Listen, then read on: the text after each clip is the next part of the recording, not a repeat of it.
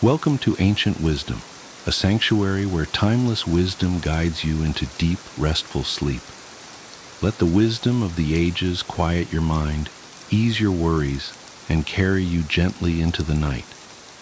If you're here to relax, reflect, and drift into peaceful slumber, you're exactly where you need to be. Before you get too cozy, take a moment to like this video and subscribe to the channel. It really helps me bring more soothing content your way. Also, I'd love to know, where are you tuning in from, and what time is it for you right now? Share in the comments below. Now, settle in, get comfortable, and let the wisdom of the ages guide you into deep, restful sleep. Here are 10 terrible signs. You're being gaslighted. You might think you'd recognize manipulation when it happens, but gaslighting is so subtle that it can make you question everything, even your own reality. It's not just about someone lying to you. Gaslighting is designed to erode your confidence, isolate you, and make you feel like you're losing your grip on what's real. Have you ever felt like you're apologizing for things you didn't do, doubting memories you were sure about, or wondering if you're too sensitive? You're not alone, and it's not in your head.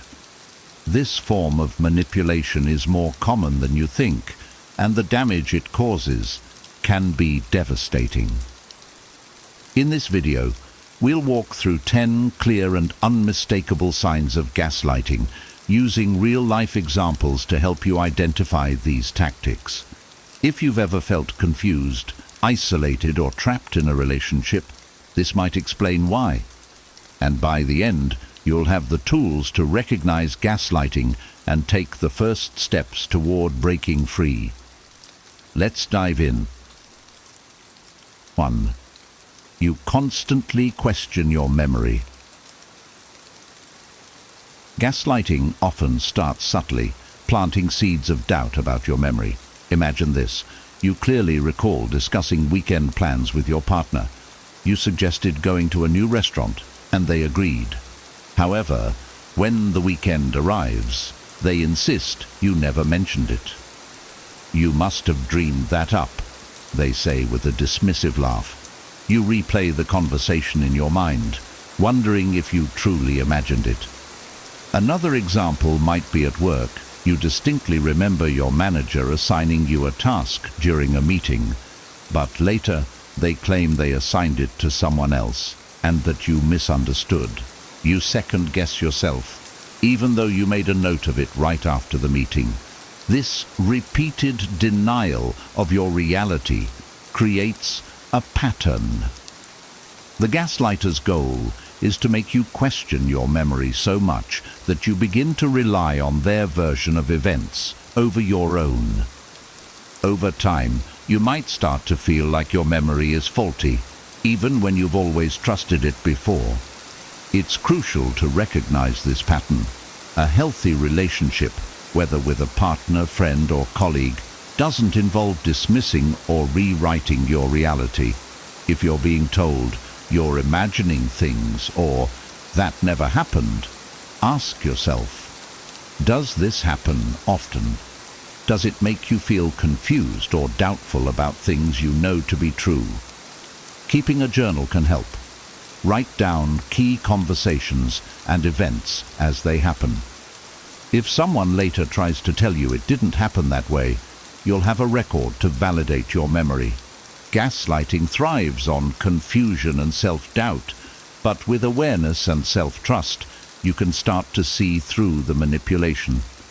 Recognizing the signs is the first step toward reclaiming your confidence. 2. You find yourself apologizing too often. One of the clearest signs of gaslighting is the growing compulsion to apologize for things you didn't even do. The gaslighter manipulates situations to make you feel at fault, even when they're the one causing harm. For example, let's say you planned a dinner party and spent hours preparing. The gaslighter shows up late without explanation, And when you express frustration, they turn the tables. You're always so dramatic about these things. Maybe I wouldn't be late if you weren't so controlling.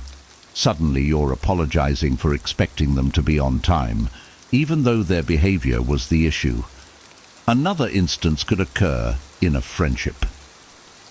You tell a close friend that something they said hurt your feelings. Instead of apologizing, they respond with, "You're way too sensitive. I was just joking." Now, instead of feeling validated, you're apologizing for taking offense. Over time, this pattern erodes your sense of self-worth. You start to internalize the idea that you're overly emotional, overly demanding, or just not good enough. You apologize not just to the gaslighter, but to others in your life, often feeling like a burden in situations where you're not at fault. If you notice this in yourself, take a step back and ask, why am I apologizing? Was this situation truly my fault? Start paying attention to how often you apologize and whether the apology feels warranted. This behavior isn't a reflection of who you are. It's a symptom of emotional manipulation. The next time you're tempted to apologize unnecessarily, pause. Instead, express your feelings assertively. I feel hurt when this happens, and I need us to address it. Reclaiming your voice is a powerful step in breaking free from the gaslighter's grip. 3. You feel isolated. Gaslighting often involves subtle tactics to isolate you from friends, family, or anyone who might validate your experiences or challenge the gaslighter's control. This isolation creates dependency, leaving you more vulnerable to their manipulation. For instance, imagine you're excited to meet a close friend after a long time, but your partner begins making comments like, "Why do you even hang out with them? They don't really care about you." Or they might say, "I don't trust them. They're a bad influence on you." Over time, these remarks may cause you to second-guess your friendships, leading you to withdraw from people who could offer support. At work, this can happen when a manipulative colleague tells you, "The team doesn't really think you're contributing much." They might discourage you from seeking feedback from others, subtly driving a wedge between you and the rest of your team. This isolates you professionally, making you rely solely on their distorted version of reality. Gaslighters also use this tactic with family. They may make offhand comments like, "Your parents never really understood you, did they?" Or, "Your sibling always seemed jealous of you." These remarks plant doubts about your closest relationships, pushing you further into isolation. When you're cut off from external support, the gaslighter's influence becomes stronger. You may start to feel like they're the only person you can rely on, even as they undermine your sense of self. To combat this, actively seek connection with those who uplift and support you. Reach out to friends or family you've drifted from, even if it feels difficult. Sharing your experiences with a trusted person can help break the cycle of isolation. Remember, isolation is a tool of control. Staying connected is your way out. 4. Your confidence has plummeted. Gaslighting often chips away at your self-esteem, leaving you doubting your abilities, decisions, and worth. Over time, you may find yourself hesitating to take initiative or make choices because you fear getting it wrong, or worse, being criticized by the gaslighter. For example, imagine you're proud of completing a big project at work. You share your excitement with a colleague who's been undermining you, and they respond with something like, "It's not that impressive. Anyone could have done that." Suddenly, your sense of accomplishment deflates, and you start questioning whether your hard work even mattered. In relationships, a gaslighter might belittle your contributions or mock your ideas in subtle ways. You suggest trying a new hobby or planning a trip, only to hear, "That's a dumb idea. I don't know why you'd think that would work." Even if it's framed as a joke, the constant dismissiveness makes you second-guess yourself, and eventually you stop sharing your ideas altogether. This loss of confidence can creep into everyday decisions.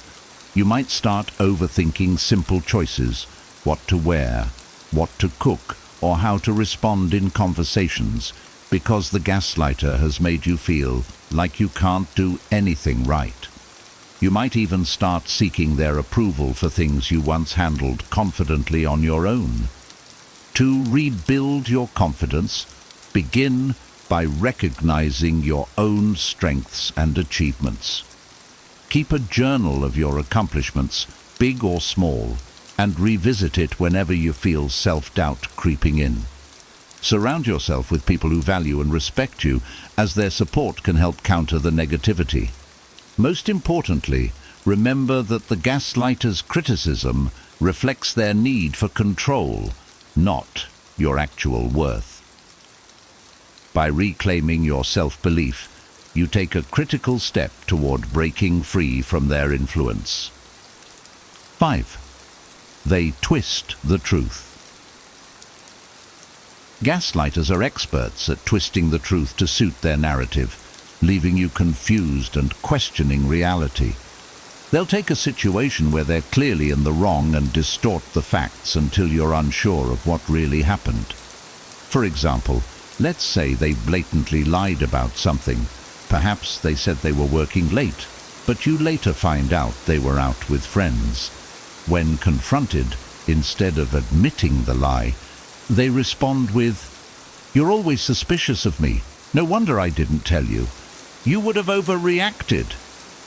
Suddenly, the focus shifts from their dishonesty to your supposed overreaction, making you feel guilty for even bringing it up.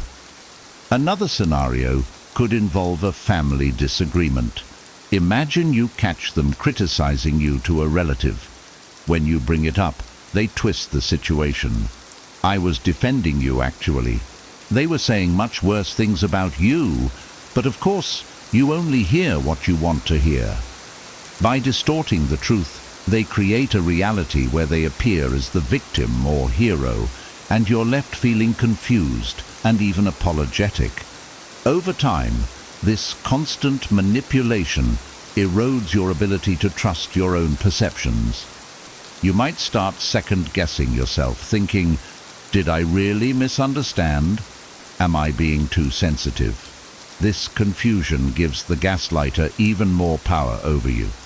To counter this, document specific events or conversations as they happen. Keep a record of what was said or done, so when the gaslighter tries to twist the truth, you have clear evidence to ground yourself. Trust your instincts. If something feels off, it probably is. By recognizing and challenging these manipulations, you can begin to reclaim your sense of clarity and truth. They dismiss your feelings. Gaslighters are quick to invalidate your emotions, making you feel as though your feelings are irrational or unimportant. Over time, this dismissal can lead you to suppress your emotions altogether, convinced they aren't valid. For example, imagine you share that you're upset because they forgot an important date, like your anniversary. Instead of acknowledging your feelings, they respond with, "You're being ridiculous. It's just a date. It doesn't mean anything." This not only minimizes your emotions, but shifts the blame onto you for caring in the first place. Another instance might occur when you express frustration over being ignored in conversations. You say, "I feel like you don't listen to me," and they counter with, "You're always exaggerating. You're so needy." Instead of addressing your concerns, they make you feel guilty for even having them. This repeated invalidation teaches you to doubt your emotional responses. You might start thinking, "Maybe I am too sensitive. Maybe I'm overreacting." Over time, You suppress your feelings to avoid criticism, which only deepens the gaslighter's control over you. Healthy relationships involve mutual respect for each other's emotions. Even if someone doesn't fully understand your feelings, they acknowledge and respect them. Gaslighters, on the other hand, use dismissal as a tool to maintain power, ensuring you feel isolated and unsupported. To combat this, remind yourself that your emotions are valid, regardless of whether the gaslighter acknowledges them. Practice naming and owning your feelings without apology. I feel hurt, and that's important. Seek out friends, family, or a therapist who will listen and affirm your experiences. Validation from a trusted source can help you rebuild your confidence and resist the urge to suppress your emotions. You deserve to be heard and respected. 7. You feel constantly confused. A key tactic of gaslighting is creating a fog of confusion. The gaslighter's ever-changing stories, contradictory statements, and denial of events leave you questioning your perception of reality. Over time, you feel trapped in a cycle of doubt and frustration. For example, they might promise something significant, like attending an important event with you. When they fail to show up, you confront them, only to hear, "I never said I'd go to that. You must have misunderstood." You're left wondering if you misremembered the entire conversation, even though you were sure of it just moments ago. Another example is when they contradict themselves. They might criticize you for spending too much time with friends, but when you stay home, they accuse you of being boring or antisocial. No matter what you do, they find a way to twist the situation, leaving you feeling like you can't win. This constant uncertainty affects your mental well-being. You may start questioning even simple things. Did I really hear them correctly? Am I making things worse? This confusion is exactly what the gaslighter wants. It keeps you off balance and more likely to depend on their version of reality. To regain clarity, write things down as they happen. Document important conversations and decisions so you can revisit them if they try to rewrite history.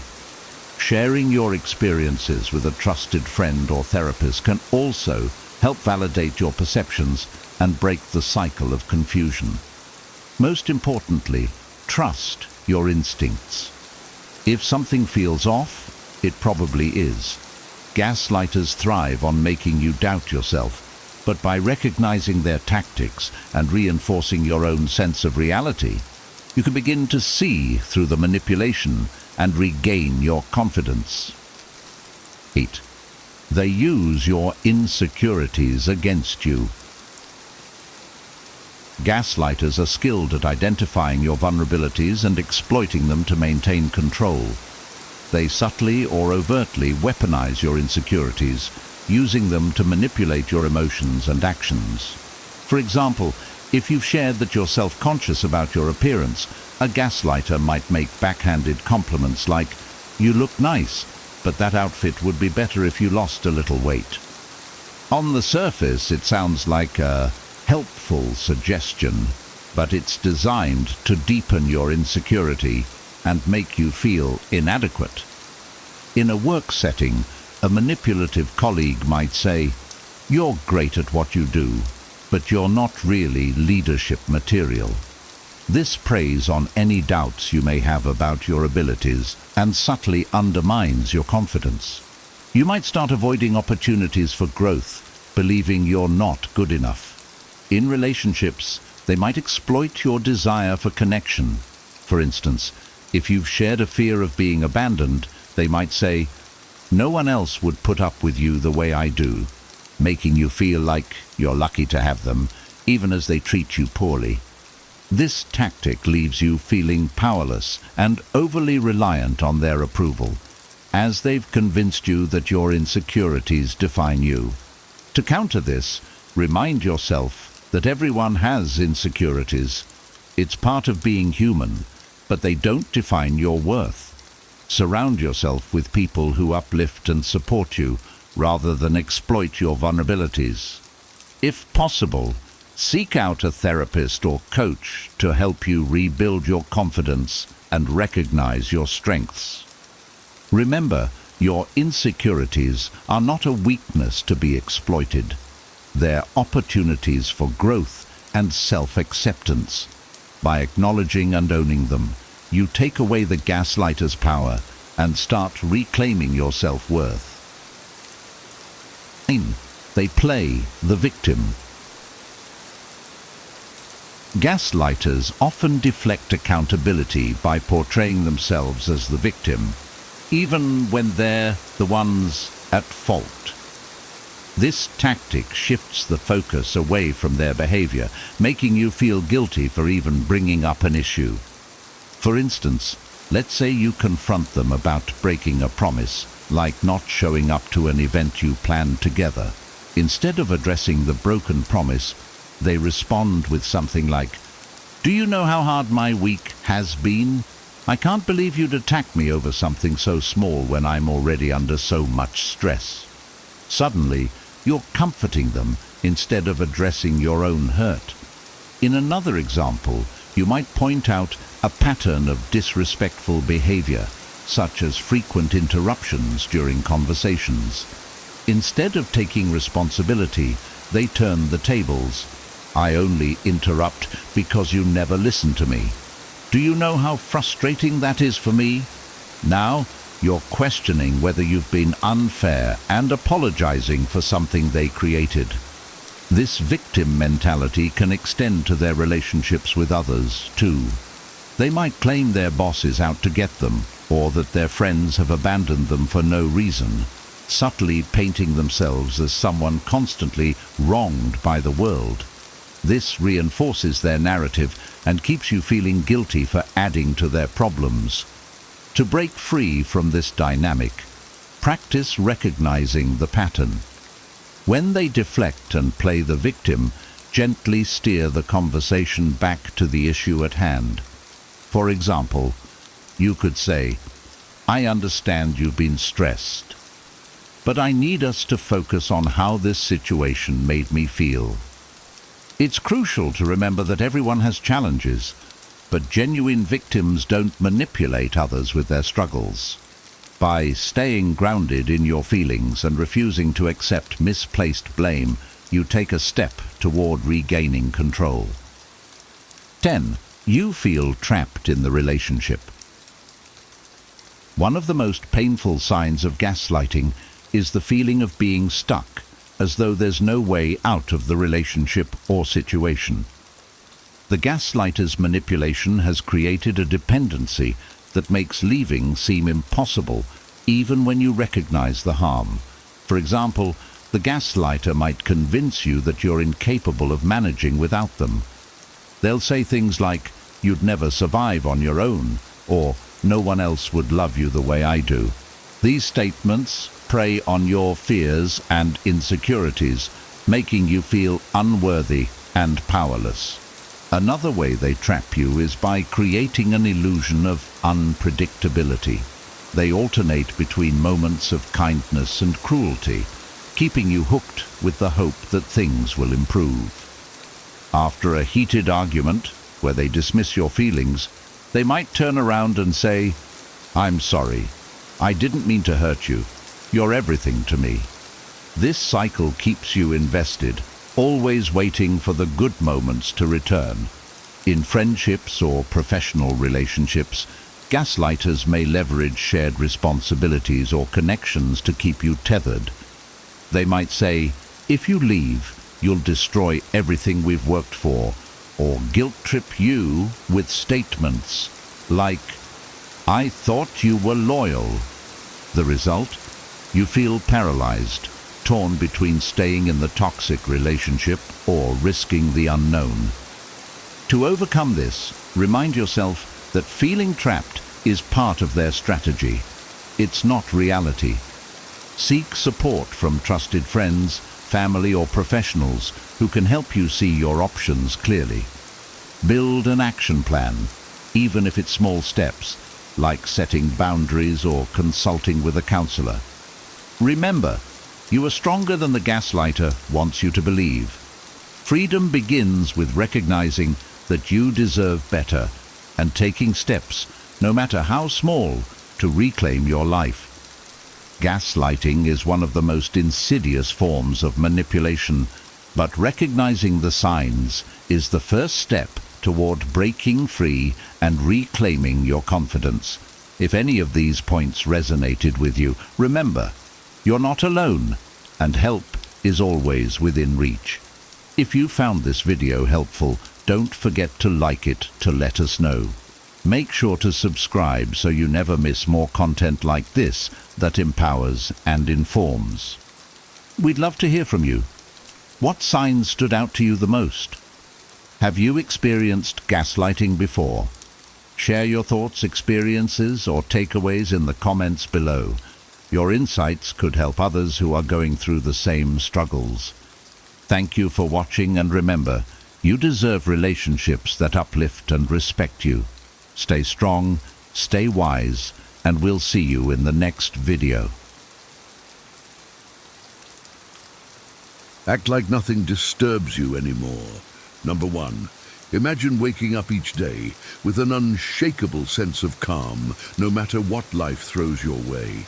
Picture navigating through traffic jams, missed deadlines, and unexpected setbacks with the same serenity as a monk in meditation. This isn't a distant fantasy, but a tangible reality you can achieve by embracing the power of Stoic philosophy. Within each of us lies a hidden strength, an inner fortress of peace that remains untouchable by external events. Yet, too often, we unknowingly turn minor inconveniences into overwhelming dramas, magnifying our suffering through our own perceptions. We have the power to transform our reactions, to choose the path of the sage who remains undisturbed in the face of adversity. This mindset of non-disturbance, meeting each moment with calm acceptance rather than emotional upheaval, unlocks profound reserves of peace and wisdom. Through dedicated practice, we can cultivate this skill, allowing our former habit of making mountains out of molehills to fade away. We can rediscover the simple grace of navigating life's ups and downs with centered poise. Embracing this powerful Stoic approach enables us to transform disturbances into opportunities for growth, ensuring our tranquility remains unshaken amidst the chaos of everyday life. Prepare to delve into the timeless wisdom of Stoicism and discover how to act like nothing disturbs you anymore. Number 2, avoiding imaginary pains. Seneca reminds us that we often suffer more in imagination than in reality. Our minds are skilled at conjuring up worst-case scenarios that never come to pass. Yet these imagined fears can cause us real distress. By recognizing this tendency, we can intercept catastrophic thinking before it spirals out of control. When faced with a challenging situation, pause and separate the actual facts from the fears your mind has created. Most of the time, the reality is far less frightening than the scenarios we imagine. This awareness allows us to save our mental and emotional energy for genuinely significant issues. Instead of letting hypothetical fears control us, we can focus on what is happening in the present moment and address it calmly and rationally. Embracing this Stoic principle helps us maintain inner peace and reduces unnecessary suffering. The next time your mind starts to create a disaster out of a minor event, remember that these fears are just figments of your imagination. Consciously choose to stay grounded in reality, and you will find that many of the monsters that haunt you are not as real as they seem. Number 3, building emotional immunity. Developing emotional resilience is a cornerstone of Stoic practice. By regularly engaging in Stoic exercises, we strengthen our ability to remain calm and composed under pressure, Recognizing that emotions are transient allows us to navigate through life's ups and downs without being overwhelmed. Emotional immunity is built through consistent practice and mindfulness. When we face stress or adversity, our habitual response should be one of measured calm rather than panic or despair. This doesn't mean suppressing our feelings, but rather acknowledging them and choosing not to be controlled by them. With time, our emotional responses become more tempered and our capacity for endurance grows. Just as our physical bodies become stronger with regular exercise, our emotional resilience is fortified through daily Stoic practice. This resilience enables us to meet life's challenges with grace and wisdom, maintaining our inner peace amidst external turmoil. By cultivating this strength, we ensure that we are not easily disturbed by life's inevitable difficulties, allowing us to live more serenely and purposefully. Number 4, daily practice of Stoic exercises. Incorporating Stoic exercises into our daily routine is essential for cultivating resilience and inner peace. Reflecting on Stoic principles each day helps us internalize their wisdom.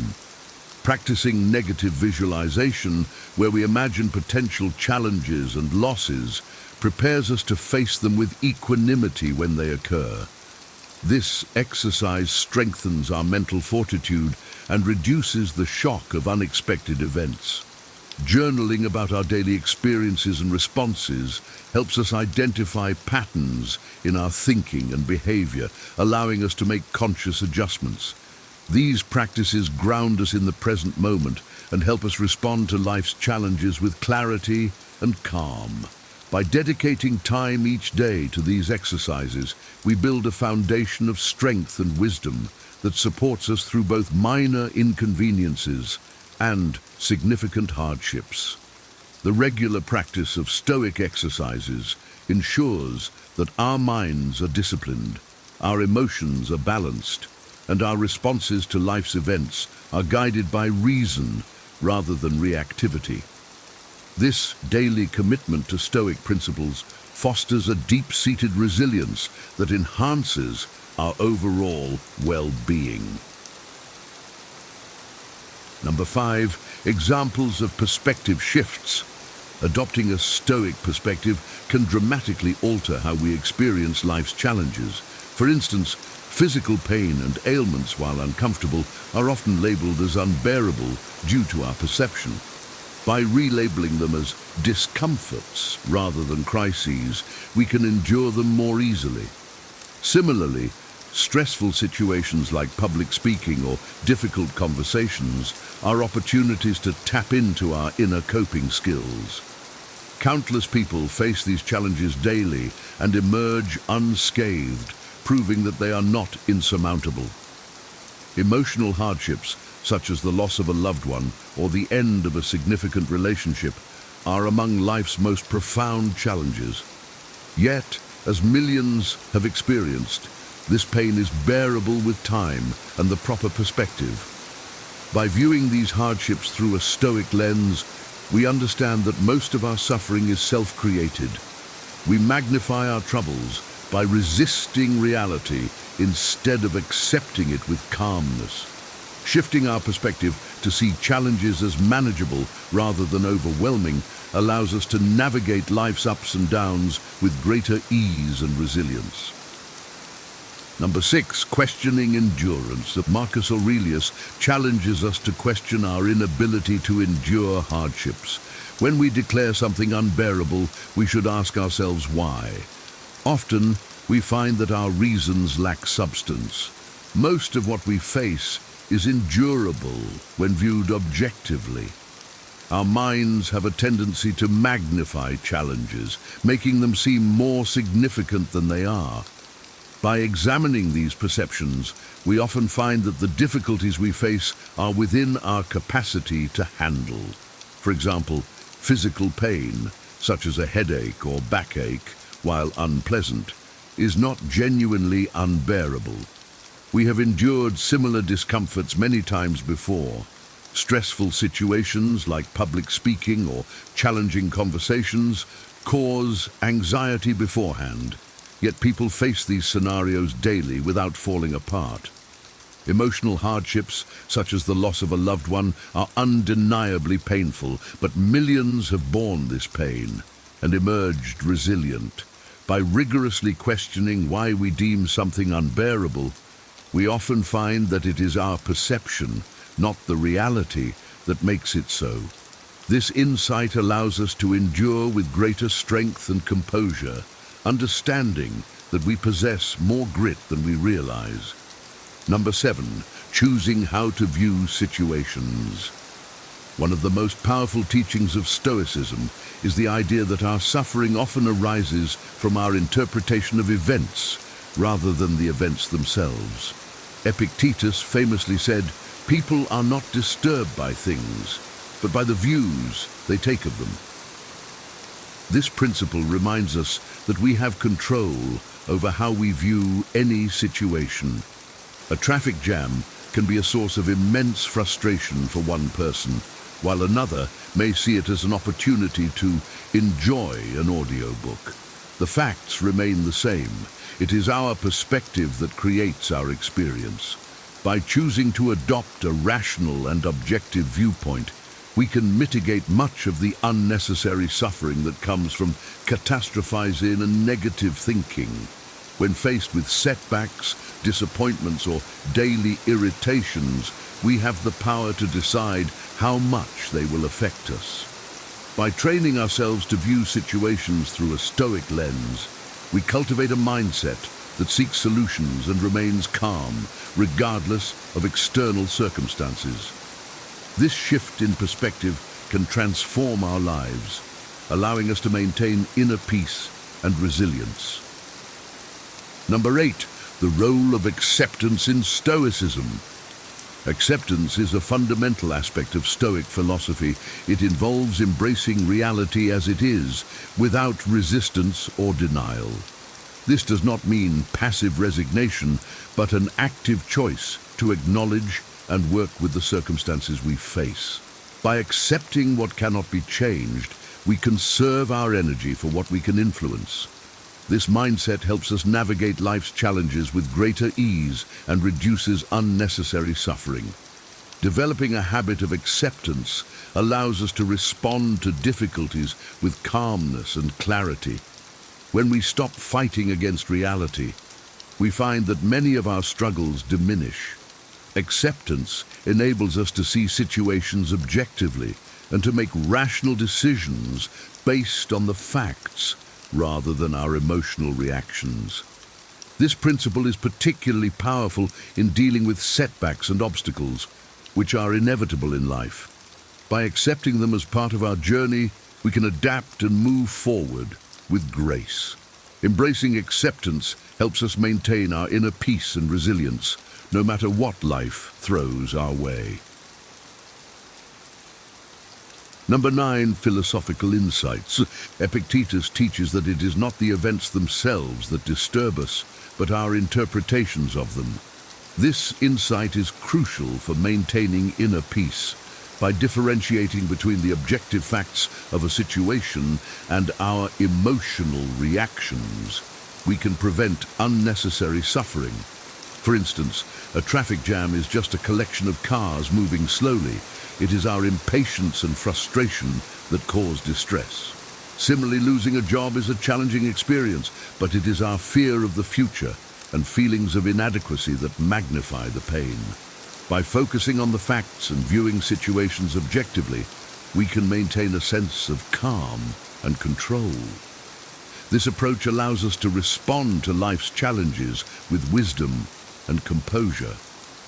When we strip away our emotional narratives and focus on the reality of a situation, we often find that it is more manageable than we initially thought. This Stoic practice of maintaining objectivity helps us navigate life's ups and downs with greater resilience and serenity. Number 10, adopting a resilient posture. Embracing difficulties with a posture of strength and calm is a hallmark of Stoic philosophy. When we encounter challenges, it is crucial to maintain perspective and engage in problem solving rather than succumbing to panic or despair. By viewing obstacles as opportunities for growth, we transform adversity into a catalyst for personal development. This resilient posture involves staying grounded and composed, even in the face of significant setbacks. It requires a conscious effort to focus on what we can control and let go of what we cannot. This mindset helps us navigate through life's inevitable challenges with grace and wisdom. Adopting a resilient posture means approaching each difficulty with a calm, measured response and seeking solutions rather than dwelling on the problem. By cultivating this resilience, we build an inner strength that enables us to face life's trials with confidence and poise. This Stoic approach ensures that we remain undisturbed by external events and maintain our inner peace regardless of the circumstances. Number 11, practical application. Stoic philosophy is not merely theoretical, but highly practical, offering concrete strategies for dealing with life's challenges. When faced with setbacks such as losing a job or encountering obstacles in personal projects, it is essential to redirect our efforts constructively. For example, an entrepreneur whose venture fails can use the experience to reassess and develop new ideas. Similarly, a person facing relationship changes can approach the situation with maturity, focusing on growth and understanding rather than resentment. By viewing setbacks as opportunities for redirection, we can maintain our momentum and continue moving forward. This practical application of Stoicism involves consistently seeking ways to adapt and thrive despite obstacles. It encourages us to remain flexible and open-minded, using each challenge as a stepping stone towards greater resilience and wisdom. By embracing this approach, we transform potential failures into valuable lessons and maintain our progress on the path to personal growth. This practical wisdom helps us navigate life's uncertainties with a steady, composed mindset. Number 12, mindset and adaptability. A Stoic mindset views obstacles not as insurmountable barriers but as integral parts of the journey. This perspective allows for continual realignment with our core virtues and wisdom. By anticipating challenges and adapting our plans accordingly, we remain flexible and resilient. This adaptability is crucial for maintaining progress and achieving our goals, even when the path is not straightforward. Viewing obstacles as opportunities for growth rather than setbacks fosters a proactive approach to problem solving. This mindset ensures that we do not become disheartened by temporary detours, but use them to refine our strategies and reinforce our commitment to our values. By maintaining this flexible approach, we can navigate life's twists and turns with greater ease and confidence. Adapting to changing circumstances while staying true to our principles is the essence of Stoic resilience. This mindset empowers us to transform obstacles into opportunities, ensuring that we remain steadfast on our path to personal growth and fulfillment. Number 13, living by virtue. Sir Marcus Aurelius emphasizes the importance of living by virtue regardless of external circumstances. He teaches that no obstacle can prevent us from acting with justice, self-control, and wisdom. By embracing obstacles as opportunities for growth, we align our actions with our highest values. This approach transforms challenges into catalysts for personal development. Living by virtue means consistently choosing to act ethically, even when faced with difficulties. It involves maintaining our integrity and commitment to our principles, no matter what external forces we encounter. This steadfastness ensures that we remain grounded and resilient, capable of navigating life's challenges with grace. By focusing on our inner virtues, we build a foundation of strength and wisdom that supports us through all of life's trials. This Stoic commitment to virtuous living empowers us to face obstacles with courage and equanimity, knowing that our true strength lies in our character and ethical choices. Number 14, compassion for genuine hardship. Stoicism acknowledges the reality of severe hardships such as illness, abuse, and war. While these situations represent profound suffering, many have summoned heroic resilience in the face of such adversity. It is essential to retain compassion for those enduring unimaginable trauma and pain. At the same time, Stoicism teaches that ordinary struggles are often more manageable than we perceive. By maintaining a perspective of resilience and strength, we can face our challenges with greater courage and determination. Compassion for genuine hardship involves recognizing the suffering of others while also understanding our capacity to endure and overcome. This dual perspective fosters empathy and solidarity, helping us support others while maintaining our own resilience. By acknowledging the severity of true hardships, we can better appreciate the manageable nature of our daily struggles. This compassionate approach helps us navigate life's challenges with a balanced, empathetic perspective, enhancing our inner strength and wisdom. Number 15, not creating upsets. Marcus Aurelius advises us not to turn situations into crises unnecessarily. Often, we blow minor inconveniences out of proportion, creating unnecessary distress. By choosing calm acceptance over emotional reactions, we can navigate daily annoyances with ease. A missed train, a rude comment, or a delayed flight need not be a source of significant upset. When we resist the urge to dramatize minor events, we maintain our inner peace. This principle applies to both minor daily irritations and larger life challenges. By practicing mindful detachment, we can prevent ourselves from being unduly disturbed by life's inevitable inconveniences. This approach helps us conserve our energy and focus on what truly matters, ensuring that we do not waste our mental and emotional resources on trivial matters. By choosing not to turn minor issues into major crises, we cultivate a sense of calm and resilience, allowing us to navigate life's ups and downs with greater ease and serenity. Number 16, Stoicism in modern life. Applying Stoic principles to contemporary challenges can help us navigate the fast-paced modern world with greater ease and wisdom. The core teachings of Stoicism remain relevant today, offering practical strategies for maintaining inner peace amidst external chaos.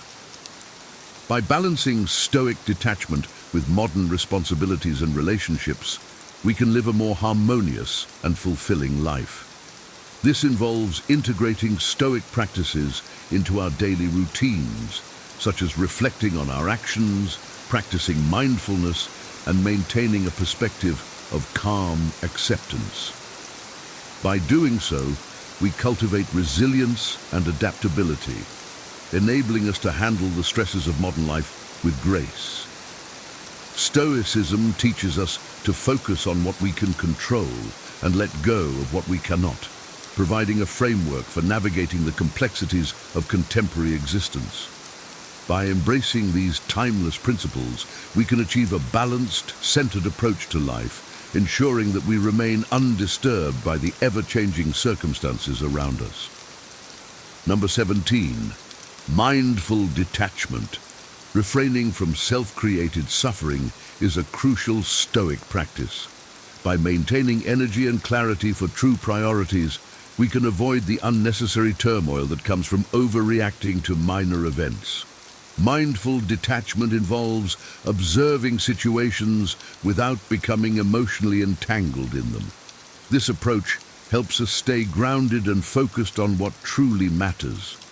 By practicing mindful detachment, we can navigate life's challenges with a sense of calm and resilience, ensuring that we are not easily disturbed by external events. This practice allows us to conserve our mental and emotional resources for addressing significant issues rather than wasting them on trivial matters. By cultivating this habit, we can maintain a sense of inner peace and clarity, even in the face of adversity. This Stoic principle empowers us to remain composed and focused, ensuring that we are not swayed by the inevitable ups and downs of life. Number 18, final thoughts. Imagine a life where the storms of daily existence don't rattle you, where each challenge is met with unwavering calm and composed strength. This is the gift of Stoic philosophy, a path to enduring peace and resilience. Remember, it's not the events themselves that disturb us, but our interpretations of them. By practicing Stoicism, we reclaim our power over our reactions, transforming obstacles into opportunities for growth. As you journey forward, embrace the Stoic mindset. Focus on what you can control, accept what you cannot, and meet each moment with calm acceptance.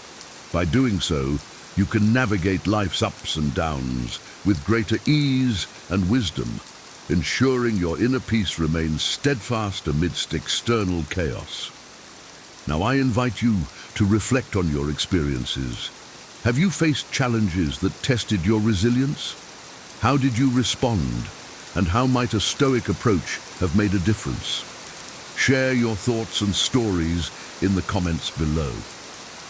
Your insights could be the spark that inspires others on their path to tranquility.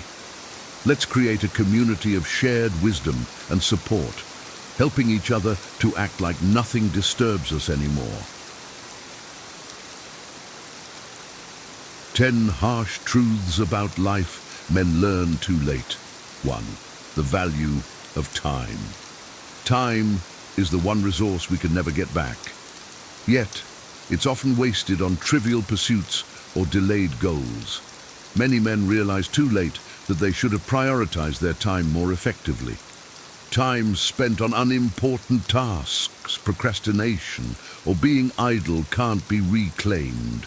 This realization often hits hard when looking back and seeing missed opportunities and unfulfilled dreams.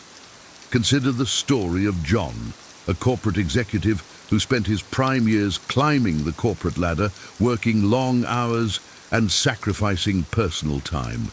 It wasn't until he reached retirement that he realized he had missed out on family gatherings, his children's milestones, and nurturing friendships. This common scenario underscores the need to prioritize time. To avoid this, men should learn to prioritize meaningful activities.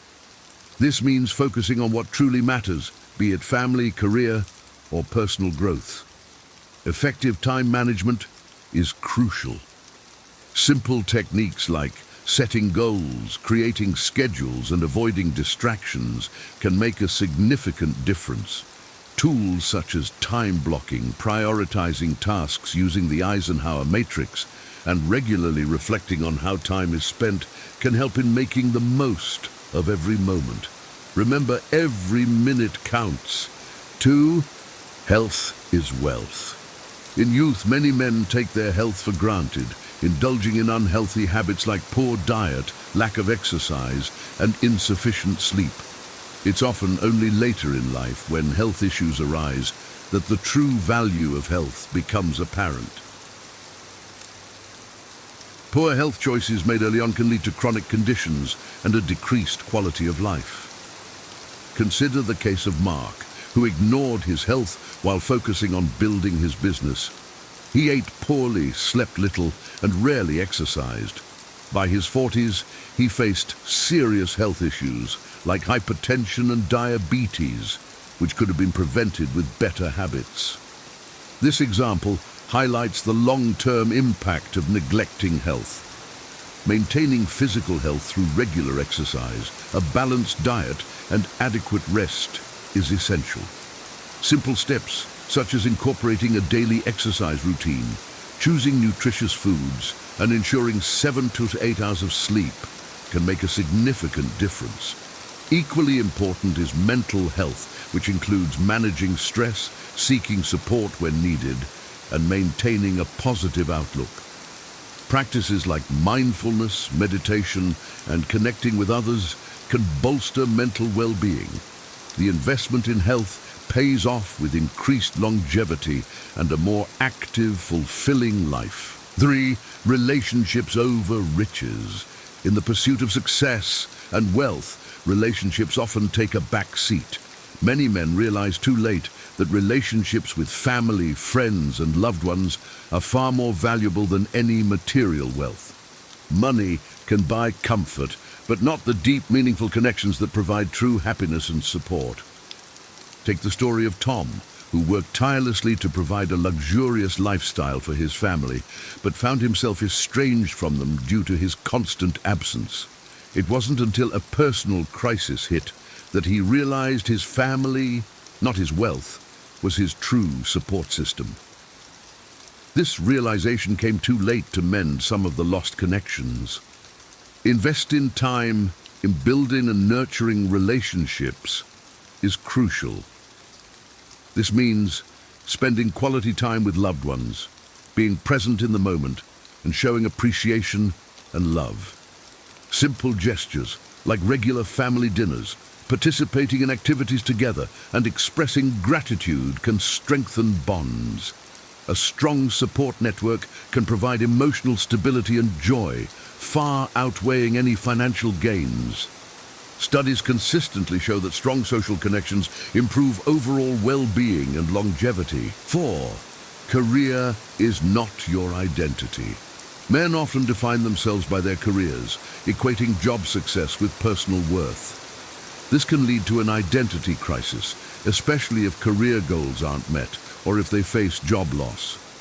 It's important to recognize that a career is just one aspect of life and does not define a person's entire identity. Consider the example of Alex, a successful lawyer who faced an identity crisis when he lost his job due to company downsizing. His sense of self-worth plummeted because he had tied his identity entirely to his career. It was only through exploring hobbies and other interests that he rediscovered his self-worth and built a more balanced life. Balancing work with personal life is key. Pursuing hobbies, interests, and passions outside of work can provide fulfillment and a sense of self-worth. Engaging in activities like sports, arts, volunteering, or learning new skills can enrich life beyond the professional sphere. Understanding that personal value comes from within and not from professional achievements can lead to a more balanced and contented life. Diversifying one's identity by embracing various roles, such as being a parent, friend, or community member, can provide a more resilient sense of self. 5. Failure is part of success. Failure is often seen as a negative, but it's an inevitable part of the journey to success. Many successful men have faced numerous failures before achieving their goals. Understanding that failure is a stepping stone rather than a stumbling block can change one's perspective on setbacks. Consider the story of Steve Jobs, who was famously fired from Apple, the company he co-founded. Instead of being defeated, he used the experience to fuel his creativity, leading to the founding of Next and Pixar, and eventually returning to Apple to lead it to unprecedented success. His story exemplifies how failure can be a catalyst for greater achievements. Learning from mistakes, being resilient, and persisting despite failures are essential qualities.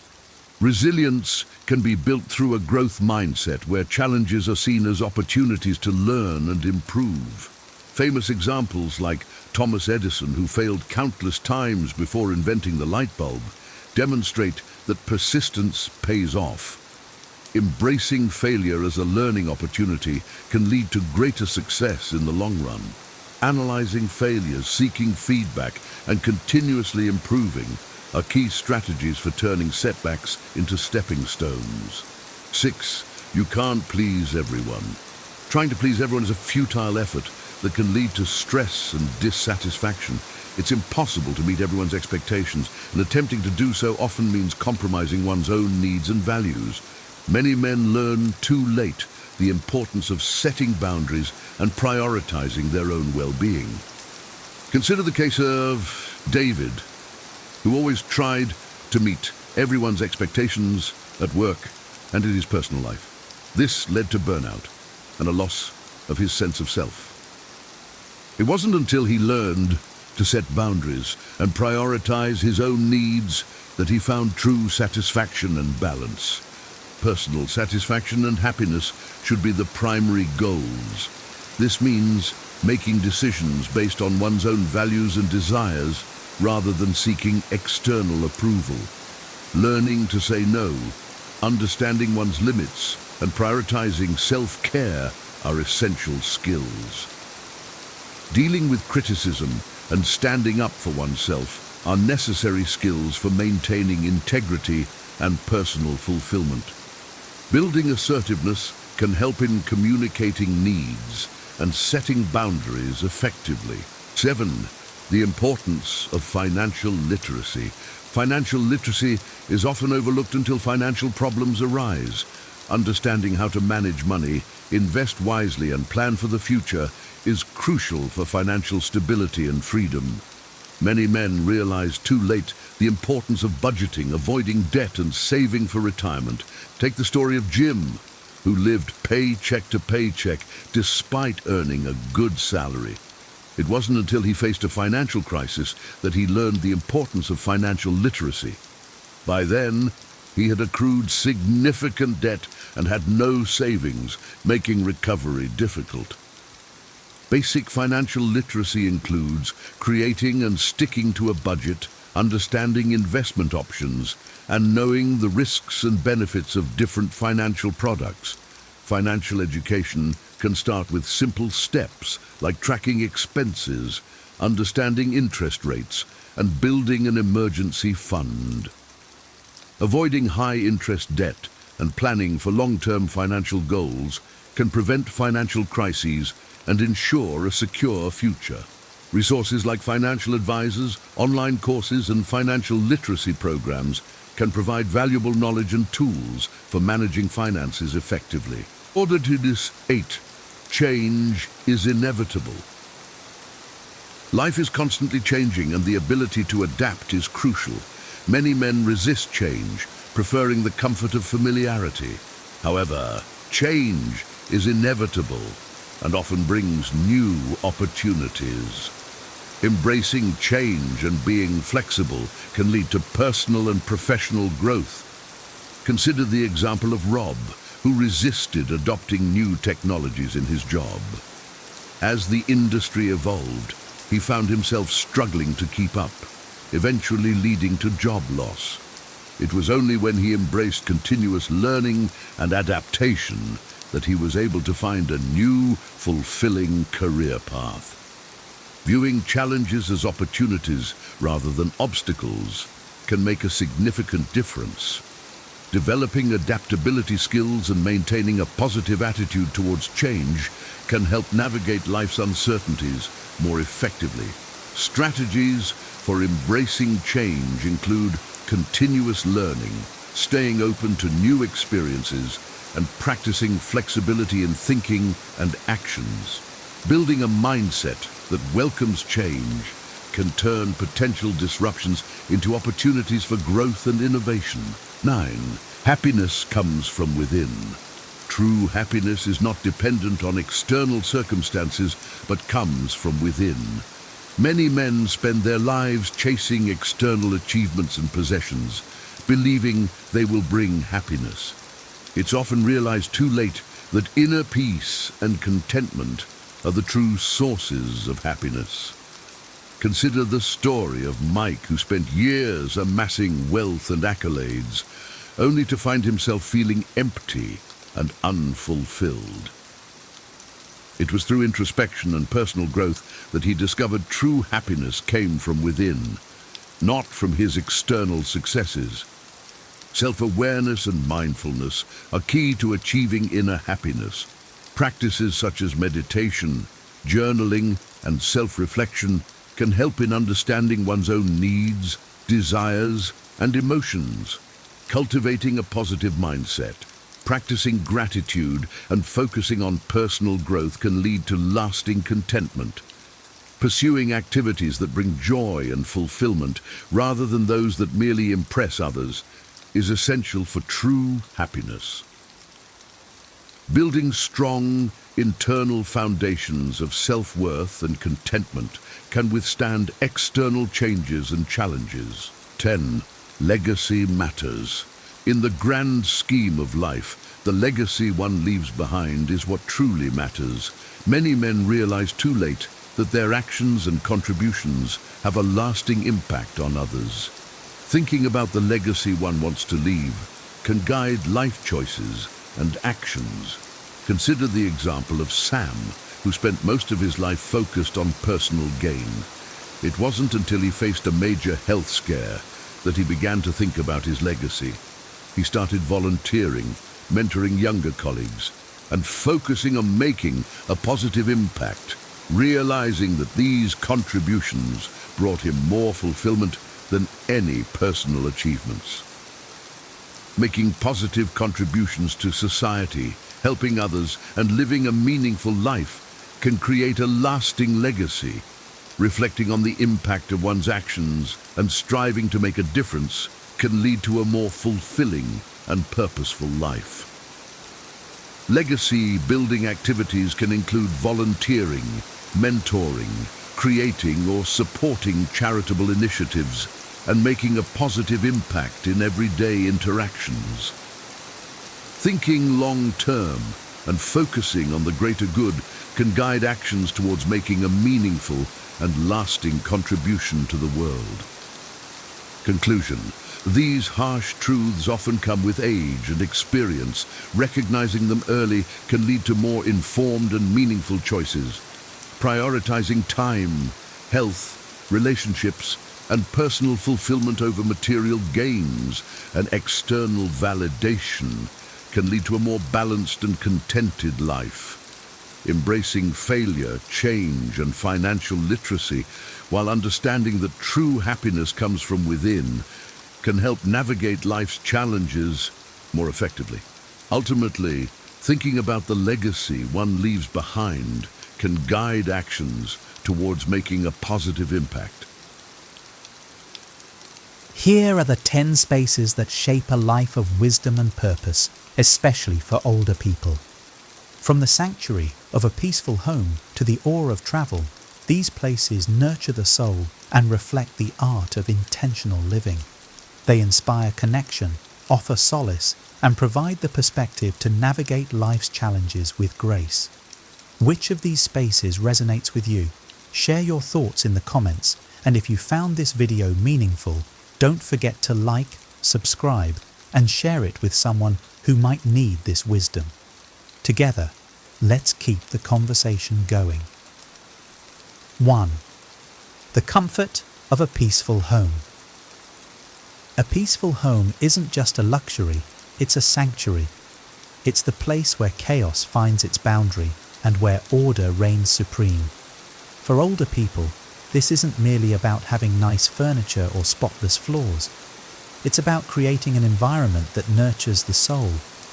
Stoicism teaches us that we cannot control the outside world, but we can control how we arrange our immediate surroundings.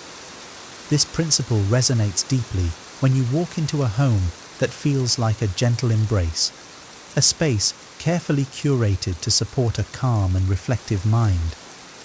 Imagine coming home after a day filled with noise and demands. You step into your home and it greets you like an old friend. Everything is in its place, not because it has to be perfect, but because you've created a space where you can breathe. This isn't indulgence, it's discipline, the kind that Marcus Aurelius practiced when he set his thoughts in order through journaling. Your home becomes a physical manifestation of that effort.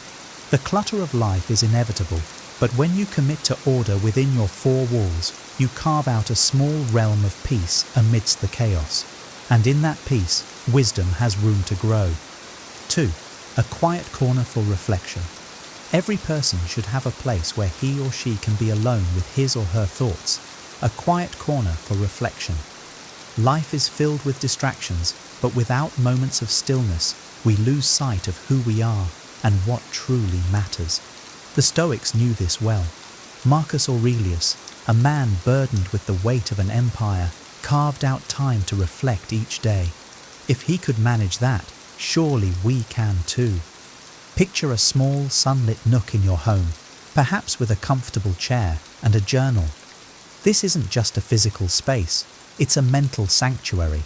Here, you can ask yourself the hard questions. What did I do well today? Where did I fall short? How can I improve tomorrow? It's not about judgment, it's about growth.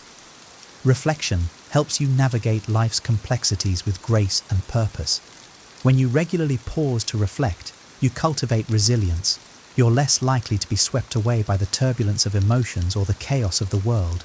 Instead, you become anchored in your values, guided by a clear sense of direction. In your quiet corner, you create not only peace, but the foundation for a wiser, more intentional life. 3. Nature's embrace. There's something profoundly healing about nature.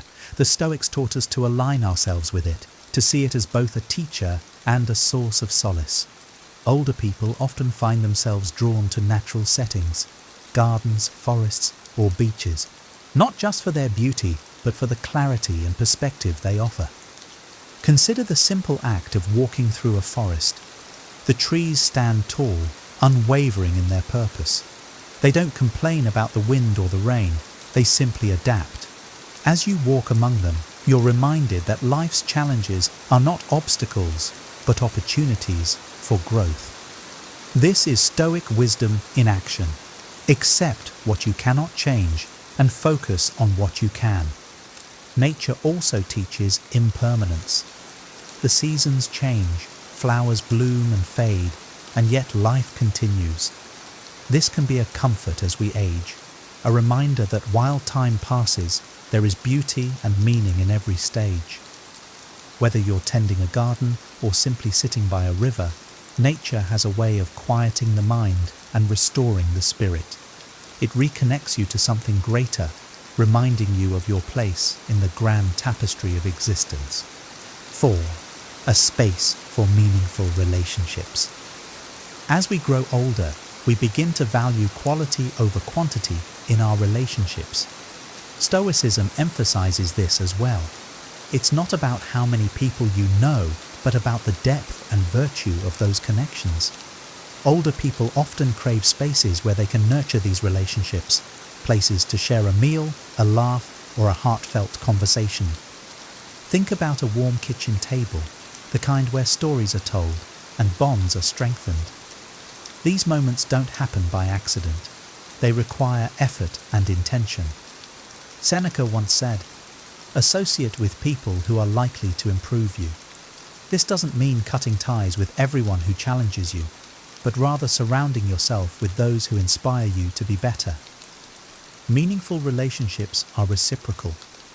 They require kindness, patience, and a willingness to listen. And when these relationships are nurtured in a thoughtful space, be it a cozy living room or a park bench, they become a source of joy and resilience.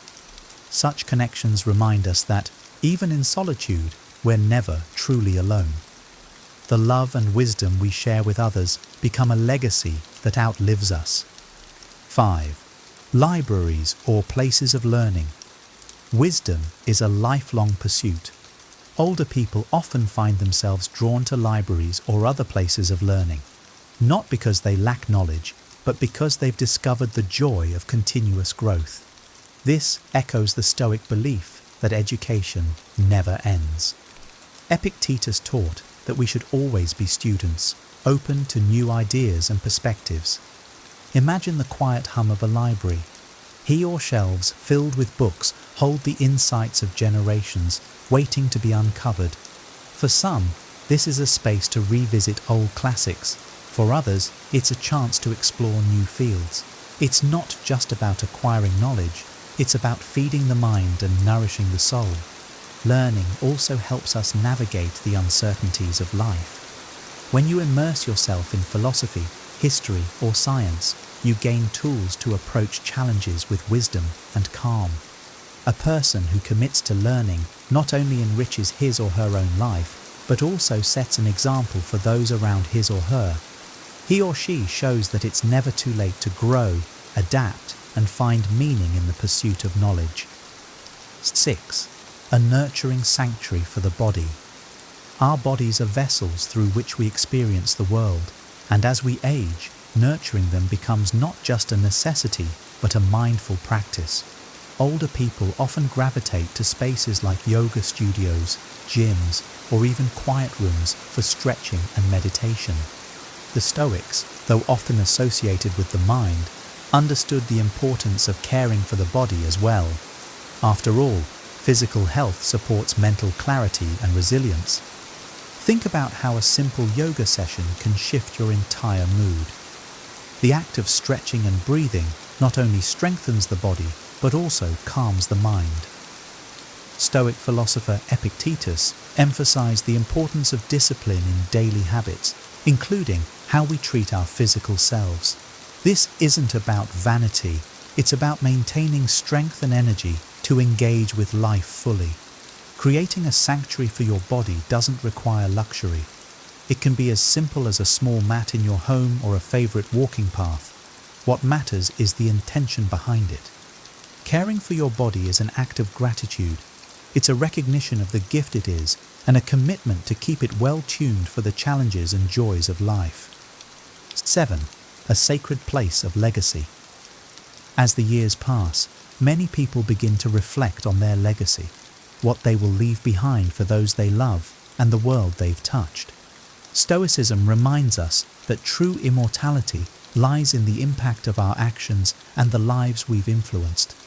Cemeteries, family homes, or even gardens planted for future generations become sacred places for older people, where they connect with the idea of permanence through legacy. Imagine standing in a garden you've nurtured for years. Each flower, tree, and blade of grass represents the care and patience you've poured into it. This is a metaphor for the relationships, values, and lessons you've cultivated over your life.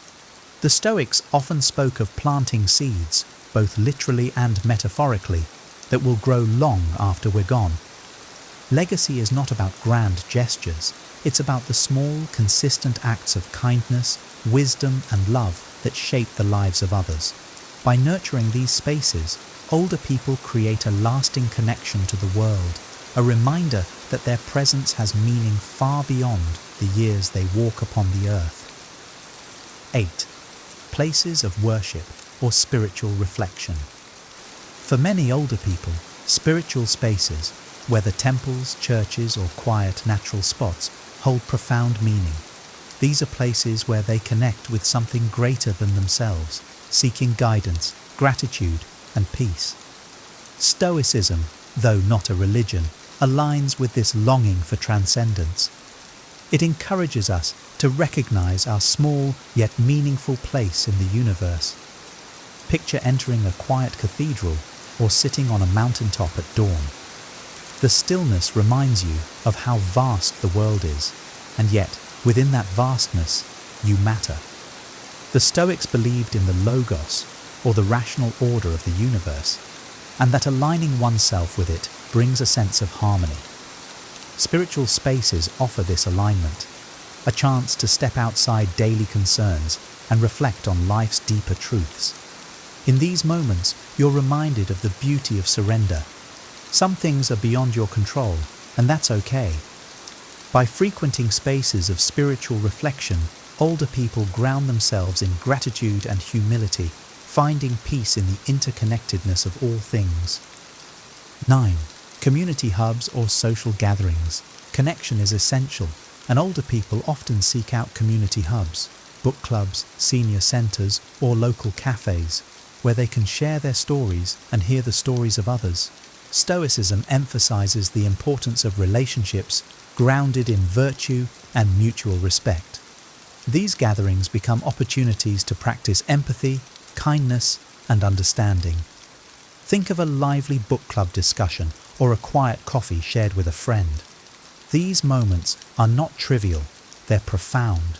They remind us that we're part of something larger, that our experiences, joys and struggles are mirrored in others. As Seneca wrote, "One hand while he or she's the other." Community enriches our lives, offering support and shared wisdom.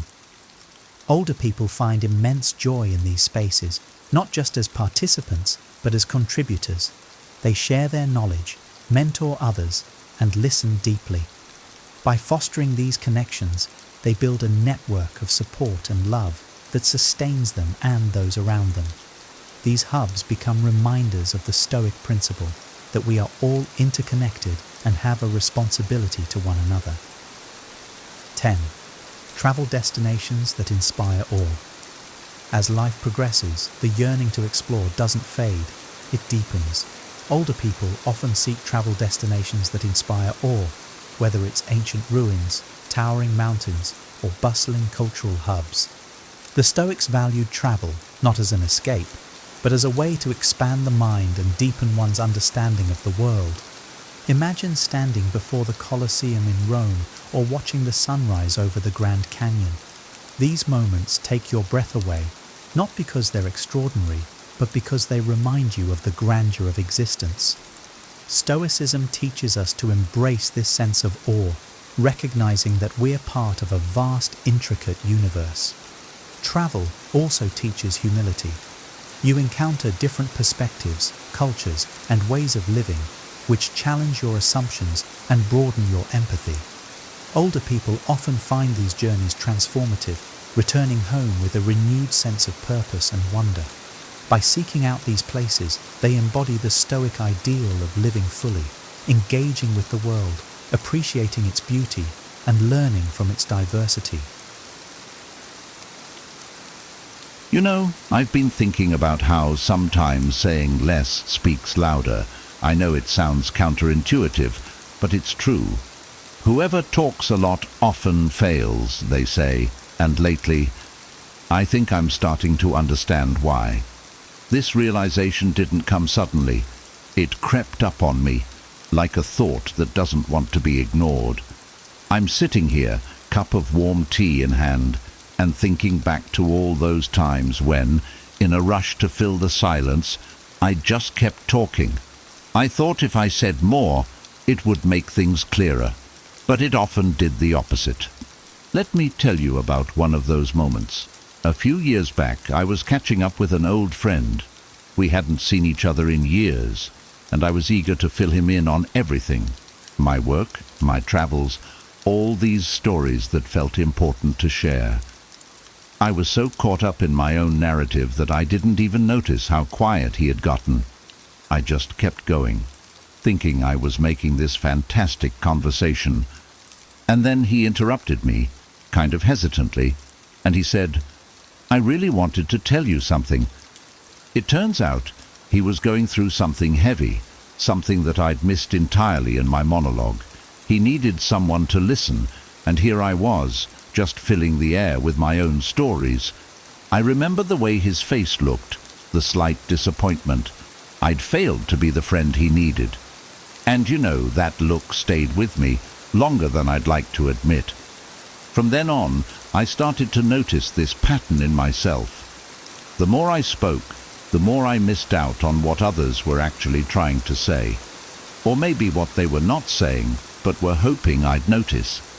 And as I started paying attention to this, I saw it everywhere. Not just in my conversations, but in others too. It's like we're all afraid of the quiet moments, like we have to fill them up with words, no matter if they're necessary or not. But here's the thing. In silence, something special happens. There's space. Space for thoughts to breathe, for feelings to surface, for meaning to reveal itself. The times when I finally chose to stop talking, just let the words settle. I began to understand things I couldn't see when I was busy trying to be heard. I heard myself more clearly, and I started to really hear other people. I had another moment like this with my son recently. He was telling me about his day, about a challenge he'd faced, and I could feel that familiar urge to jump in, offer advice, tell him what I thought he should do, but I caught myself just for a moment. I held back. I let him talk, let him feel the silence after he spoke, and in that silence he found his own answers. It was one of the most powerful experiences I've had as a parent, to just let him have his own space, to listen and let him hear his own voice. Looking back, I realize how much richer my life would be if I had chosen silence more often, especially when I thought I had all the right words. Speaking less taught me so much more about the people around me, about what they needed, about how they felt, and even about myself. Because when we stop talking, we give ourselves permission to listen, not just to others, but to what's happening within us. It's funny how we often talk ourselves in circles, trying to fill up gaps, trying to make sense of things out loud, when sometimes all we need is to sit with our thoughts, let them settle, to be present in a way that goes beyond words. And I'm not saying I've got this down perfectly. I'm still learning. But I've come to believe that words are powerful only when they're given the space to mean something. So, if there's one thing I'd share with you, sitting here with my cup of tea and my reflections, it's this. Don't be afraid of the quiet. Sometimes, in the moments when you hold back, you'll hear things that were there all along, words you didn't have to say, answers you didn't have to search for, and you'll find a kind of peace in that silence, a connection that runs deeper than words.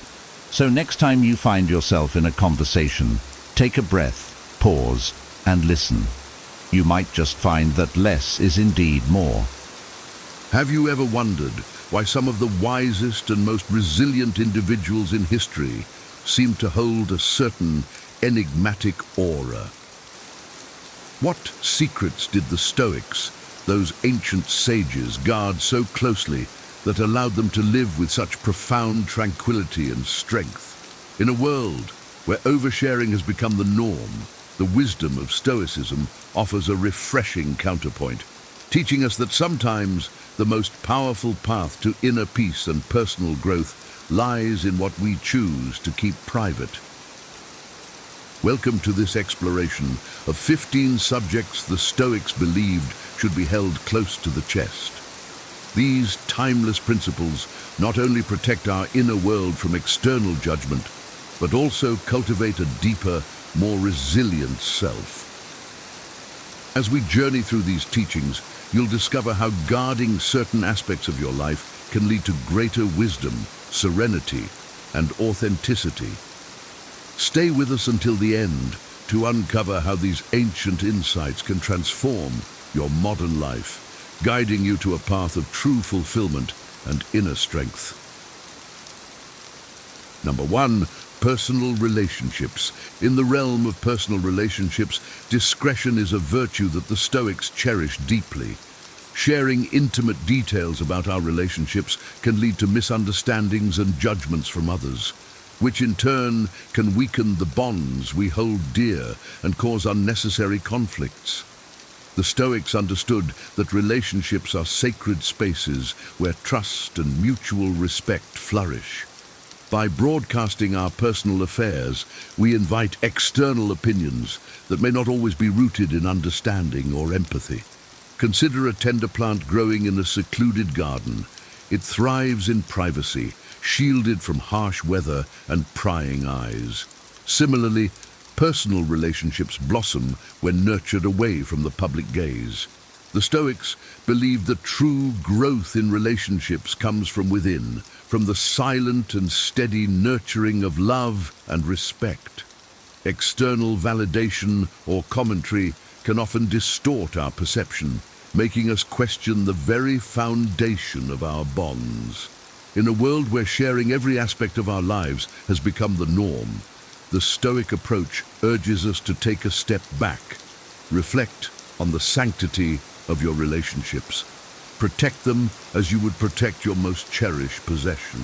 Silence in this context is not secrecy, but a shield that guards the purity of your bonds. It is an act of wisdom to choose discretion over disclosure, to cherish the moments of connection without the interference of the outside world. By keeping our personal relationships private, we preserve their integrity and strength. We allow them to flourish naturally, without the pressure of external judgments. This Stoic wisdom reminds us that the most profound connections are often those that are nurtured in silence, away from the public eye. In this way, we honor the depth and significance of our relationships, ensuring they remain resilient and enduring. Number 2, unlearned lessons. Mistakes are universal. We all encounter failures along our journey. However, how we respond to these failures truly defines our character. The Stoics saw these moments not as reasons for despair, but as opportunities for revelation and growth. In our contemporary society, there is often pressure to project an image of perfection, showcasing our triumphs while hiding our defeats. Yet the Stoic approach teaches us a different way, to embrace our mistakes as maps for self-development. By choosing to keep unlearned lessons private, the Stoics were not evading their responsibilities or hiding from their failures. Instead, they were engaging in a deep and intimate process of reflection. Each failure was not seen as an end, but as a beginning, a new chapter in the ongoing quest for virtue and wisdom. Like an artist who turns a mistake into a crucial part of their work, the Stoics turned their failures into foundations for growth. In a world where oversharing and overexposure are common, the Stoic stance reminds us of the value of introspection and the dignity of silence. By not publicly sharing every misstep, we allow ourselves the space to understand and internalize the lessons. This private reflection fosters a more profound personal growth as we learn to navigate our lives with greater wisdom and resilience. Embracing this Stoic principle means recognizing the power of silent self-improvement. It is an acknowledgement that true strength lies not in the absence of failure, but in our ability to learn and grow from it.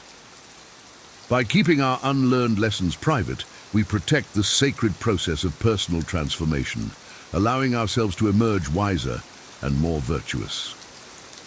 Number 3, good deeds. True kindness, according to the Stoics, should be like a gentle candle that silently illuminates a dark room. It warms and lights up everything around it without seeking recognition or applause.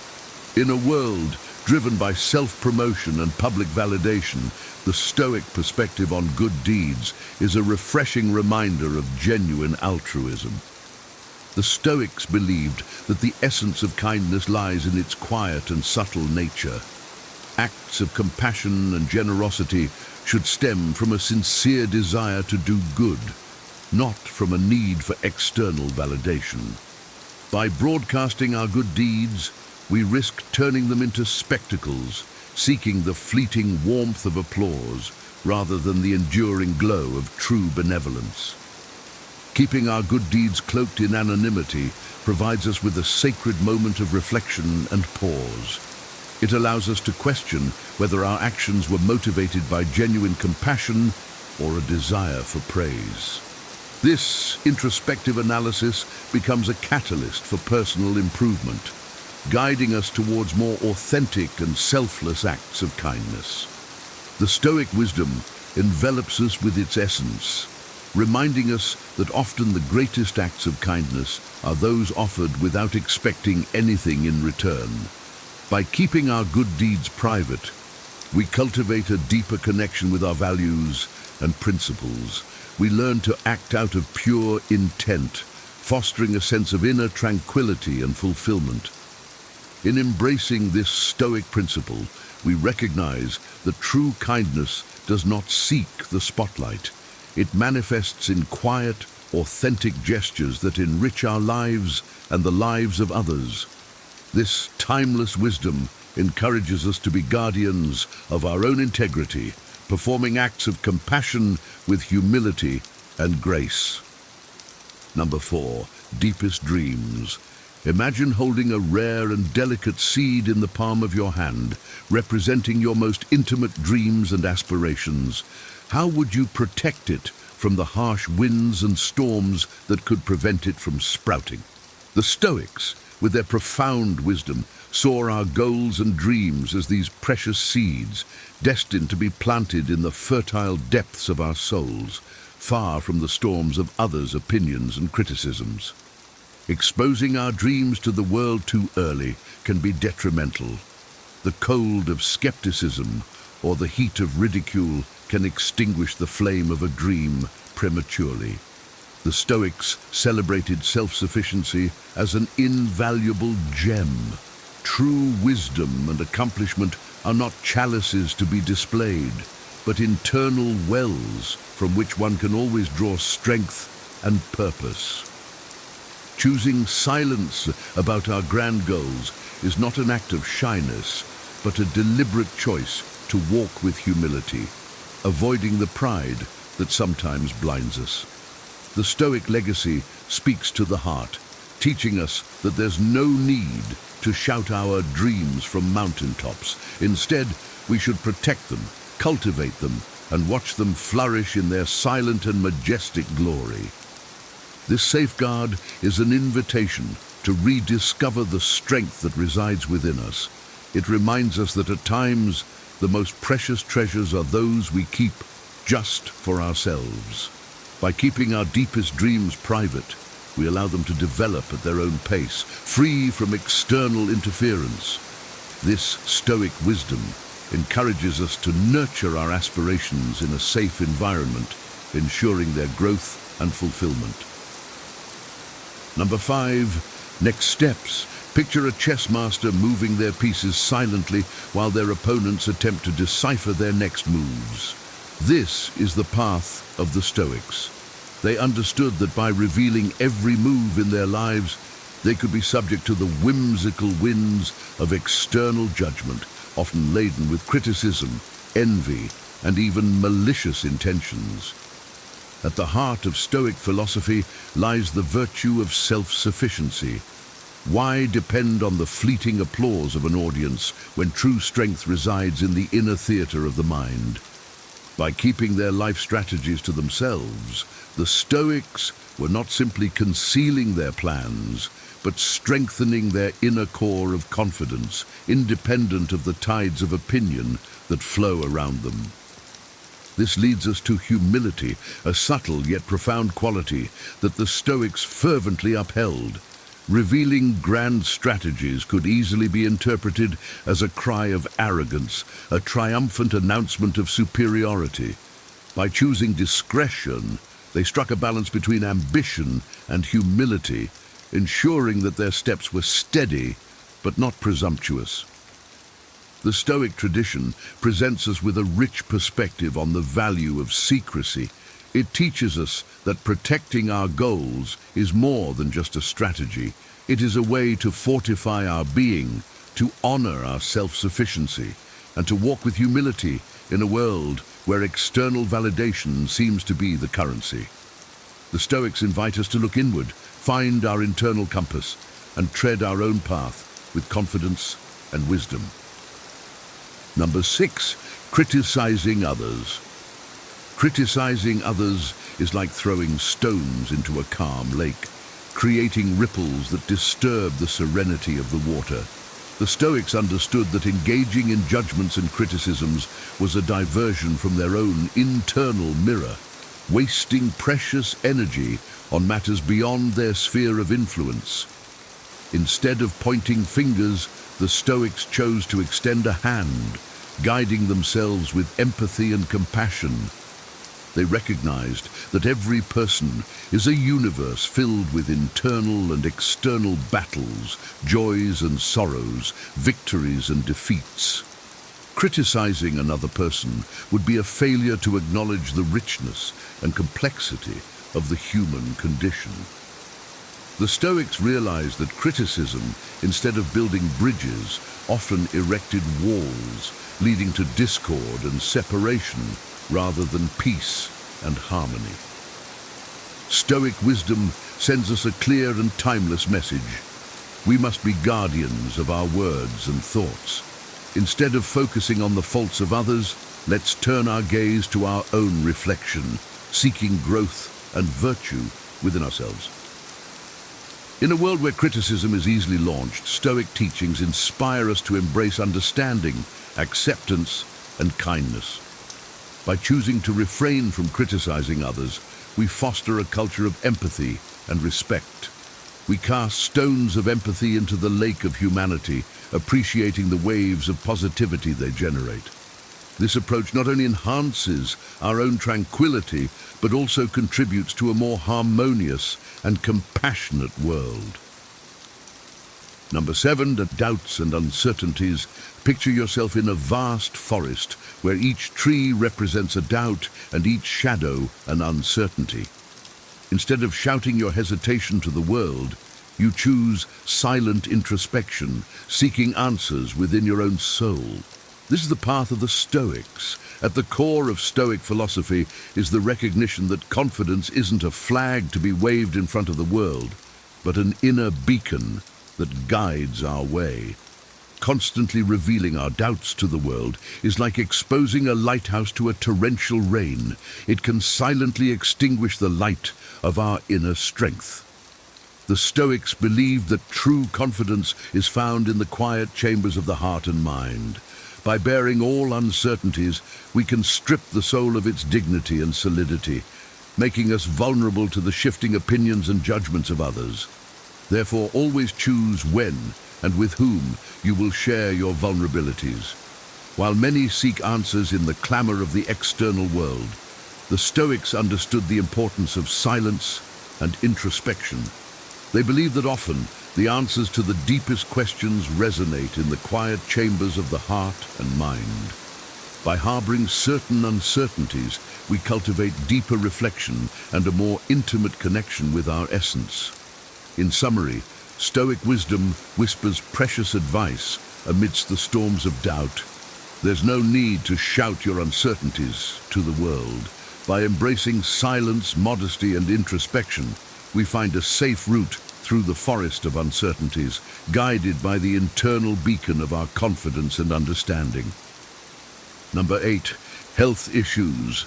Health is a deeply personal and often delicate matter. Sharing health problems can sometimes draw unwanted sympathy or concern, which may not always be beneficial. The Stoics, ever wise in their approach to life, understood the importance of managing health issues privately, allowing for a more focused and resilient approach to overcoming challenges. In the Stoic view, health is a part of the natural ebb and flow of life, subject to the same principles of acceptance and equanimity that apply to all other aspects of existence. By keeping health matters private, we avoid the pitfalls of public pity or misguided advice, which can distract from the true task at hand, maintaining a balanced and composed mind while addressing physical ailments. Consider the metaphor of a tree weathering a storm. It bends and sways, but remains rooted and resilient. Similarly, managing health issues privately allows us to maintain our inner strength and focus. It fosters a sense of self-reliance and determination, qualities that are crucial in navigating the trials of illness. Furthermore, the Stoics believed that true resilience is built in the quiet, steadfast handling of adversity. By not sharing every detail of our health struggles, we preserve our energy and direct it towards healing and self-improvement. This approach cultivates a mindset of inner fortitude and tranquility, enabling us to face health challenges with grace and dignity. In embracing this Stoic principle, we learn to view health issues as opportunities for personal growth and reflection. We develop a deeper understanding of our bodies and minds, fostering a harmonious balance that supports overall well-being. This Stoic wisdom reminds us that true strength lies in our ability to face life's challenges with quiet resilience and unwavering composure. Number 9, financial status. Discussing one's financial situation, whether it is wealth or lack thereof, can incite envy or pity, neither of which are conducive to personal tranquility. The Stoics, who valued inner peace above all else, understood that financial matters should be managed quietly and with discretion to maintain a balanced and content life. In the Stoic perspective, true wealth is not measured by the accumulation of material possessions, but by the richness of one's character and the tranquility of one's soul. Broadcasting our financial status can lead to unnecessary comparisons and judgments, which distract us from cultivating inner virtue and contentment. It can also create unrealistic expectations or pressures, both from ourselves and from others. By keeping financial matters private, we avoid the traps of envy and pride. We focus instead on what truly matters, living a life of purpose and integrity. Financial ups and downs are a natural part of life's journey, and the Stoics teach us to approach them with equanimity without attaching our self-worth to external measures of success or failure. Consider the metaphor of a calm lake. Its surface may be ruffled by the wind, but its depths remain serene and undisturbed. Similarly, by maintaining discretion about our financial status, we cultivate an inner calm that is resilient to the changing tides of fortune.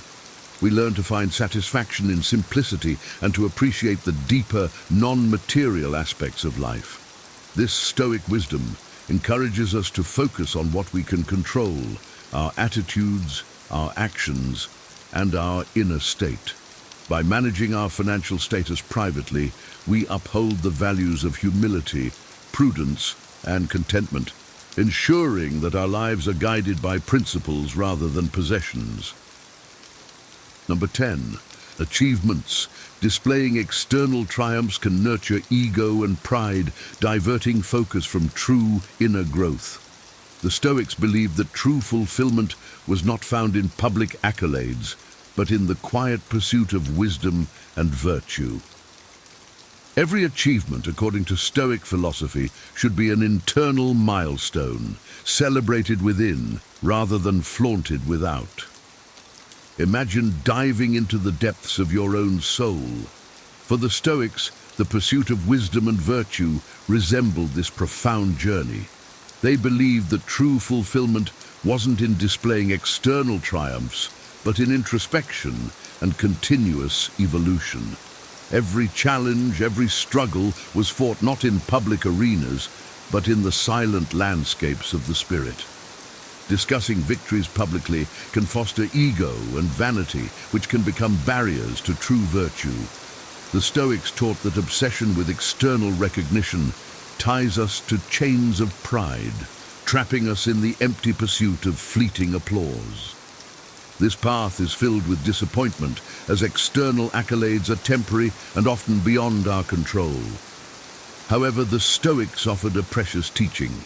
True achievement isn't the one that stops to be admired, but the one that silently transforms the community, nurturing noble values like justice, compassion, and wisdom. Wealth for these ancient sages wasn't accumulated in vaults, but in the depths of a balanced and serene soul. Instead of celebrating triumphs or withering in defeat, the Stoics embraced a quiet acceptance of all the whims of life. They invited us to recognize that the dance of existence is orchestrated by melodies often beyond our control. In this remarkable silence, we find a deliberate choice, a commitment to genuine greatness. By keeping our achievements private, we focus on living with integrity and dedicating ourselves to the collective good.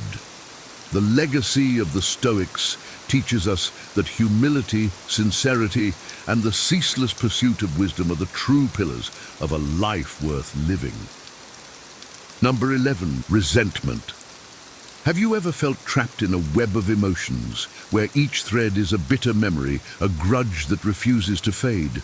The timeless wisdom of Stoicism invites us to reflect deeply on the invisible weight of resentment.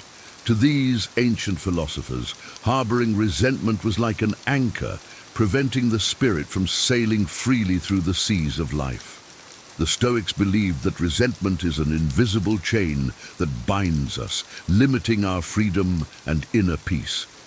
It is fascinating to realize that often resentment springs from misunderstanding and can imprison us in a cycle of bitterness. The Stoics encouraged us to seek the origins of others' actions, to understand before we judge.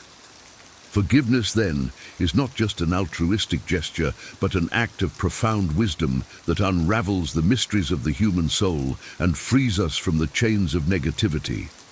Anger and resentment are sentient poisons, flames that, when fed, consume our tranquility and well-being. On the other hand, by choosing the path of forgiveness and understanding, we find an oasis of serenity and peace. Guided by Stoic wisdom, we are reminded of a universal truth. Forgiveness is the key to our own freedom. It is a beacon that guides us through emotional storms and offers us refuge in the harbor of serenity. By embracing this lesson, we discover that at times the greatest strength lies in letting go, in freeing ourselves from the chains of the past and sailing toward a horizon of understanding and peace. Number 12, moments of solitude. While many seek to fill every second with stimuli and interactions, the Stoics found strength in quietude. They didn't view solitude as a void to be filled, but as a sanctuary where the mind could dance freely, unshackled by the opinions of others. Contrary to what many may think, the Stoics did not shun solitude. They embraced it as a time for deep reflection and connection with their inner universe.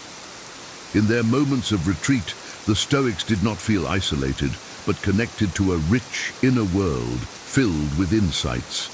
It was in this stillness that the deepest thoughts arose, unpolluted by external noise. In the current landscape where validation through social media has become a priority for many, Stoic philosophy invites us to reevaluate these priorities. By moving away from the constant need for exposure, we find a space where our soul can breathe.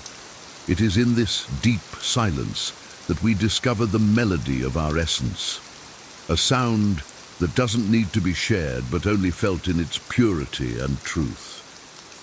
Moments of solitude become precious opportunities to listen to our inner voice, to understand our deepest desires and fears, and to cultivate a sense of peace and purpose.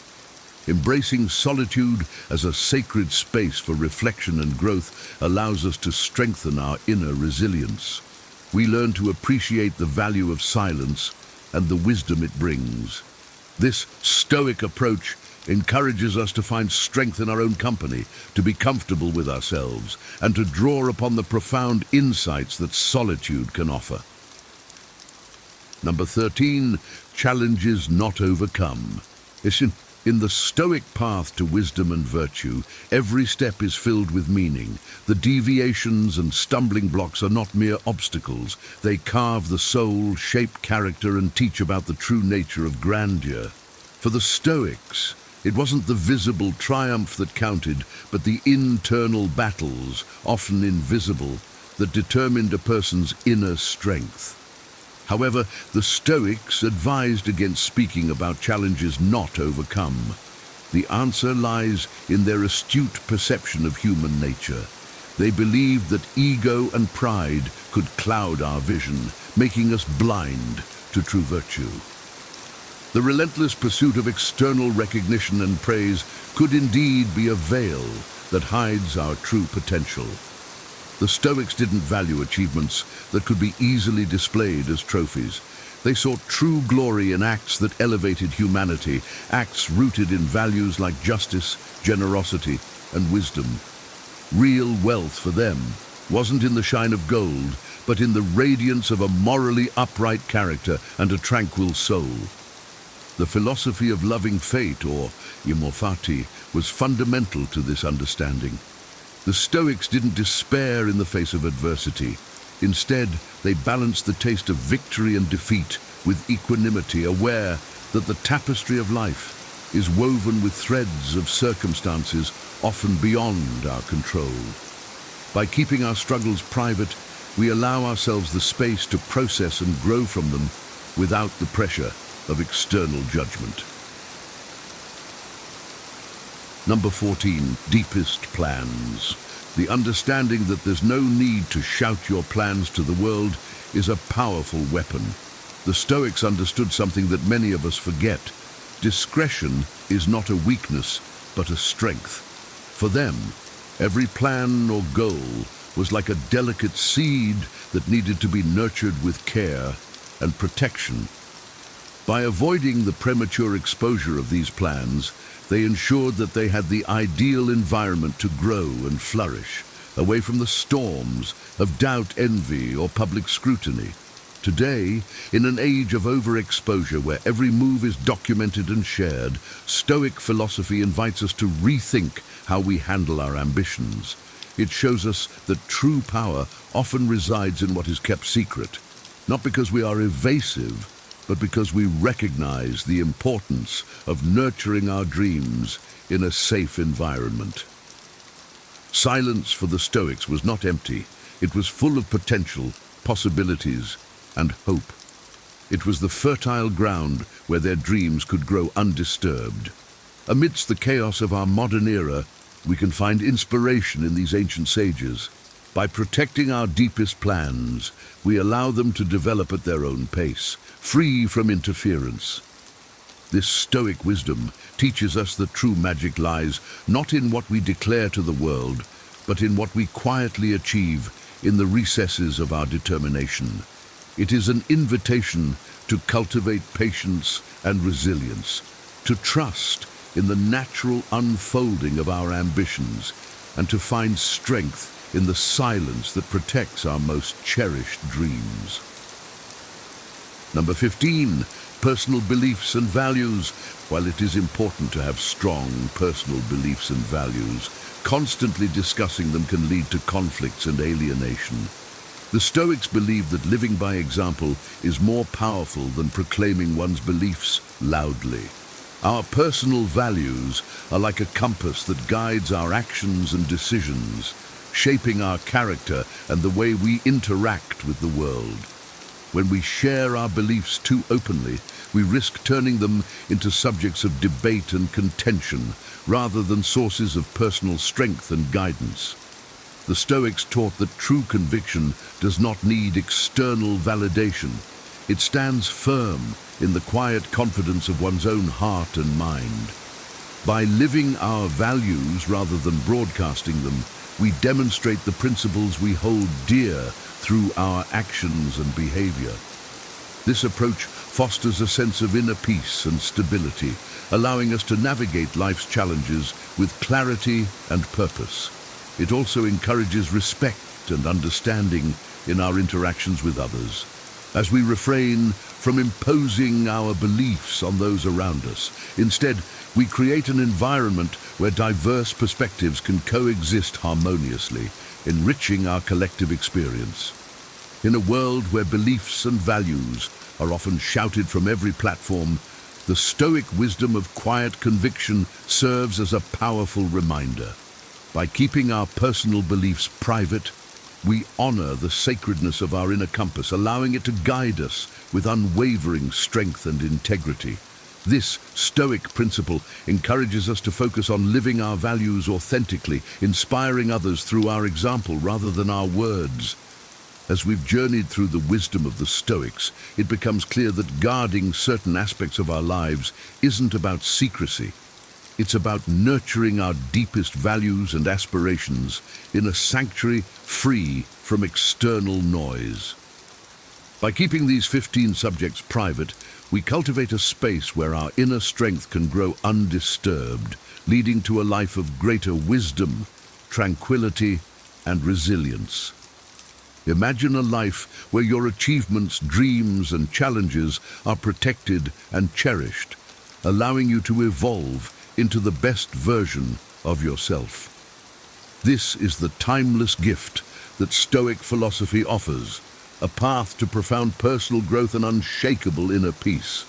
If you found value in these insights and are inspired to apply them to your own life, I invite you to like this video and subscribe to our channel. By joining our community, you'll continue to receive powerful wisdom and practical guidance to navigate life's complexities with grace and strength. Share your thoughts in the comments below and let us know which of these Stoic principles resonated most with you. Together, let's cultivate a life of deeper meaning and enduring fulfillment. Thank you for watching and stay tuned for more enlightening content from our channel.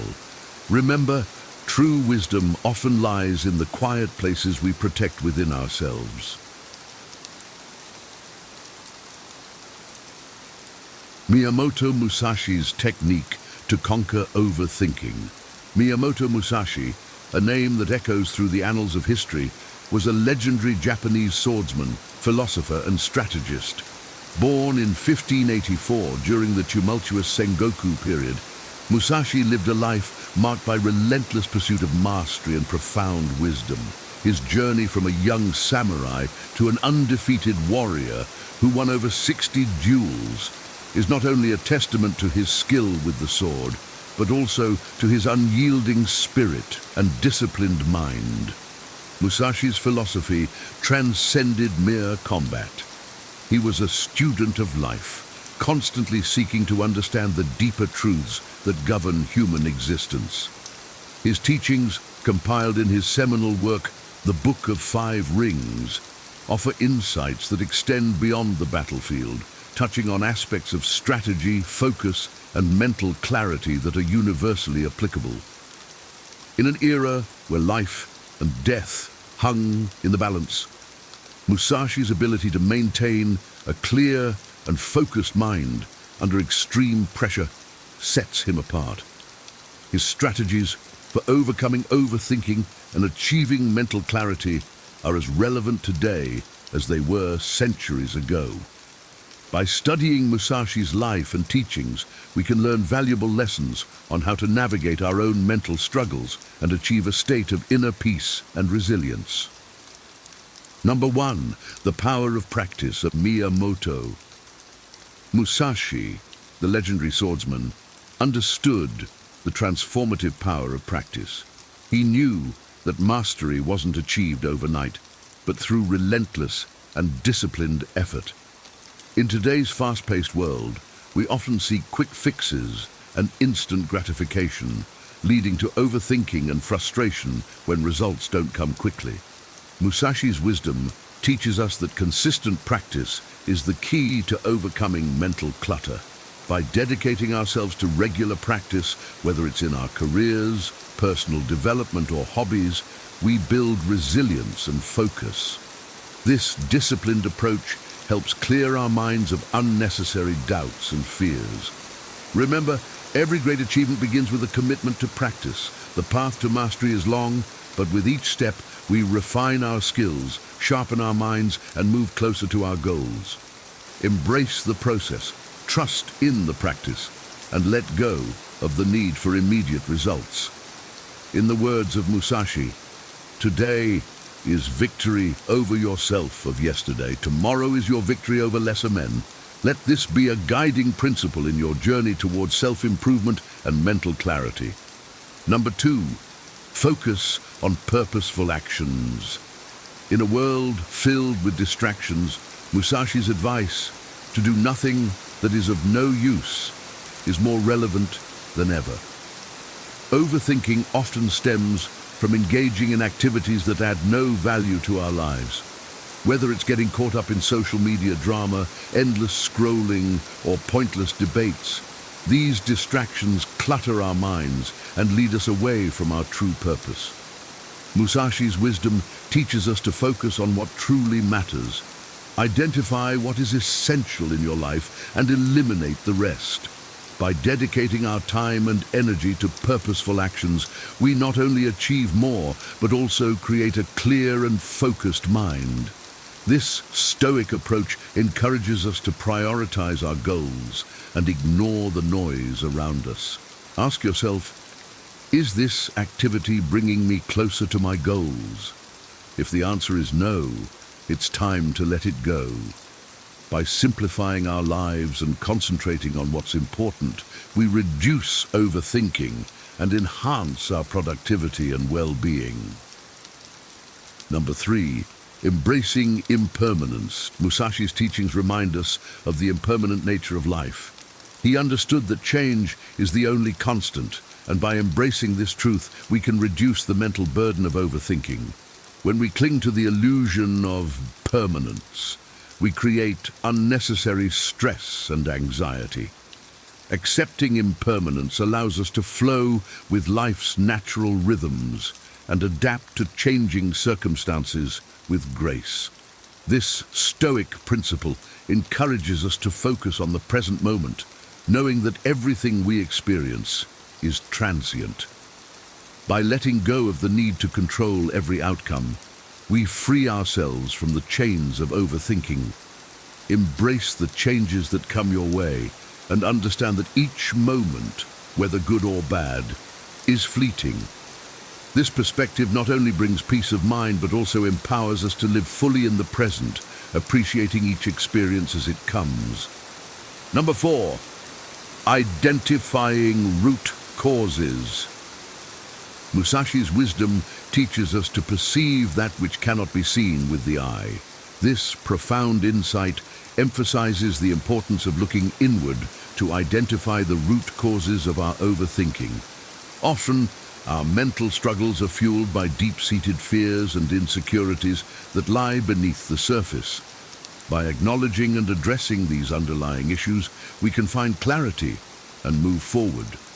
This Stoic approach encourages us to be honest with ourselves, to dive deep into our inner world, and to confront our true feelings. It's not about avoiding or suppressing our thoughts, but rather understanding their origins. By doing so, we can tackle overthinking at its source. Take time to reflect and introspect, and don't shy away from uncovering uncomfortable truths about yourself. This self-awareness is the first step towards overcoming overthinking and achieving mental peace. Number 5, flexibility and open-mindedness. Musashi's wisdom teaches us the value of flexibility and open-mindedness. Overthinking often arises from a rigid mindset, where we fixate on finding the perfect solution. This rigidity can paralyze us, preventing us from taking action and moving forward. Musashi's advice is simple yet profound. Understand that there is more than one path to the top of the mountain. Embrace the idea that there are multiple ways to achieve your goals and solve problems. By being adaptable and open to different approaches, you reduce the anxiety that comes from perfectionism. This Stoic principle encourages us to let go of our need for control and accept the natural flow of life. Flexibility in thought and action allows us to navigate challenges with ease and reduces the mental strain of overthinking. Number 6, cultivating a growth mindset. Musashi's teachings align closely with the concept of a growth mindset, where challenges are seen as opportunities for growth rather than obstacles. Overthinking often stems from a fear of failure or an obsession with perfection. By adopting a growth mindset, we shift our focus from fixed outcomes to continuous learning and improvement. Musashi believed that true mastery comes from embracing challenges and persevering through difficulties. This Stoic approach encourages us to view each setback as a valuable lesson and each success as a step towards greater wisdom. By cultivating a growth mindset, we reduce the mental burden of overthinking and open ourselves up to endless possibilities for personal development. Embrace challenges, learn from your experiences, and constantly strive to improve. This mindset not only enhances your resilience, but also brings a sense of purpose and fulfillment to your life. Number 7, mind-body balance. Musashi's advice to not let the body be dragged along by the mind, nor the mind by the body, highlights the importance of balance. Overthinking often occurs when there is a disconnect between our mental and physical states. Musashi emphasize the need for harmony between the mind and body to achieve clarity and peace. In our modern lives, it's easy to become mentally overwhelmed while neglecting our physical well-being, or vice versa. By focusing on balancing both aspects, we create a more holistic approach to our overall health. Engage in activities that nurture both your mind and body, such as exercise, meditation, and proper rest. This equilibrium helps reduce overthinking by ensuring that both your mental and physical energies are aligned and supportive of each other. When the mind and body work in harmony, we experience a greater sense of well-being and clarity. Number 8, living in the present. Musashi's teachings emphasize the importance of living fully in the present moment. Overthinking often pulls us into the past with regrets or into the future with worries. This mental tug-of-war distracts us from the here and now, where life truly happens. Musashi believed that focusing on the present task with full attention and effort is the key to achieving excellence and peace of mind. This Stoic principle encourages us to embrace each day as it comes, giving our best to what is in front of us without being weighed down by what might or might not happen. By living in the present, we can break free from the cycle of overthinking and experience life more fully. Concentrate on today's actions and let tomorrow take care of itself. This approach not only enhances productivity, but also brings a deeper sense of fulfillment and contentment. Number 9, timing and patience. Musashi's grasp of timing and patience is a crucial lesson in managing overthinking. He taught that there is a right time for everything, and rushing often leads to mistakes and stress. Overthinking is frequently a result of impatience and the desire for immediate results. By understanding and respecting the natural timing of events, we can reduce the anxiety that comes from trying to force outcomes. This Stoic principle reminds us that good things take time and that patience is a virtue. Trust the process and be patient with your progress. Recognize that each step forward, no matter how small, is part of a larger journey. By aligning ourselves with the natural rhythm of life, we can maintain a clear and focused mind, free from the chaos of overthinking. Number 10, mindful meditation. Incorporating mindful meditation into your daily routine can be a powerful antidote to overthinking. Musashi himself practiced forms of meditation to maintain a clear and focused mind. Mindfulness helps us become aware of our thought patterns and teaches us to observe them without judgment. This practice allows us to let go of unproductive or negative thoughts and stay anchored in the present moment. By dedicating time each day to mindfulness, we can cultivate a calm and peaceful mind. This Stoic practice encourages us to embrace stillness and silence, providing a refuge from the constant mental chatter that fuels overthinking. Through regular meditation, we develop the ability to detach from our thoughts and gain a greater sense of clarity and control over our minds. Miyamoto Musashi's timeless wisdom offers powerful strategies to conquer overthinking and achieve mental clarity. By integrating his teachings into your daily life, you can cultivate a focused mind, live with purpose, and navigate challenges with grace and resilience. From embracing impermanence to practicing mindfulness, each lesson is a stepping stone towards a more balanced and fulfilling existence. Here are 10 key ideas to stop living for others and start living for yourself. What if I told you the secret to happiness is to stop chasing it? That the harder you try to please others, the further you push your own joy away. These 10 transformative ideas will not only challenge everything you've been told, but could completely change the way you live your life. Think about it. Why are so many people unhappy despite doing everything right. They achieve success, follow the rules, and seek approval, yet feel stuck. The answer is simple. They're living for others, not for themselves. Imagine breaking free from this cycle. What if you could stop caring about what others think, find purpose in every moment, and finally take control of your own happiness? These 10 ideas don't just make promises. They'll reveal why you've been stuck and how to truly live authentically. Here's the thing. These ideas aren't just philosophical musings. They're actionable steps. We'll explore why external approval breeds unhappiness, how courage transforms your life, and why your past doesn't have to dictate your future. But more importantly, we'll uncover why freedom lies in embracing who you are right now. By the end, you'll have a roadmap to start living for yourself and unlocking a life of true fulfillment. Let's dive in. 1. External approval breeds unhappiness. Caring too much about others' opinions is like handing them the keys to your freedom.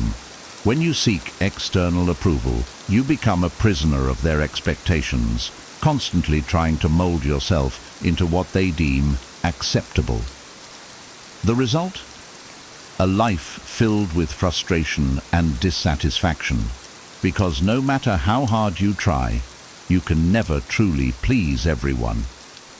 Living for others means sacrificing your own dreams, values, and happiness on the altar of their judgment. It's a losing battle. The opinions of others are ever-changing, often conflicting, and rooted in their personal biases. Basing your self-worth on such an unstable foundation leaves you feeling unfulfilled and disconnected from your true self. Freedom lies in breaking this cycle. When you stop chasing approval, you gain the clarity to focus on what truly matters to you. You unlock the power to make choices that align with your authentic desires, rather than conforming to societal pressures. The irony is, when you live for yourself, you often gain the respect and admiration of others, not by chasing it, but by being unapologetically you. Free yourself from the chains of external validation. Your happiness is too valuable to leave in the hands of others. 2. Happiness requires courage. Happiness isn't something handed to you, it's something you have to fight for. And the biggest battle? The courage to be disliked. It's a tough pill to swallow, but if you constantly strive to meet societal expectations, you'll never live authentically. True happiness requires the boldness to stand firm in your values, even when it means facing criticism or rejection. Think about it. How often have you silenced your true thoughts or desires just to avoid conflict or gain approval? Each time you do, you chip away at your authenticity. But living this way is exhausting and unfulfilling. The people whose opinions you're so desperate to manage often don't notice or care as much as you think. The moment you embrace the courage to be disliked, something incredible happens. You feel free. You realize you don't need everyone to agree with or approve of you to feel good about yourself. This courage allows you to set boundaries, pursue your passions, and live in alignment with your values. It's not about being defiant, it's about being true to yourself. The path to happiness is paved with moments of bravery. Choose courage over conformity, and you'll unlock a life filled with meaning and joy. 3. Goals. Shape emotions. Your emotions don't just happen, they are closely tied to your goals. Every feeling you experience, whether it's joy, frustration, or disappointment, stems from your perception of progress toward what you value most. When your goals are aligned with your authentic self, your emotions act as motivators, guiding you forward. But when you chase unattainable goals, like trying to please everyone or seeking universal approval, negative emotions inevitably take over. Consider this. If your goal is to earn validation from others, you'll always feel like you're falling short. Approval is fleeting and subjective, leaving you in a constant state of anxiety and frustration.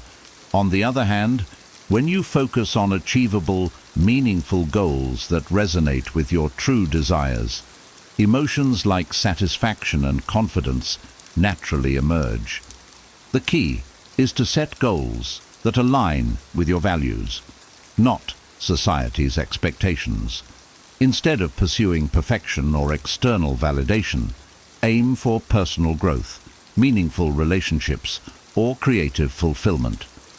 When your goals are authentic, your emotions become tools that drive your progress rather than obstacles that hold you back. Take control of your emotional life by shaping goals that truly matter. When you focus on what's meaningful to you, your emotions will become allies, not enemies. 4. Trauma doesn't define you. Your past may shape you, but it does not have to define your future. Too often, people believe that their negative experiences permanently dictate who they are or what they can achieve. This mindset traps you in a cycle of self-limiting beliefs and prevents you from seeing the potential for growth and change. Trauma is not your identity. It's an event, a moment in your life, not the sum of your existence. The true power lies in the meaning you assign to these experiences.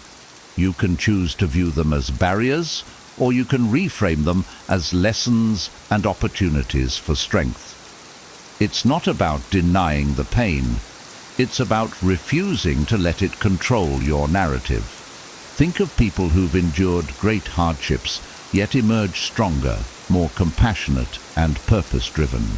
What sets them apart is their ability to assign empowering meanings to their experiences. They see trauma as a chapter in their story, not the title of the book. You hold the pen to your life. Rewrite the narrative in a way that serves you, not one that keeps you stuck. By doing so, you take control of your future and open the door to possibilities that are shaped by your choices, not your past. 5. Relationships. Thrive on contribution, not competition. When your relationships are built on the need for approval, they become exhausting competitions. You constantly compare yourself, wondering if you're liked enough, doing enough, or measuring up to some invisible standard. This mindset creates a transactional dynamic where the goal isn't connection, but validation. Over time, these relationships feel hollow, draining, and unfulfilling. Genuine relationships, however, thrive on contribution. When you focus on what you can give instead of what you can get, everything shifts. Contribution transforms interactions into opportunities for connection, growth, and mutual support. Whether it's offering your time, empathy, or encouragement, giving from a place of authenticity fosters deeper and more meaningful bonds. For example, think about the times you felt closest to someone. It likely wasn't during moments of competition, but when you offered or received genuine care, understanding, or help. True connection isn't about outperforming others or gaining their approval. It's about creating a safe space where both of you can thrive. Choose contribution over comparison. When you stop worrying about being enough for others and focus on giving from the heart, you'll build relationships rooted in trust, respect, and love, ones that truly enrich your life. Freedom lies in self-acceptance. Living according to others' standards is like wearing a mask. It hides your true self and limits your freedom. When you measure your worth by external validation, You become trapped in a never-ending cycle of trying to please others, constantly adjusting yourself to fit their expectations. True liberation comes when you step away from this cycle and embrace self-acceptance. Self-acceptance doesn't mean settling for who you are today. Instead, it means recognizing your intrinsic value while acknowledging areas for growth. It's about knowing that your worth isn't tied to your achievements, appearance, or how others perceive you.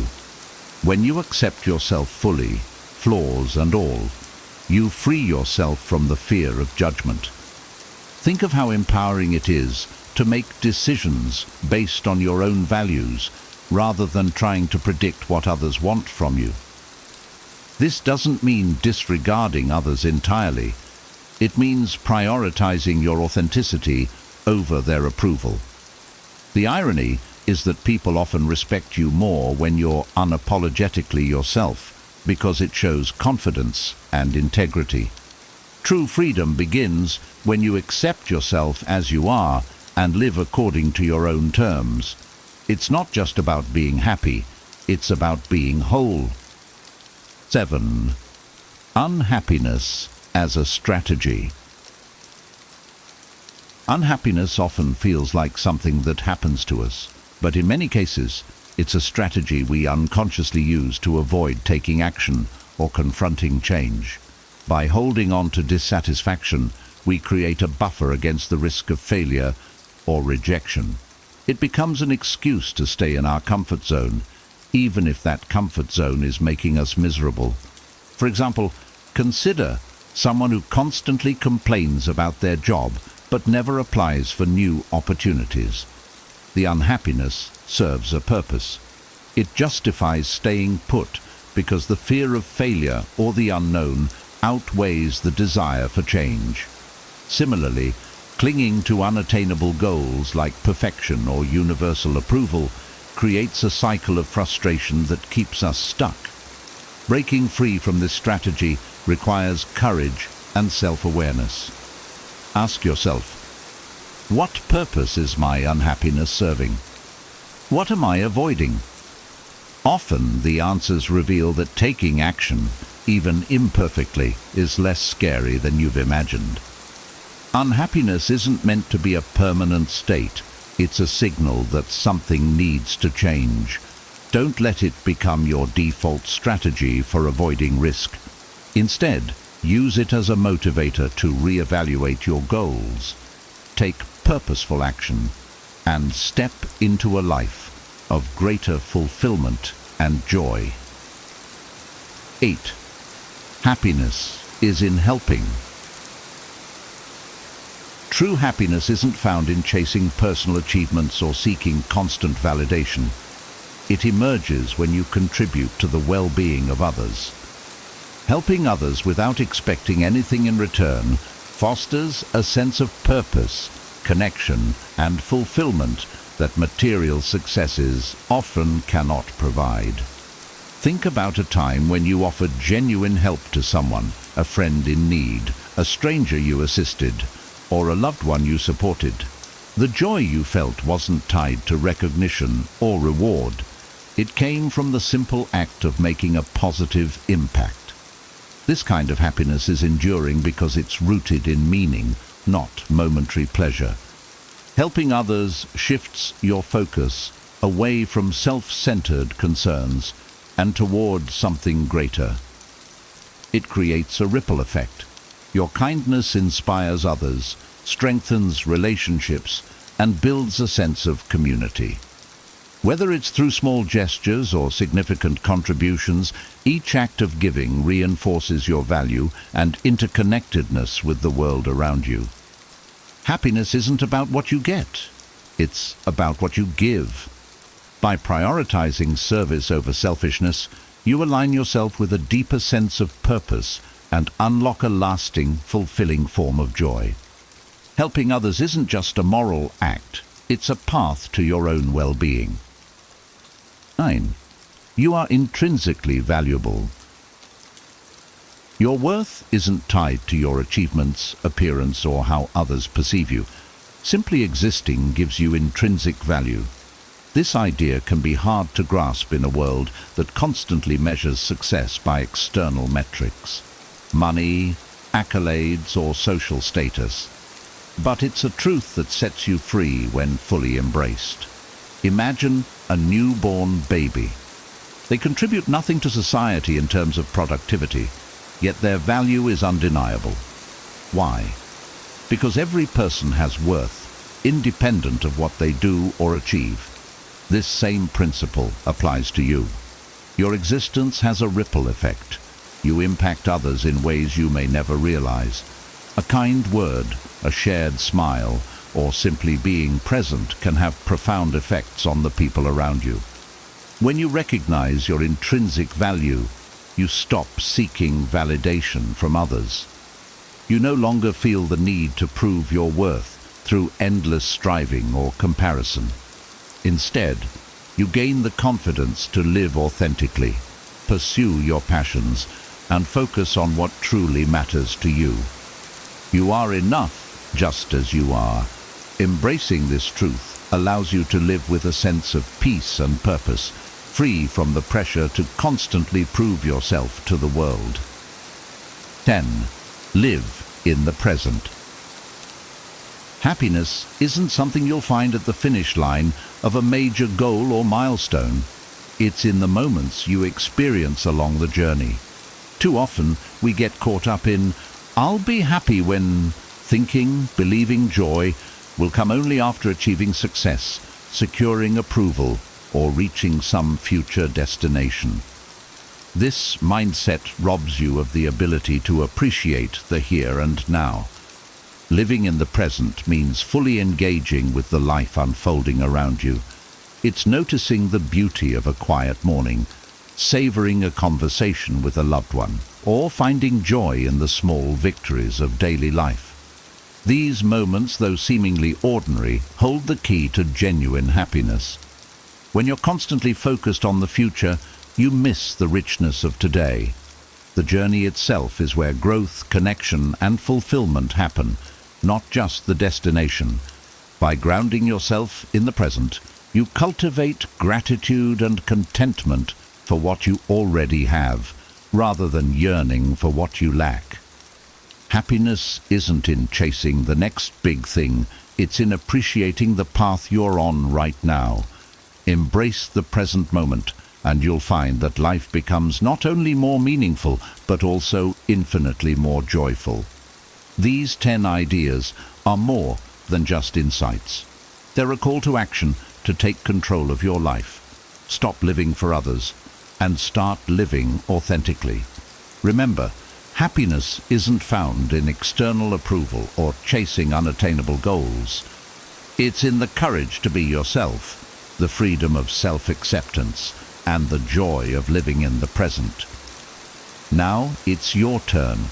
Which of these ideas resonated with you the most? Share your thoughts or your biggest takeaway in the comments. I'd love to hear your perspective. And if you found value in this video, don't forget to give it a thumbs up. Subscribe to the channel and share it with someone who needs to hear this message. Let's inspire more people to live for themselves and not for others. Thank you for watching, and I'll see you in the next video. Here are 10 powerful lessons from Stoic wisdom to help you reinvent yourself in 2025. You've probably tried to change before, only to fall back into old patterns. But what if the problem isn't you? It's the way you're approaching reinvention.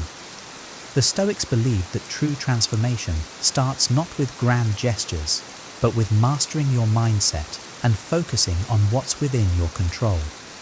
Imagine waking up every day with clarity and purpose, no longer held back by fear, regret, or distractions. Picture yourself calmly navigating challenges, building habits that stick, and becoming the person you've always wanted to be. The process isn't easy, but it's simple. In the next few minutes, you'll discover timeless principles that have helped people for centuries, from Roman emperors to modern thinkers, reshape their lives. And by the end of this, you'll have a clear roadmap to make 2025 your most transformative year yet. 1. Embrace the power of the present moment. We suffer more often in imagination than in reality. Seneca. How often do we waste time overthinking the past or fearing what lies ahead? I used to spend hours replaying past mistakes in my mind, wondering how I could have avoided them. Worse, I'd lose sleep worrying about the future, whether my plans would work out or if I'd fail yet again. But nothing ever changed until I learned to focus on the present moment, where my true power lies. Imagine standing at the edge of a forest. You're carrying a heavy bag of regrets from the past and a backpack full of fears about the future. Every step forward feels impossible. The Stoics teach us to put those burdens down and focus on the path right in front of us. That's where reinvention begins. Not yesterday, not tomorrow, but now. I started practicing this principle with small changes. Every morning, I ask myself, what is one thing I can do today to improve my life? Instead of worrying about a year-long fitness goal, I committed to 20 minutes of exercise that day. Instead of regretting a broken friendship, I reached out to one person I cared about. These small, intentional actions in the present moment added up over time. Think about your own life. Is there a project you've been postponing because it feels overwhelming? Break it down into something you can tackle today. Are you stuck in a cycle of regret? Write down one lesson you've learned and focus on using it now. The Stoics remind us that life unfolds in the present. By grounding yourself in today's actions, you'll build a future worth looking forward to, step by step, moment by moment. 2. Define your core values. Waste no more time arguing what a good man should be. Be one. Marcus Aurelius. Reinvention is impossible without knowing who you are and what you stand for. In my early 20s, I chased success without purpose. I worked hard but felt unfulfilled. Why? Because I never paused to ask myself what truly mattered to me. I was living by others' expectations, not my own values. Defining your core values is like setting the coordinates for your GPS. Without them, you'll wander aimlessly. One weekend, inspired by Marcus Aurelius, I wrote down 5 values that I wanted to live by. Integrity, growth, kindness, resilience, and gratitude. They became my guideposts for decision-making. For example, when I was offered a job with higher pay but questionable ethics, I said no. It felt uncomfortable at first, but staying true to my values gave me peace of mind.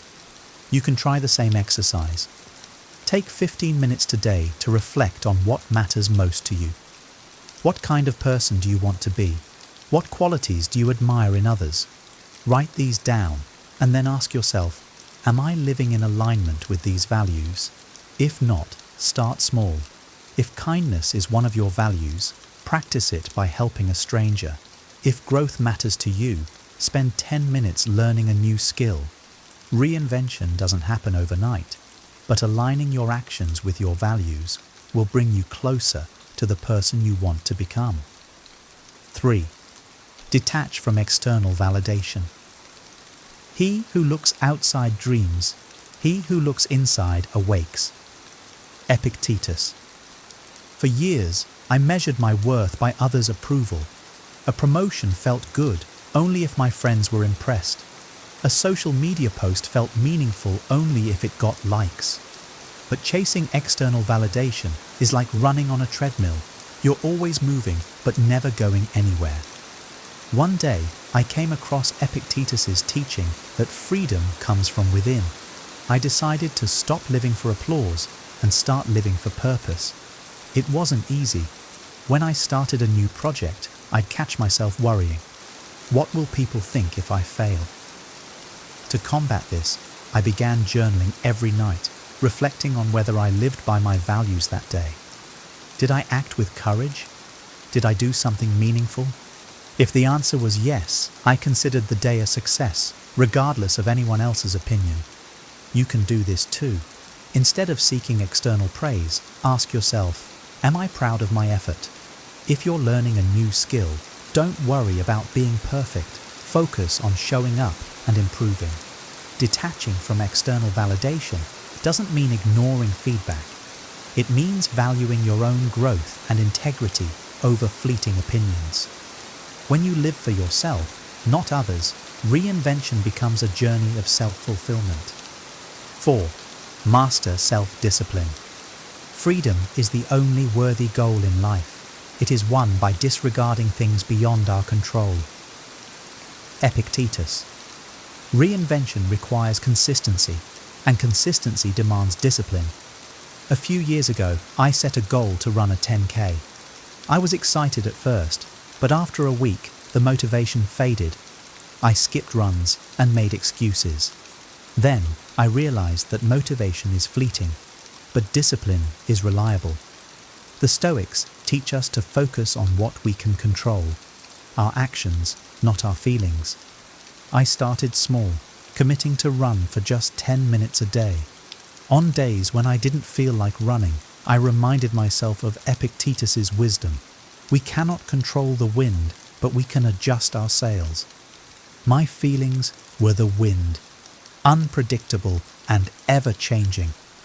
My discipline was the sail, guiding me toward my goal regardless of the conditions. Think about an area in your life where you lack consistency. Whether it's fitness, learning, or relationships, set a small, achievable daily goal. Focus on showing up, even if the effort feels minimal. Over time, these small acts of discipline compound into significant change. Reinvention isn't about doing extraordinary things once. It's about doing ordinary things consistently. 5. Learn from failure. Difficulties strengthen the mind as labor does the body. Seneca. Failure used to paralyze me. If I didn't succeed, I saw it as proof that I wasn't good enough. But Seneca's wisdom changed my perspective. He taught me that failure is a teacher, not an enemy. It's an opportunity to grow stronger. I once launched a business idea that flopped spectacularly. I lost time, money, and confidence.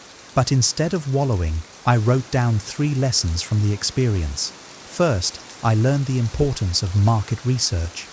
Second, I realized the value of a solid support network. Third, I discovered that resilience is my greatest asset. The next time you face failure, resist the urge to see it as a dead end. Instead, ask, what can I learn from this? Write down your lessons and apply them moving forward. Each failure is a stepping stone toward your reinvention. Remember, the only true failure is giving up. 6. Practice negative visualization. Prepare yourself for the worst and you will never be disappointed. Seneca. Negative visualization might sound counterproductive, but it's one of the most powerful tools for personal reinvention. I used to fear failure so much that it kept me from trying new things. Then I discovered this Stoic practice, imagining the worst-case scenario, not to dwell on it, but to prepare for it. When I considered starting a new job, I was terrified of failing, so I sat down and wrote out the worst that could happen. I might struggle at first, make mistakes, or even lose the job.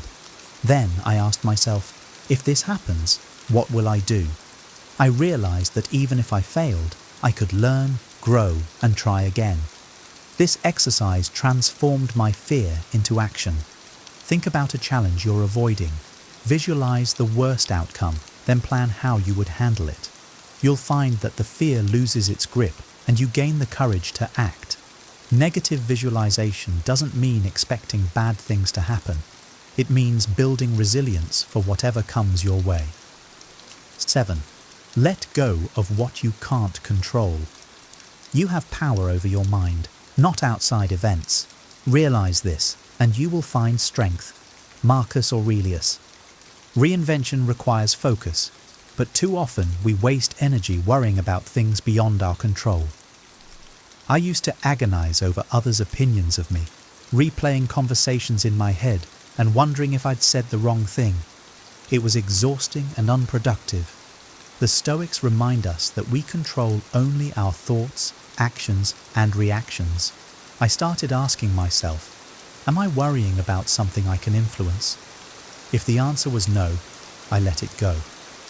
When a colleague criticized my work, I focused on improving my skills rather than pleasing everyone. When a project went sideways, I concentrated on what I could fix instead of lamenting what went wrong. Take a moment today to list what's bothering you. Then divide the list into 2 columns, what I can control and what I can't. Let go of the second column and direct your energy toward the first. You'll feel lighter, clearer, and more empowered to reinvent yourself. 8. Cultivate gratitude. Do not indulge in dreams of having what you do not have, but reckon up the chief of the blessings you do possess. Marcus Aurelius. Reinvention often focuses on what we want to change, but gratitude reminds us to appreciate what we already have. There was a time when I felt stuck, frustrated by everything I hadn't achieved. Then I began a gratitude practice, listing 3 things I was thankful for each morning. It was transformative. I realized I had so much to be grateful for: supportive friends, a healthy body, and the freedom to pursue my goals. Gratitude shifted my mindset from scarcity to abundance. Instead of focusing on what was missing, I saw opportunities everywhere. Start your own gratitude practice. Each morning, write down 3 things you're thankful for. They don't have to be big. Maybe it's the sunrise, a kind word from a friend, or the chance to start fresh. Gratitude fuels positivity, which in turn strengthens your resolve to grow and improve. 9. Serve a higher purpose. Man is not worried by real problems so much as by his imagined anxieties about real problems. Epictetus. Reinvention is most meaningful when it's connected to something larger than yourself. For years, I focused solely on personal goals, but I felt a sense of emptiness. Then, I began volunteering at a local shelter, and everything changed. Contributing to others gave my life a deeper sense of purpose. What cause or mission speaks to you? It doesn't have to be grand. Helping a neighbor, mentoring someone, or contributing to your community can be powerful. When your reinvention is tied to serving others, you'll find new motivation and fulfillment. Purpose gives your efforts meaning, even when the journey gets tough. 10. Remain flexible and open to change.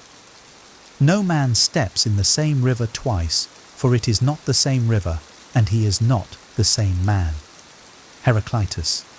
Reinvention is a process, not a destination. I used to believe that once I achieved certain goals, I'd be complete. But life has a way of surprising us. The Stoics teach that change is constant, and adaptability is key. When a career opportunity arose in a field I hadn't considered, my first instinct was to reject it. But then I remembered that growth often comes from unexpected places. I took the leap, and it turned out to be one of the best decisions of my life. In 2025, approach your reinvention with curiosity and flexibility. Be willing to pivot, try new things, and embrace the unknown. Change is inevitable, but it's also where growth happens. By staying open, you'll discover paths you never imagined. Reinventing yourself is a journey, not a quick fix, and these 10 Stoic lessons are here to guide you every step of the way. Remember, each small action you take today builds the foundation for a stronger, more purposeful tomorrow. Whether it's focusing on the present, mastering self-discipline, or aligning your life with your core values, you hold the power to create lasting change. If you found these insights helpful, give this video a thumbs up to let us know. Don't forget to hit the subscribe button and turn on notifications so you never miss more content on Stoicism, self-improvement, and wisdom for living a better life. We'd love to hear from you. What lesson resonated with you the most? Are there any Stoic practices you've already started using? Share your thoughts and takeaways in the comments below. Your journey could inspire someone else to start theirs. Thanks for watching, and here's to making 2025 a year of transformation. Ever thought you truly understand women? Think you can decipher their desires, fears, and dreams? You might be surprised. Women are intricate, filled with nuances and contradictions. Are you ready to uncover some eye-opening truths that could transform your relationships, or are you bracing for a rude awakening? Number 1, women are not perfect. Just like men, women have flaws, make mistakes, and sometimes act irrationally. Embracing this reality is crucial for a healthy relationship. If you expect perfection, frustration is inevitable. Instead, cherish her imperfections. Love her wholly, mistakes and all. Remember, you're not perfect either.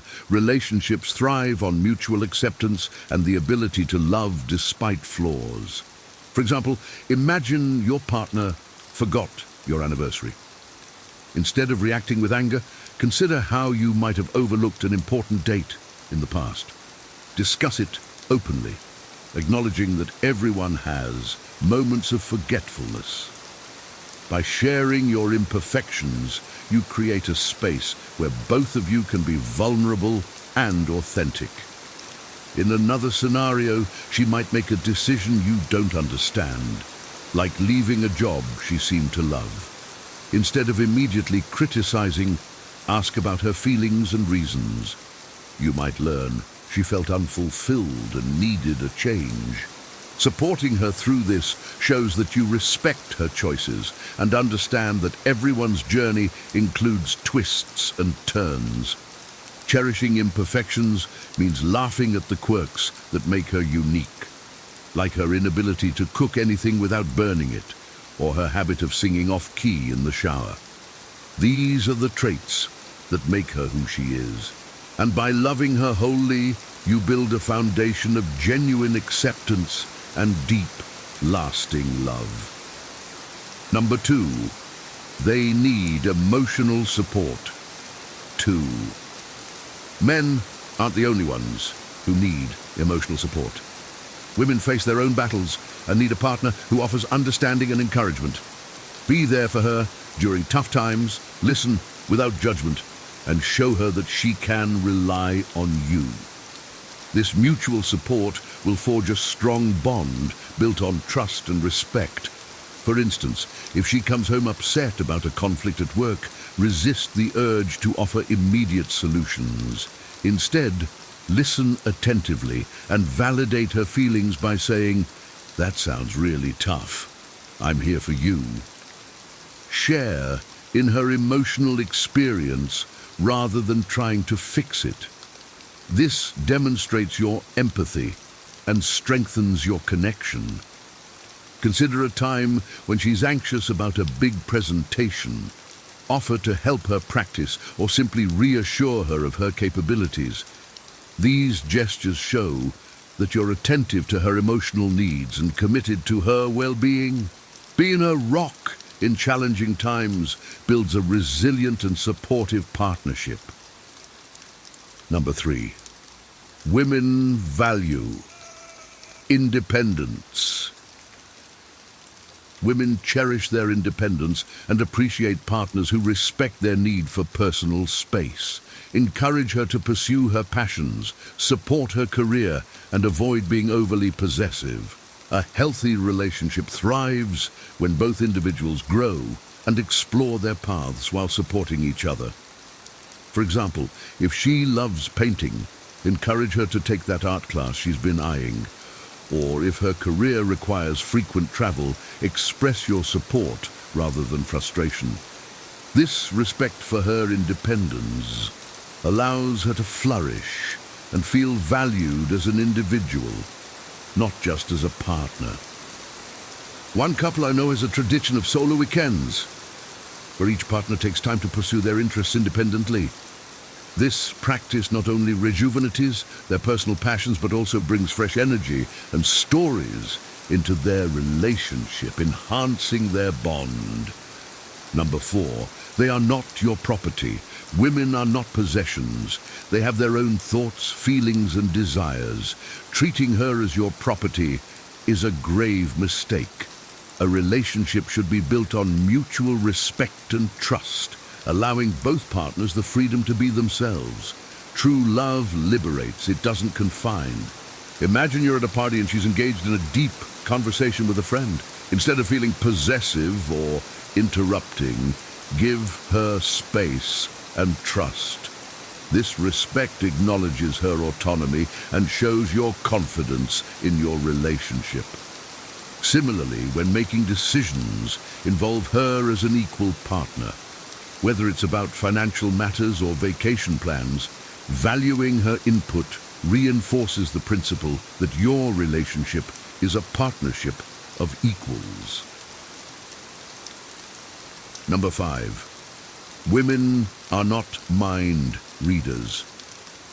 Expecting her to know what you want without saying it is unrealistic. If you need something, be clear and direct. Communicate openly and honestly.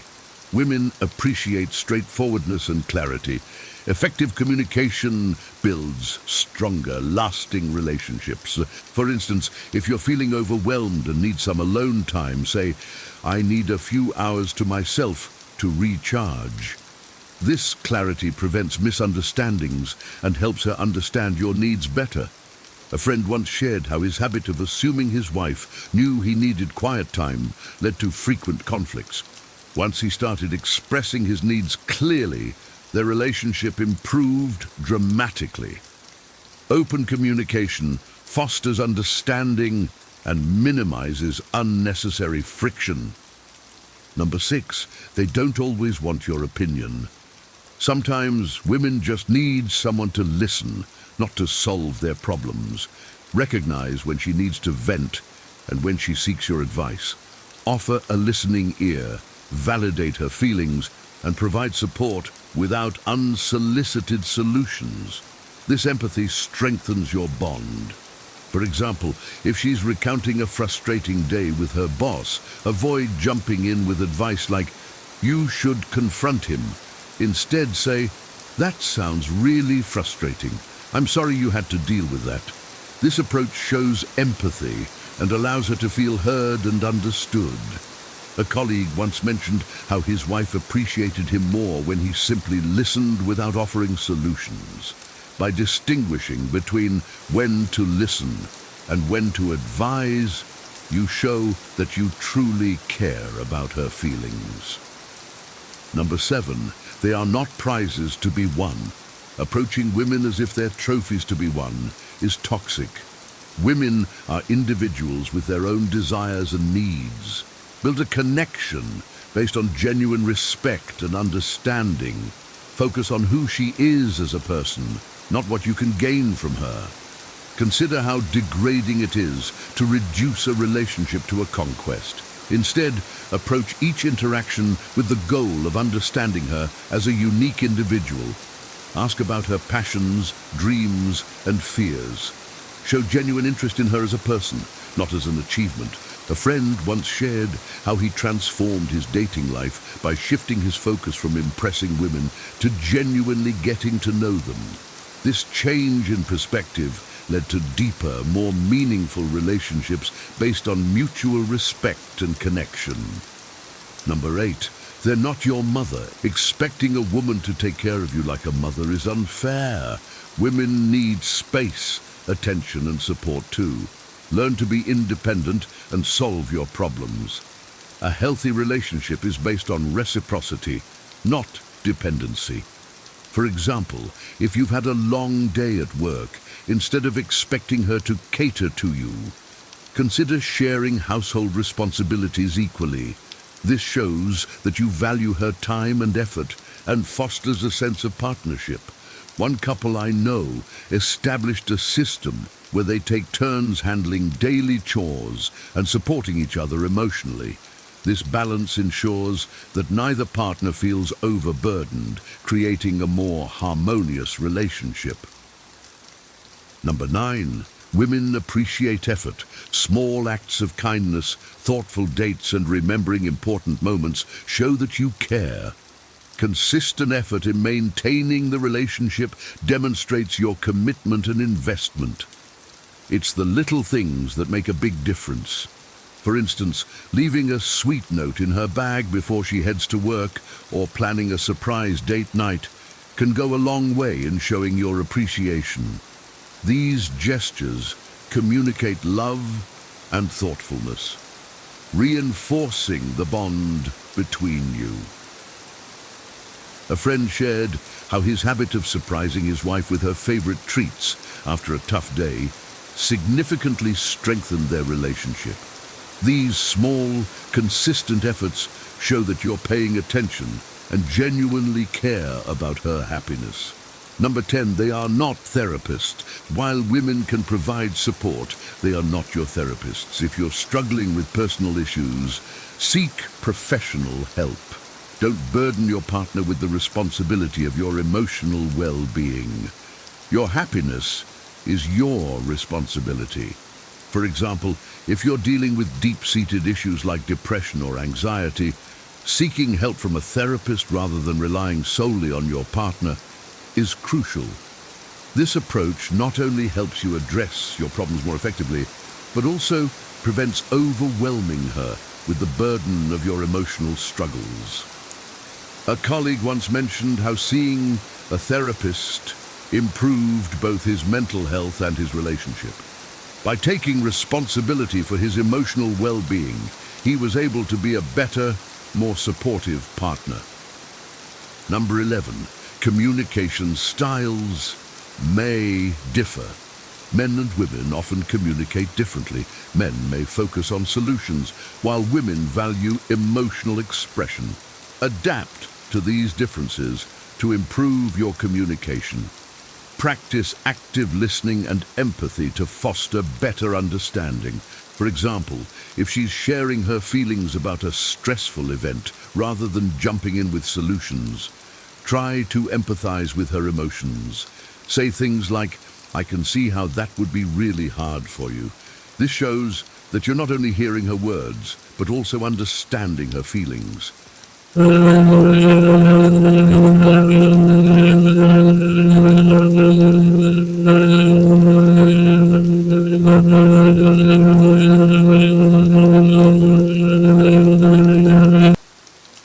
Number 12, women value emotional intelligence. Emotional intelligence is crucial in connecting with women.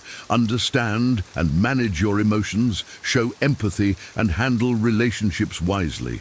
This depth of connection fosters a more meaningful and lasting relationship. For instance, if you're feeling frustrated about something unrelated, recognize this emotion and communicate it constructively rather than lashing out. Say, "I had a tough day at work and I'm feeling a bit stressed. Can we talk about it?" A couple I know practices regular emotional check-ins where they discuss their feelings and support each other's emotional health.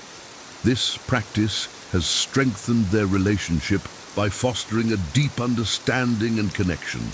Number 13, they are not all the same. Women are diverse and unique. Avoid stereotypes and recognize their individual personalities, experiences, and perspectives. Each woman has her own dreams and insecurities. Respect these differences and appreciate the uniqueness of each woman. For example, one woman might be passionate about hiking and adventure, while another finds joy in reading and quiet evenings at home. Embrace these differences and celebrate what makes her unique. Show interest in her hobbies and support her passions. A friend shared how understanding and celebrating his partner's unique interests, like her love for gardening, deepened their bond. By appreciating her individuality, he created a more enriching and fulfilling relationship. Number 14, they're not your savior. Women aren't here to fix you. Personal growth and happiness are your responsibilities. A healthy relationship provides support, but is not the source of your happiness. Focus on your own development and let her be a companion, not a savior. For instance, if you're feeling lost in your career, take proactive steps to seek guidance and improve your situation rather than relying on her to provide all the answers. This approach demonstrates self-reliance and maturity. One man I know began focusing on his personal growth through hobbies and career development. This shift not only improved his self-esteem, but also enhanced his relationship, as he no longer placed the burden of his happiness on his partner. Number 15, they value mutual respect. Mutual respect is the foundation of a healthy relationship. Treat her with the same respect you expect. Value her opinions, respect her boundaries, and appreciate her individuality. This respect creates a safe and supportive environment for both partners to grow. For example, if she sets a boundary about needing time for herself after work, honor that boundary. This respect shows that you value her needs and are willing to support her well-being. A couple I know prioritizes mutual respect by regularly discussing their boundaries and ensuring they're both comfortable and supported. This practice has cultivated a trusting and respectful relationship where both partners feel valued. Facing these realities might be challenging, but understanding them is key to building meaningful relationships. Women are complex beings, full of strength and wisdom. Recognizing and respecting these truths will help you forge connections built on trust, love, and respect. Embrace imperfections, offer emotional support, and respect independence. See your partner as an equal, not a possession, and communicate openly and clearly. Effort and emotional intelligence are vital. Small gestures and managing your emotions foster a healthier dynamic. Avoid stereotypes and appreciate each woman's individuality. Mutual respect is the cornerstone of a strong relationship. By internalizing these realities, you lay the foundation for a relationship that thrives on trust, love, and mutual growth. 10. Hidden signs. Your boss doesn't value you, and how to deal with this problem. Have you ever felt invisible at work? You put in hours of effort, exceed expectations, and contribute meaningfully, yet the recognition you hope for never comes. Perhaps your ideas are dismissed, or worse, credited to someone else. This feeling of being overlooked can gnaw at your confidence and make you question your worth. But what if this isn't just a fleeting phase, but a reflection of how your boss truly values you? Recognizing the hidden signs of being undervalued isn't merely about ego or pride. It's about clarity and self-respect. In a Stoic sense, it's about understanding what's within your control. You can't force others to value you, but you can choose to see the signs, reflect on their meaning, and decide how to respond. Ignoring these signals can lead to stagnation, dissatisfaction, and a life where you remain a shadow of your potential. The purpose of this video is simple: to help you identify these hidden signs and take proactive steps toward a more fulfilling career.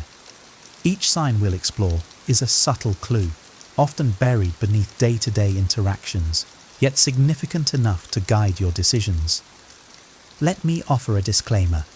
Context is vital. People act in ignorance or distraction more often than with malice. Before concluding that your boss doesn't value you, it's wise to pause and reflect. Have an honest conversation if needed, as clear communication can dispel assumptions and misunderstandings. As Marcus Aurelius once said, if you are distressed by anything external, the pain is not due to the thing itself, but to your estimate of it. With this wisdom in mind, let's examine these signs, not with bitterness, but with clarity and a focus on what truly matters: your growth and well-being. 1. Lack of acknowledgement for your work. Imagine this: you've stayed late, delivered a project ahead of schedule, or resolved a critical issue that saved the company time and money. Yet, when the team gathers, your boss showers praise on others, leaving your contribution unnoticed. Over time, This pattern erodes your confidence and creates a nagging question: do they even see what I bring to the table? From a Stoic perspective, acknowledgement isn't something we control. Epictetus reminds us, it is not what happens to you, but how you react to it that matters. However, repeated lack of recognition signals something deeper. If your efforts consistently go unnoticed, it may reflect not your worth, but your boss's priorities, or lack thereof. What can you do? Start by documenting your contributions. When the time is right, calmly present them to your boss in a review or one-on-one meeting. Speak not with frustration, but with confidence. For example, I wanted to highlight some projects I've taken the lead on this quarter and discuss how I can contribute further to the team's success. This approach anchors your worth in tangible evidence and invites collaboration. Remember, acknowledgement is a reflection of others, not a measure of your value. Don't let their neglect diminish your internal sense of accomplishment. Seek workplaces or leaders who align with your contributions, but above all, value yourself first. 2. No opportunities for growth.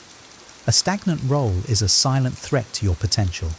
If your boss overlooks you for training sessions, fails to mention promotion opportunities, or hesitates to assign challenging projects, it's a sign they don't see you as part of the bigger picture. Growth is not merely an ambition, it's a necessity for your professional well-being. Seneca advises, as long as you live, keep learning how to live. If your workplace denies you this fundamental right, ask yourself, is this the environment that aligns with my aspirations? To address this, take the initiative. Research growth opportunities within or outside your company. Ask for specific feedback on what skills you should develop to qualify for the next level. A direct conversation like, I'm eager to grow in my role. What steps can I take to better contribute to the team? Shows your dedication and makes your intentions clear. If no path forward emerges, consider whether staying aligns with your goals. Growth comes from environments that challenge and empower you. If this isn't available, moving on may be the most stoic and self-respecting decision you can make. 3. Micromanagement or overbearing oversight. Few things are more suffocating than a boss who constantly hovers over your work. Micromanagement often stems from distrust, which can make even the most capable employee feel inadequate. If your boss rewrites your emails, double-checks every minor detail, or overrides your decisions, it signals they don't trust your expertise. Or worse, they don't want you to shine independently. A Stoic approach reminds us to separate what we can control, our work ethic and attitude, from what we cannot, such as another's insecurities. As Marcus Aurelius noted, waste no more time arguing about what a good man should be. Be one. To counter micromanagement, focus on building trust. Communicate regularly about your progress and results before they ask. For instance, you might say, here's the status of the project and how I plan to move forward. Let me know if there's anything specific you'd like adjusted. This preemptive transparency can ease their fears and allow you more freedom over time. However, if their behavior persists despite your efforts, reflect on whether this is an environment conducive to growth. Being trusted to exercise your skills is essential for professional development. If that's not possible, it may be time to seek a role where your independence is valued. As the Stoics teach, protect your energy and focus on what propels you forward. 4. Exclusion from important meetings or projects. Imagine finding out about a major team decision from a co-worker or being left out of a critical meeting where your expertise would have been valuable. Exclusion from key discussions or projects isn't just frustrating, it's a strong indication that your voice isn't valued. Over time, this marginalization can lead to stagnation, making it difficult to showcase your skills or grow professionally. From a Stoic perspective, this exclusion challenges your sense of belonging, but it's also an opportunity for self-reflection. Marcus Aurelius advises, You have power over your mind, not outside events. Realize this, and you will find strength. Instead of dwelling on the slight, assess whether your skills and contributions align with the team's goals. Sometimes exclusion stems from oversight rather than intent. To address this, assertively yet respectfully, make your desire to contribute known. For example, you could say, "I noticed I wasn't included in the recent project planning session. I'd love to offer my insights and support next time." This demonstrates initiative without accusation. If exclusion persists despite your efforts, reflect on the workplace culture.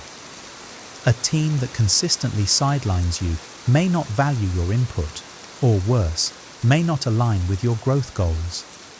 Your talents deserve a platform where they can thrive, and sometimes that means seeking opportunities elsewhere.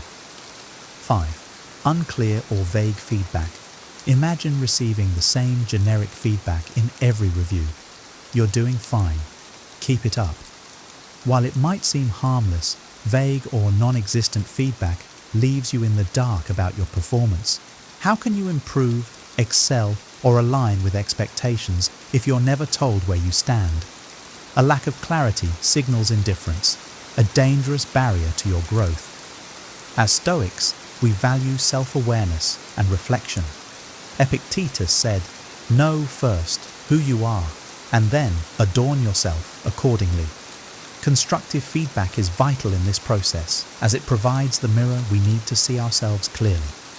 If your boss is unclear, take the initiative. Request specific feedback with questions like, "What aspects of my work are most valuable to the team, and where can I improve?" Framing the conversation positively shows that you're invested in growth and not merely fishing for validation. However, if clarity remains elusive, document your achievements and assess your performance independently. Seek input from trusted colleagues or mentors to fill the gaps. Long term, consider whether a boss who avoids giving clear guidance aligns with your career ambitions. Your development deserves clarity, not apathy. 6. Favoritism toward others. Few workplace dynamics are as demoralizing as favoritism. When one team member consistently receives the best assignments, praise, or perks, it creates an environment of inequality. If you feel like no matter how hard you work, you're always in someone else's shadow, it's time to consider what this pattern reveals about your boss's priorities. Seneca reminds us, we suffer more in imagination than in reality. While favoritism may seem personal, it often stems from biases or comfort zones rather than deliberate malice. However, understanding this doesn't mean you must accept it passively. To address favoritism, focus on what you can control, your own performance and contributions. Maintain a strong work ethic and document your achievements to ensure they're visible. You might also have a candid conversation with your boss, asking, "Are there additional opportunities where I could contribute and showcase my skills?"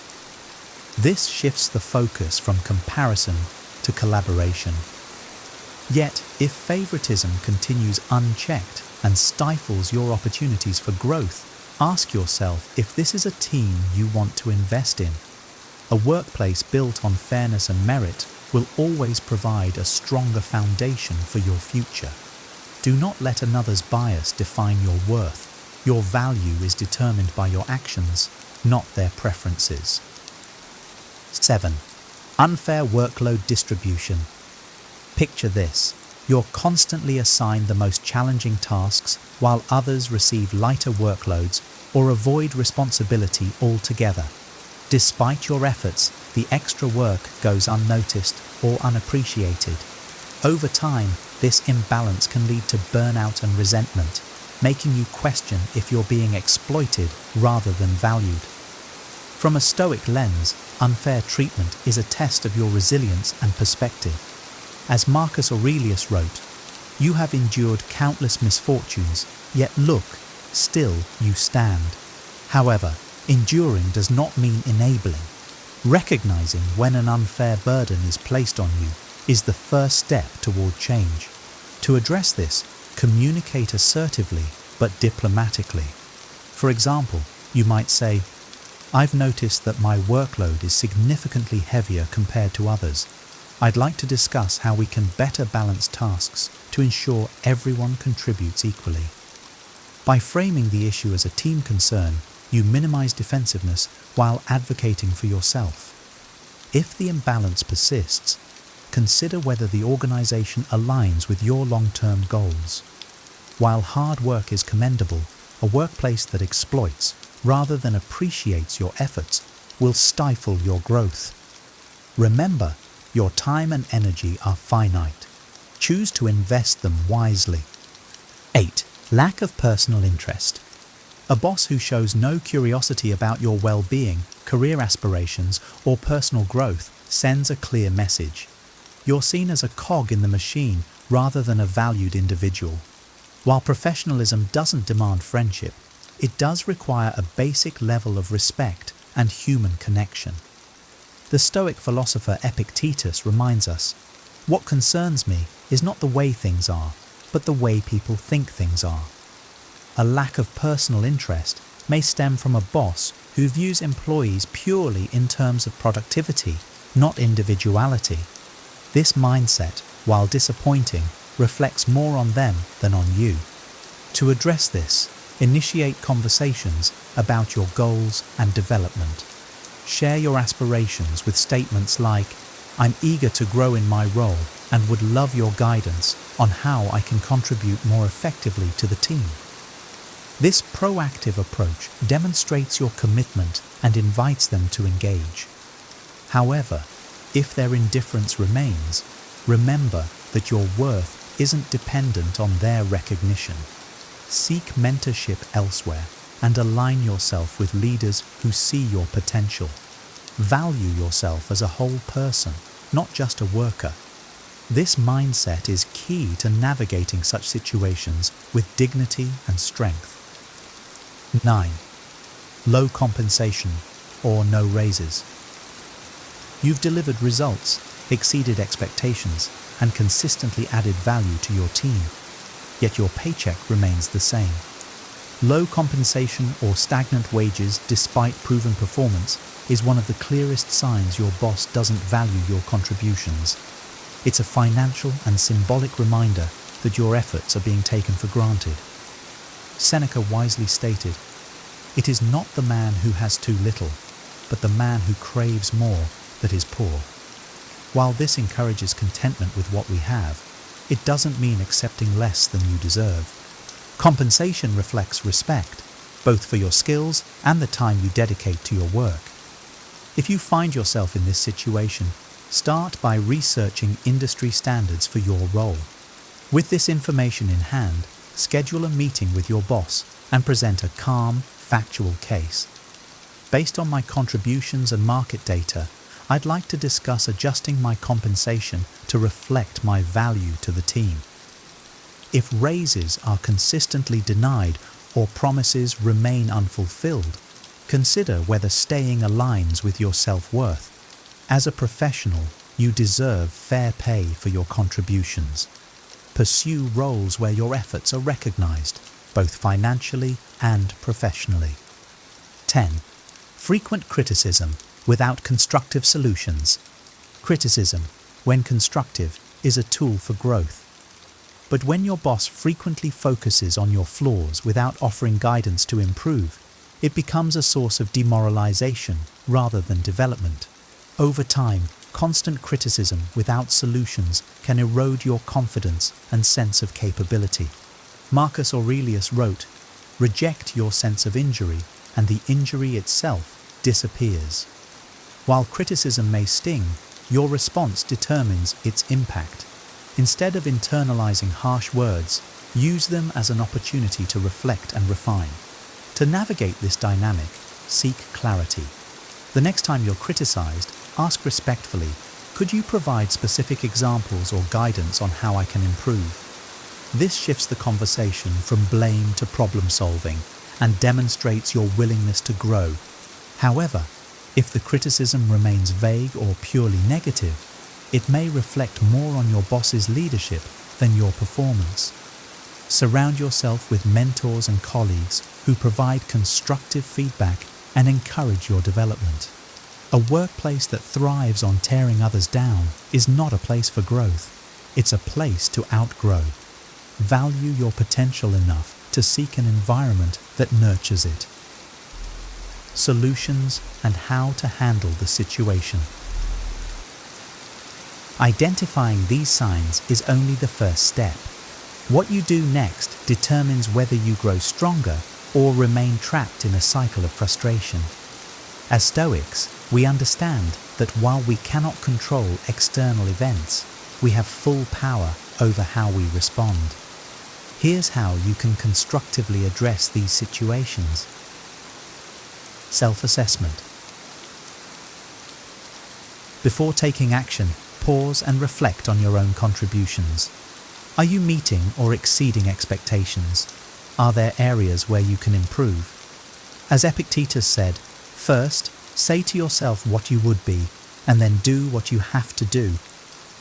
Ensure you're fulfilling your role to the best of your ability, so you approach the issue with integrity. Open communication. The next step is direct but respectful dialogue. Schedule a meeting with your boss to discuss your concerns. For example, say, "I'd like to understand how I can contribute more effectively and align my goals with the team's objectives."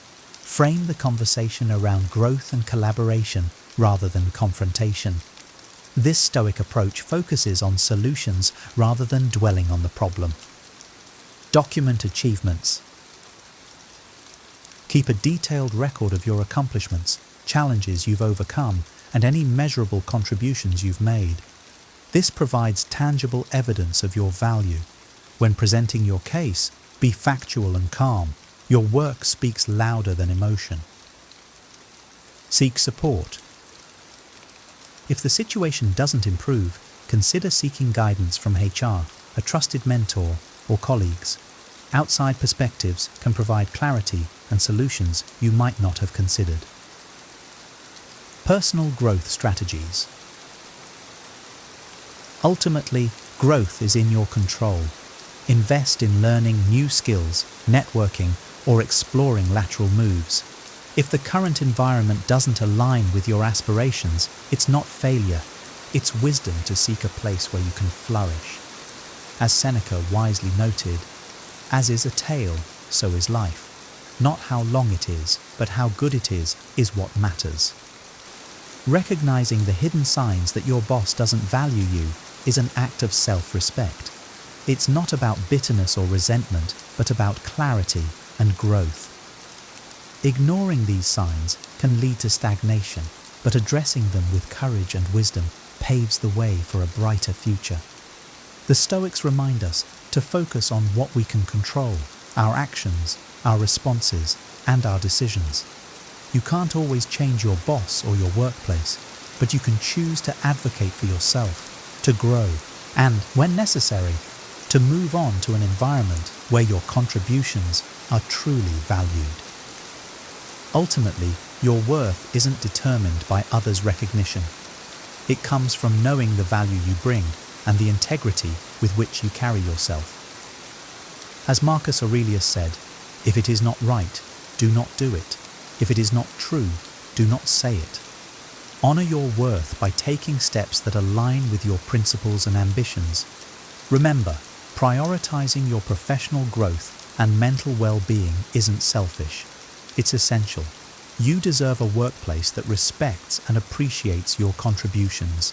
Take action, stay true to your values, and watch as opportunities that align with your worth unfold before you.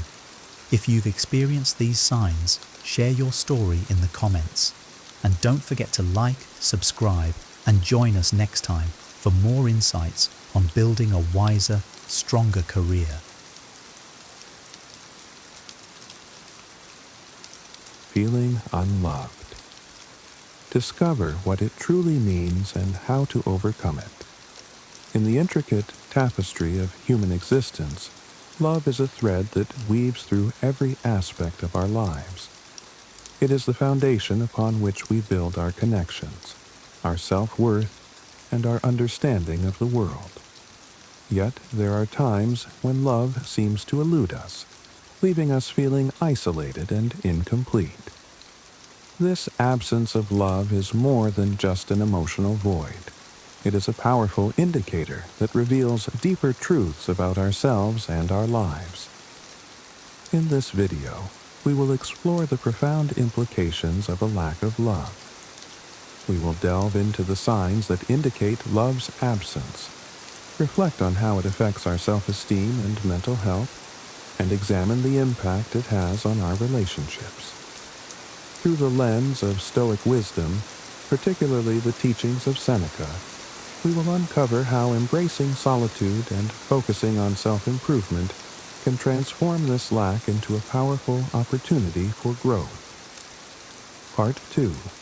Reflection on self-worth. Part 1. Understanding the lack of love. To understand the absence of love, we must first define what love truly encompasses. Love is a multifaceted emotion, manifesting in various forms such as romantic love, familial love, friendship, and, most crucially, self-love. Each form of love plays a vital role in our lives, offering support, connection, and a sense of belonging. When one or more of these forms is absent, it can significantly impact our emotional well-being. Identifying the absence of love in your life involves a keen sense of self-awareness. Do you feel disconnected from those around you? Are you constantly seeking validation and approval from others? Do you struggle with feelings of unworthiness or inadequacy? These are all potential indicators that you may be experiencing a lack of love. It's important to recognize that these feelings are not uncommon, and acknowledging them is the first step towards addressing the underlying issues. A vivid example can be found in the story of Jane, a successful professional who seemed to have everything she needed. Despite her achievements, Jane felt a profound emptiness and a persistent sense of loneliness. She realized that her relationships were superficial, driven by external validation rather than genuine connection. This lack of authentic love led Jane to a critical self-reflection, where she discovered that her self-esteem was heavily reliant on the opinions of others.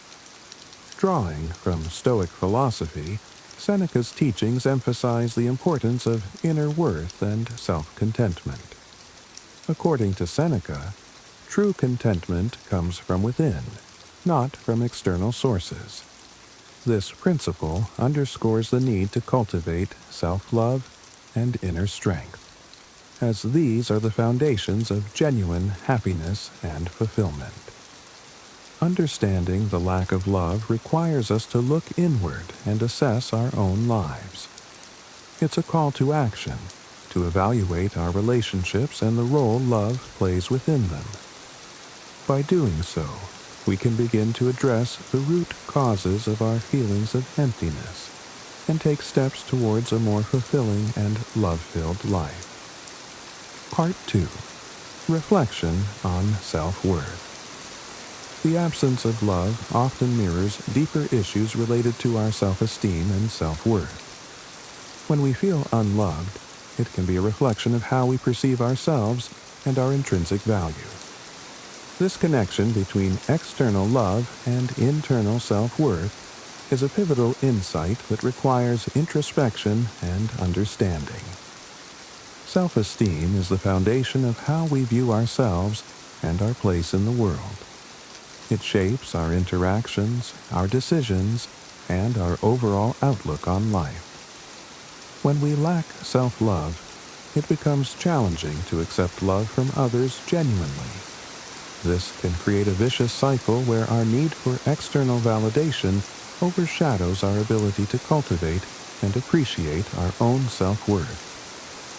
Consider the story of Mark, a young professional who excelled in his career but constantly felt inadequate in his personal life. Despite his professional achievements, Mark struggled with the feelings of insecurity and unworthiness.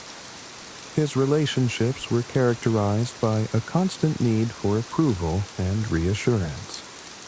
It wasn't until Mark began to reflect on his own self-esteem issues that he realized his lack of self-love was driving his need for external validation. By addressing his self-esteem, Mark started to build healthier, more fulfilling relationships based on mutual respect and genuine connection. Stoic philosophy, particularly Seneca's teachings, provides valuable insights into this issue. Seneca emphasized that true contentment and self-worth come from within. According to him, we should not rely on external sources for our happiness and sense of self. Instead, we should cultivate an inner resilience and self-appreciation that is independent of others' opinions and actions. This inner strength allows us to navigate the world with confidence and peace, regardless of external circumstances. Reflecting on self-worth means examining our beliefs about ourselves and challenging the negative perceptions that undermine our confidence. It involves practicing self-compassion, recognizing our strengths, and understanding that our value is not determined by others, but by our own intrinsic qualities. By fostering a healthy sense of self-worth, we can break the cycle of dependency on external validation and begin to attract and accept genuine love into our lives. Ultimately, the lack of love can serve as a powerful mirror, reflecting our internal struggles with self-esteem. By addressing these issues and embracing the wisdom of self-worth, we can transform our lives and relationships, creating a foundation of love that begins within and extends outward. Part 3. Impact on mental health. The absence of love can have profound effects on our mental health. When we feel unloved, it often manifests as anxiety, depression, and a host of other emotional challenges. These feelings are not just fleeting moments of sadness. They are deep-seated issues that can significantly impact our overall well-being. Anxiety, for example, can stem from the constant fear of rejection and the need for validation. Without a sense of love and support, we might find ourselves in a perpetual state of worry, questioning our worth and fearing abandonment. Depression, on the other hand, often follows the realization that we are not receiving the love and connection we crave. This can lead to feelings of hopelessness and despair, making it difficult to find joy in everyday life. Consider the case of Sarah, who always felt like an outsider in her family.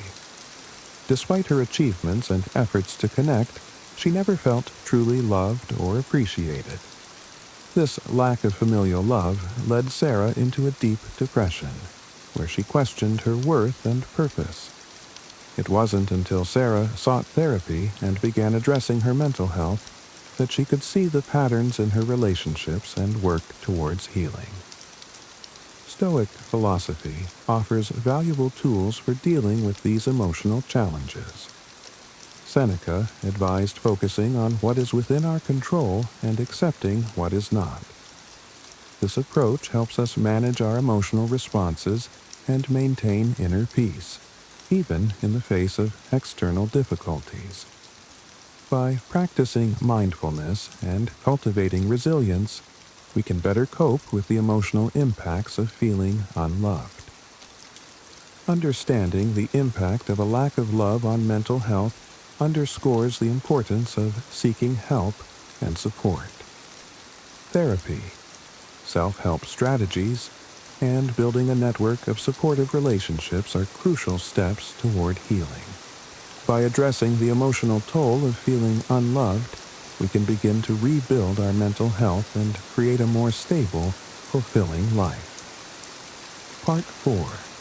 Evaluating relationships. A lack of love often signals deeper issues within our relationships. Toxic relationships can exacerbate feelings of unworthiness and isolation. Identifying and addressing these unhealthy dynamics is essential for emotional well-being and personal growth. Toxic relationships are characterized by manipulation, control, and a lack of mutual respect. These relationships drain our emotional energy and reinforce negative self-perceptions. Recognizing the signs of a toxic relationship, such as constant criticism, lack of support, and emotional manipulation, is the first step toward breaking free from its harmful effects. Take the example of David, who was in a long-term relationship with a partner who constantly belittled him and undermined his confidence. Over time, David's self-esteem eroded, and he began to believe he was unworthy of love and respect. By recognizing the toxicity of his relationship and choosing to leave, David embarked on a journey of self-discovery and healing. He learned to set healthy boundaries and surround himself with people who valued and respected him. Seneca's wisdom teaches us the importance of choosing our companions wisely. According to Stoic principles, we should surround ourselves with individuals who uplift and inspire us, rather than those who bring us down. Setting healthy boundaries and recognizing red flags are crucial steps in fostering positive, supportive relationships. Evaluating our relationships involves honest self-reflection and courage. It means acknowledging when a relationship is detrimental to our well-being and taking steps to change it.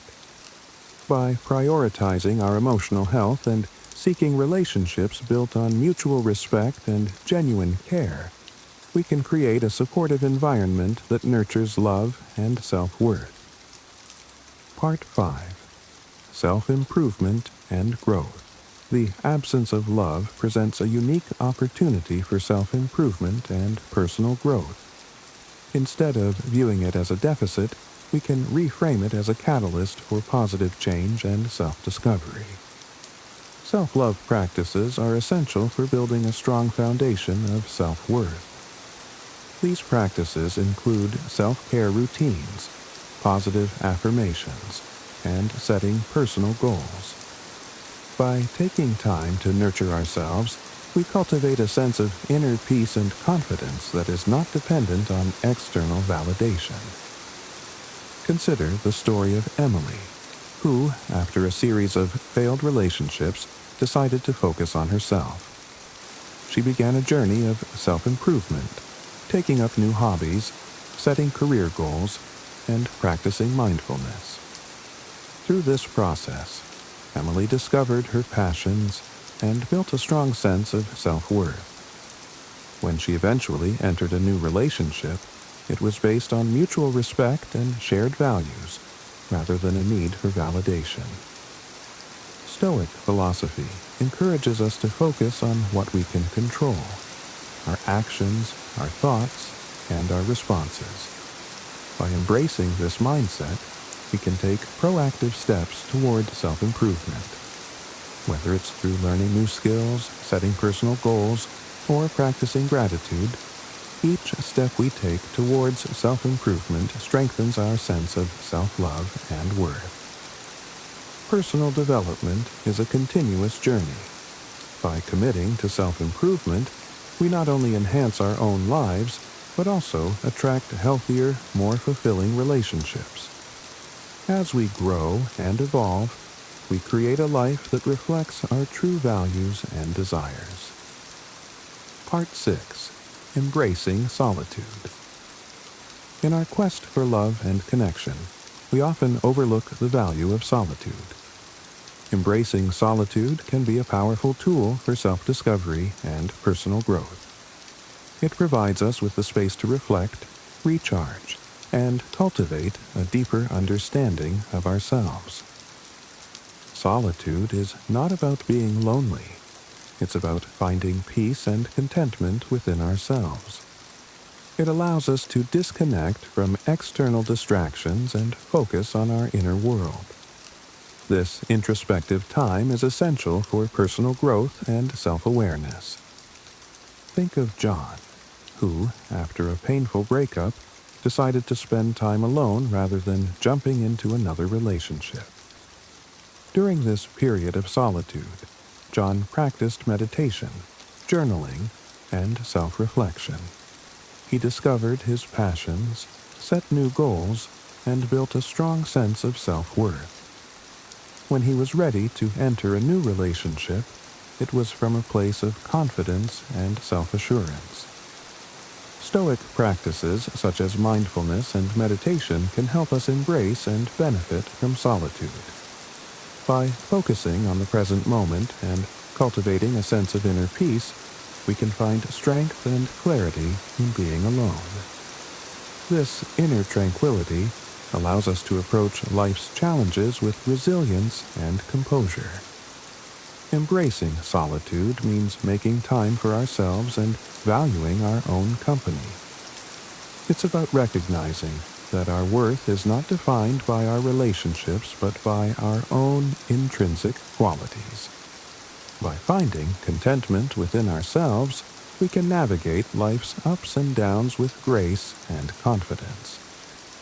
In conclusion, the lack of love can be a profound indicator of deeper issues within ourselves and our lives. By understanding and addressing these issues, we can transform this absence into an opportunity for growth and self-discovery. Reflecting on our self-worth, evaluating our relationships, and embracing solitude are essential steps in this journey. As we navigate this path, let us draw upon the wisdom of Stoic philosophy to cultivate inner strength and resilience. By focusing on what we can control and finding contentment within ourselves, we can create a life that is rich in love and fulfillment. Remember, the journey of self-discovery and growth is continuous. Each step we take brings us closer to a deeper understanding of ourselves and a more fulfilling life. Let us embrace this journey with courage and wisdom, turning the lack of love into a catalyst for profound personal transformation. 10 disturbing signs. You're surrounded by fake people and how to deal with this problem. In a world filled with social connections, it's easy to mistake proximity for authenticity. Yet, some of the most harmful relationships in our lives come disguised as friendships. These individuals, whom we might call fake people, are not always overtly toxic. Instead, they erode trust and authenticity in subtle but destructive ways. They prioritize appearances, manipulate emotions, and often pursue their self-interest at the expense of others. As the Stoic philosopher Epictetus reminds us, keep company only with those who uplift you, whose presence calls forth your best self. Why does recognizing fake people matter? It's not just about avoiding discomfort. These relationships can drain our mental energy, corrode our self-esteem, and distract us from meaningful pursuits. When we allow insincerity to linger in our lives, we compromise our peace of mind. Marcus Aurelius emphasized the importance of maintaining our inner tranquility by choosing carefully whom we let into our circle. He wrote, "The tranquility that comes when you stop caring what they say, or think, or do, only what you do matters." Spotting fake people is about reclaiming this tranquility. The purpose of this article is to help you identify the subtle yet disturbing signs of fake people in your life. Armed with this awareness, you can take purposeful action to protect yourself and nurture relationships that reflect mutual respect and authenticity. In doing so, you align yourself with the Stoic ideal of living a virtuous life, where your energy is channeled toward what truly matters, becoming the best version of yourself and fostering meaningful connections.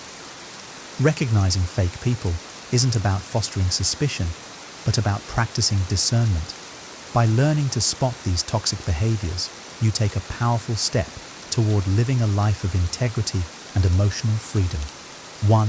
Excessive flattery that feels insincere or manipulative. Flattery, when sincere, can uplift and inspire, but when it's used as a tool for manipulation, it becomes a trap. Fake people often shower others with excessive praise, not to express genuine admiration, but to disarm or manipulate them. As Seneca observed, a flatterer is a friend who is your enemy in disguise. Their words may feel good in the moment, but their intentions are rooted in self-interest.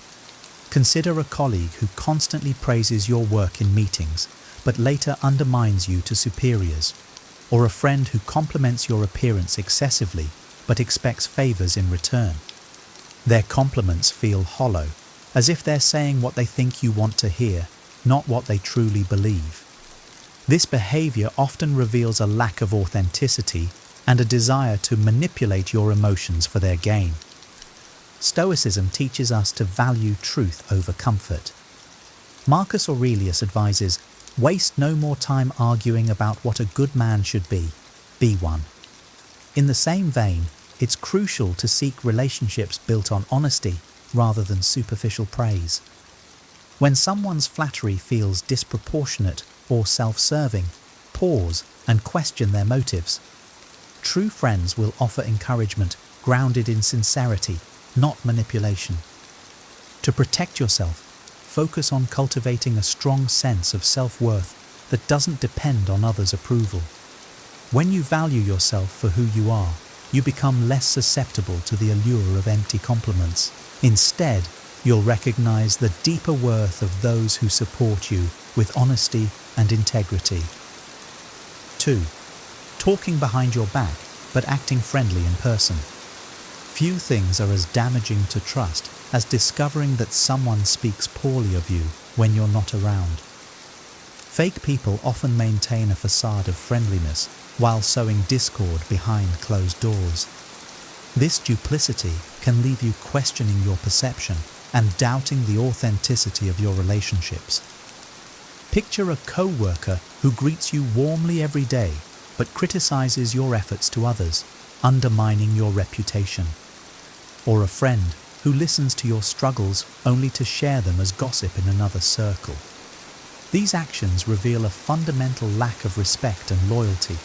As Epictetus cautioned, first, learn the meaning of what you say and then speak. Stoic wisdom reminds us to guard our peace by aligning ourselves with those whose actions match their words. Marcus Aurelius advises, "It never ceases to amaze me. We all love ourselves more than other people, but care more about their opinion than our own." This is a powerful reminder to value truth over appearances. When faced with a two-faced individual, don't internalize their behavior as a reflection of your worth. Instead, recognize it as their failure to live virtuously. To address this, cultivate direct and honest communication. If you suspect someone of speaking behind your back, confront them calmly and assertively. A genuine person will respond with accountability, while a fake one will deflect or deny. Build relationships with those who value integrity and let go of connections that lack mutual respect. 3. Disappearing. When you need support, but showing up during your successes. True friends stand by your side through both triumphs and trials. Fake people, however, have a pattern of vanishing when the going gets tough, only to reappear when there's something to gain. Their loyalty is conditional, tied to how your circumstances benefit them. As Seneca noted, adversity is the truest touchstone of friendship. Imagine reaching out to someone during a personal crisis, only to be met with silence. Later, when you achieve a milestone or success, they're the first to show up, eager to share in the spotlight. Their behavior reveals a lack of genuine care. They value what you can offer them, not who you are. Stoicism teaches us to accept hardships as part of life's natural ebb and flow. Marcus Aurelius wrote, "Don't be surprised. Everything in life is but what you make it." Similarly, the presence of fake people during difficult times shouldn't surprise you. Instead, Let it sharpen your discernment. To protect yourself, pay attention to who remains during challenging moments. These are the people who value you unconditionally. Limit your emotional investment in those who disappear when you need them most. By focusing on authentic relationships, you free yourself from the disappointment of unmet expectations and align with Stoic principles of self-sufficiency and resilience. 4. Constantly competing with you or one-upping your experiences. A hallmark of fake people is their inability to celebrate your successes without feeling threatened. They often turn every conversation into a competition, diminishing your achievements to elevate their own. This behavior reflects insecurity and a need for validation at your expense. As Marcus Aurelius wisely stated, "Be content with what you are and wish not for what you are not." Imagine sharing an exciting promotion only to hear, "That's nice, but when I was promoted, it was to an even higher position," or discussing a personal milestone only for them to immediately share a bigger accomplishment. Their focus isn't on you, but on how they can outshine you. Stoicism reminds us to focus on what is within our control, our own actions and thoughts. Comparing yourself to others or allowing their comparisons to affect you only leads to unnecessary suffering. As Epictetus taught, it is not what happens to you, but how you react to it that matters. Recognize that their behavior stems from their own struggles, not your inadequacy. To deal with these individuals, disengage from the competition they create. Avoid trying to match their one-upmanship and instead redirect the conversation to topics of mutual interest or genuine connection. Surround yourself with people who celebrate your successes as much as their own. By aligning with those who uplift rather than compete, you cultivate a community rooted in mutual respect and shared joy. 5. Showing little interest in your life unless it benefits them. Fake people often display selective interest. They'll engage with you only when they have something to gain. Conversations with them feel transactional, not mutual, leaving you feeling used rather than valued. Seneca captured this dynamic perfectly. Associate with people who are likely to improve you. Picture a friend who rarely asks about your life but becomes highly attentive when they need advice, resources, or connections. Once their needs are met, their interest in you quickly fades. This lack of reciprocity reveals their self-centered motives and undermines genuine connection. Stoicism teaches us to cultivate relationships based on shared virtue, not utility. Marcus Aurelius advises, "Waste no more time on arguing what a good man should be one." True friends invest in your well-being because they care, not because they expect something in return. To address this, observe how others respond when you share your joys and struggles. Authentic friends will engage out of genuine interest, while fake ones will either redirect the conversation to themselves or lose interest. Limit your investment in relationships that lack reciprocity and focus on building connections with people who value you for who you are, not what you can provide. 6. Using gossip or lies to manipulate others' opinions about you. Fake people often rely on gossip and deceit to manipulate others' perceptions of you. They spread half-truths, twist facts, and sow seeds of doubt to undermine your reputation. This behavior reflects their insecurity and lack of integrity. As Epictetus said, "The soul that is enslaved to its passions is tossed by the waves." Consider a co-worker who subtly criticizes you to your boss while maintaining a friendly demeanor toward you, or a friend who spreads personal information you shared in confidence to create drama. These actions are not only hurtful, but also indicative of someone who lacks the moral character to build trust. Stoicism emphasizes the importance of aligning with people who practice virtue. Marcus Aurelius wrote, "If it is not right, do not do it. If it is not true, do not say it." Fake people often fail this test, and their behavior reveals their character more than it damages yours. To protect yourself, avoid engaging in gossip yourself. By maintaining your integrity, you ensure that their lies hold less power. Confront manipulative individuals calmly and directly when necessary, but don't allow their actions to pull you into a cycle of negativity. Instead, focus on building relationships with individuals who value honesty and transparency. By doing so, you reinforce the Stoic ideal of a life rooted in virtue and resilience. 7. Fake apologies that lack sincerity and accountability. A fake person's apology is often a hollow performance designed to save face rather than make amends. They may say, "I'm sorry you feel that way," deflecting responsibility, or apologize simply to move past the issue without addressing the root cause. As Seneca observed, "What need is there to weep over parts of life? The whole of it calls for tears." A fake apology underscores the pain of insincere relationships. Consider a friend who dismisses your hurt feelings with, "I didn't mean it like that, but if it upset you, sorry." Their words lack genuine remorse or a commitment to change. Such apologies fail to repair trust or strengthen the bond. Instead, they reveal a deeper unwillingness to prioritize mutual respect and growth. Stoicism teaches us to value actions over words. As Marcus Aurelius advised, waste no more time talking about what a good man should be one. A sincere apology involves acknowledgement of harm, accountability, and a genuine effort to change. Fake apologies fail this test, revealing the person's lack of authenticity. To address this, don't let empty words pacify you. Respond by calmly expressing what you need from an apology, such as accountability and change. If the person continues offering insincerity, it may be time to reevaluate the relationship. Surround yourself with individuals who value integrity and are willing to take responsibility for their actions, as these are the foundations of meaningful connections. 8. Mimicking your behavior or interests to blend in or gain favor.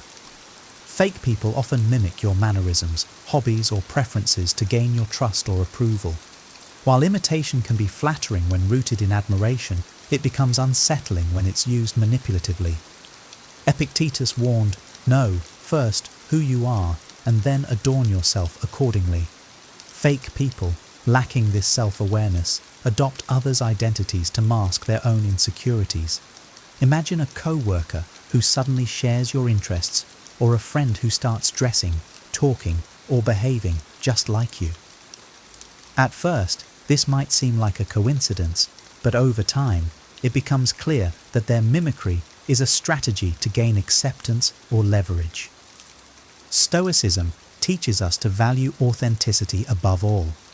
Marcus Aurelius wrote, "Be yourself, the world will adjust." Genuine relationships are built on mutual respect for each other's individuality, not on forced conformity. To protect yourself, observe whether this person also mirrors others or shifts their behavior depending on who they're with. If their mimicry feels manipulative, create boundaries and focus on authentic connections. Encourage others to embrace their true selves by doing so yourself. When you align with people who value individuality, you foster a community of authenticity and mutual respect. 9. Emotionally draining interactions with little reciprocity. Fake people often engage in relationships that feel one-sided. They may lean on you for emotional support, but disappear when you need help.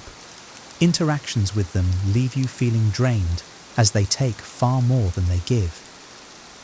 As Marcus Aurelius noted, the happiness of your life depends upon the quality of your thoughts. Fake people disrupt this quality by monopolizing your emotional energy. Consider a friend who constantly unloads their problems on you but dismisses your struggles or changes the subject when it's your turn to talk. Their behavior demonstrates a lack of empathy and reciprocity, hallmarks of an insincere relationship. Stoicism reminds us to guard our inner peace by avoiding unnecessary emotional burdens. Epictetus advised, "He who is not satisfied with a little is satisfied with nothing." Fake people often demand more of your time and energy than they're willing to return, leaving you perpetually unsatisfied. To address this, set clear boundaries. Limit the time and energy you devote to relationships that feel draining. Seek connections with people who offer emotional support and balance. By focusing on these authentic relationships, you can preserve your emotional well-being and create a network of mutual care.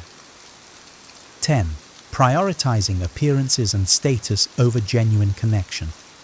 For fake people, appearances often take precedence over authenticity. They prioritize how things look over how they feel, valuing social status and public image more than meaningful relationships. Seneca's words remind us of the folly in this. We suffer more in imagination than in reality. Fake people's obsession with appearances stems from their own insecurities, not genuine value. Imagine a friend who only spends time with you in public, ensuring they're seen with you at social events, but avoiding deeper, private conversations. Or a colleague who flatters you in meetings, but ignores you otherwise. Their actions are about optics, not connection. Stoicism teaches us to focus on substance over form. Marcus Aurelius wrote, "Be satisfied with what you have and accept the present moment." Genuine relationships thrive on mutual understanding and shared values, not superficial displays of success or popularity. To protect yourself, recognize when someone's actions are more about performance than connection. Prioritize relationships that value honesty and depth over appearances. Surround yourself with people who see your worth beyond status or social clout. By doing so, you align with the Stoic ideal of living a life grounded in authenticity and virtue. Solutions and how to protect yourself. Recognizing fake people in your life is only the first step. The real challenge lies in protecting yourself from their toxic influence while fostering authentic connections. Stoic wisdom offers practical strategies to navigate these challenges with clarity and resilience. 1. Identify and limit interactions. Epictetus reminds us, the key is to keep company only with people who uplift you, whose presence calls forth your best. Once you identify fake people, consciously limit your exposure to their negativity. This doesn't always mean cutting them off completely. Sometimes, especially with co-workers or family members, that's impractical. Instead, create emotional boundaries. For example, avoid sharing personal details with those who have betrayed your trust and engage with them only when necessary. Communicate directly and assertively.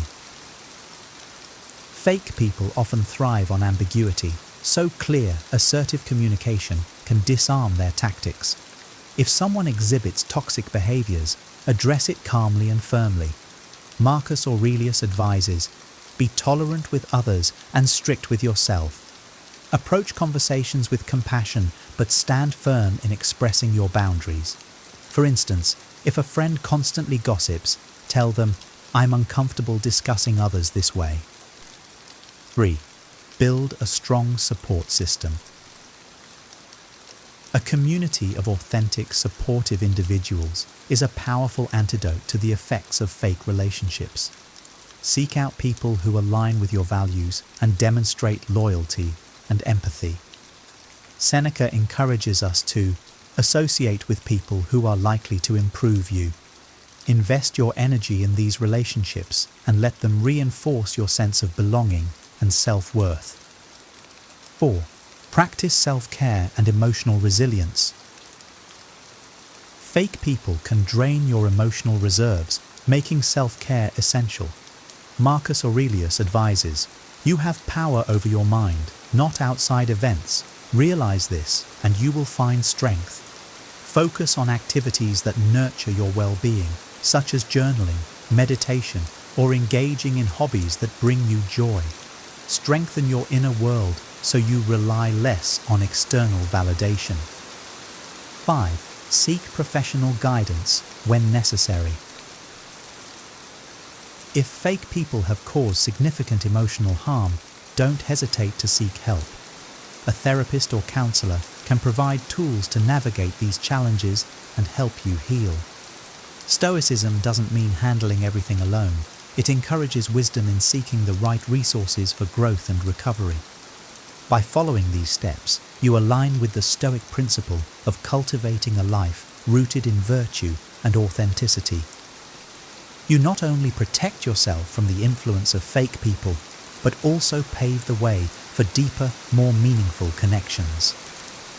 Identifying fake people in your life is not about fostering distrust, but about practicing discernment to protect your peace and well-being. Stoicism reminds us that our inner tranquility depends on the quality of our relationships.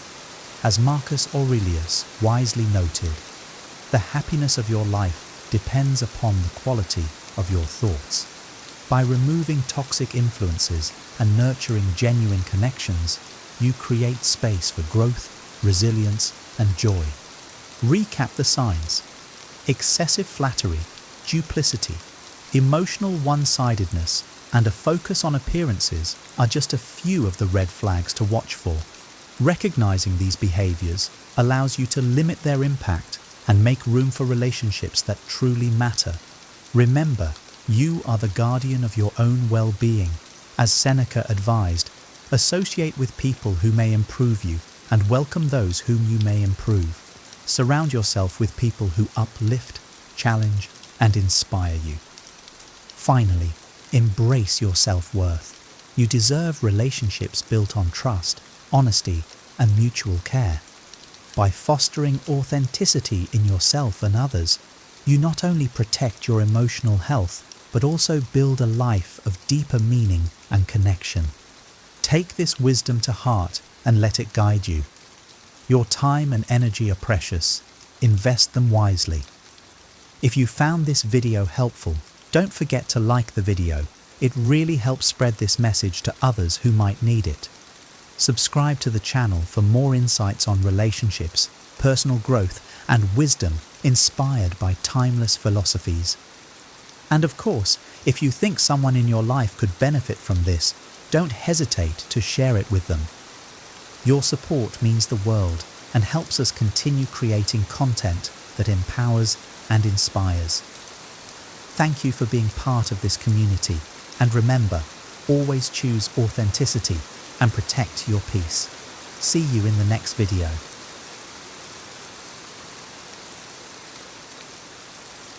Here are 12 reasons you must know why people secretly hate you. Ignoring these could cost you relationships, opportunities, and even your peace of mind. What if their resentment isn't random but stems from subtle actions you never realized you were making? Or worse, what if their dislike has nothing to do with you at all, yet still poisons the way they treat you?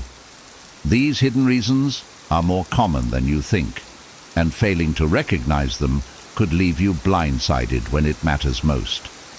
But it doesn't have to be this way. In this video, we'll explore 12 surprising reasons why people secretly hate you, backed by timeless Stoic wisdom. Each one will not only open your eyes to these invisible dynamics, but also empower you with practical tools to navigate them. By the end, you'll be armed with the clarity and confidence to protect your peace and rise above negativity. Let's begin. 1. Rumors and gossip. I remember the first time I realized how damaging gossip could be. It was during a tough period in my life when I worked hard to establish my reputation in a new job. Things were going well until I overheard whispers that painted me in a completely different light. Someone had shared a rumor, twisting my words and intentions, and suddenly I felt like I was walking on eggshells around everyone. People avoided me, and I could see the change in their expressions. It hurt deeply because the story wasn't true, but I had no way to stop it. At first, I wanted to confront the person who started it, to set the record straight, but something inside me held back. I realized that no matter how hard I tried, I couldn't control what others said or believed. That's when I turned to a piece of Stoic wisdom from Marcus Aurelius. If it is not right, do not do it. If it is not true, do not say it. I decided to focus on living in a way that proved the rumors wrong, letting my actions speak louder than any gossip. It wasn't easy. There were days when I wanted to scream, "That's not who I am," but instead, I kept showing up with integrity, doing my best and staying kind, even to the person who had wronged me. Over time, people began to see the truth for themselves. The rumor lost its power, and the respect I gained by staying composed outweighed the temporary damage. I learned something valuable through that experience. Gossip is like a wildfire, quick to spread, but easily extinguished by the steady rain of truth. People may talk, but their words don't define who you are. Your actions do. Now, when I hear rumors about myself or others, I remind myself of that lesson. I stay calm, focus on my values, and refuse to let the negativity of others dictate my self-worth. If anything, the experience taught me to be more mindful of how I speak about others. Words are powerful, and I choose to use mine to build others up, not tear them down. And when I focus on my truth, gossip becomes just noise in the background of a meaningful life. 94.2. Fear of change and resistance to growth. I've noticed that not everyone is thrilled when you start to grow or improve yourself. This realization hit me hard during a time when I decided to make some big changes in my life. I wanted to focus on my health, so I stopped drinking and started prioritizing exercise and better eating habits. I was excited and proud of my progress, but not everyone around me shared that enthusiasm. Some friends made subtle comments like, "Oh, so you're too good for us now," or "You've changed." At first, it stung. I wanted them to see that my growth wasn't about them. It was about becoming a better version of myself. But instead of support, I felt resistance. It was confusing and disheartening. Why couldn't they just be happy for me? That's when I stumbled upon Marcus Aurelius's words. Observe constantly that all things take place by change. It reminded me that change is natural, even necessary, and not everyone is ready to embrace it. When we grow, it often shines a light on the areas where others feel stuck. It's not that they hate you, they hate the reminder that they're not moving forward themselves. I started to approach these situations differently. Instead of feeling hurt or defensive, I tried to understand their perspective. Maybe they were scared of being left behind or afraid to confront their own need for change.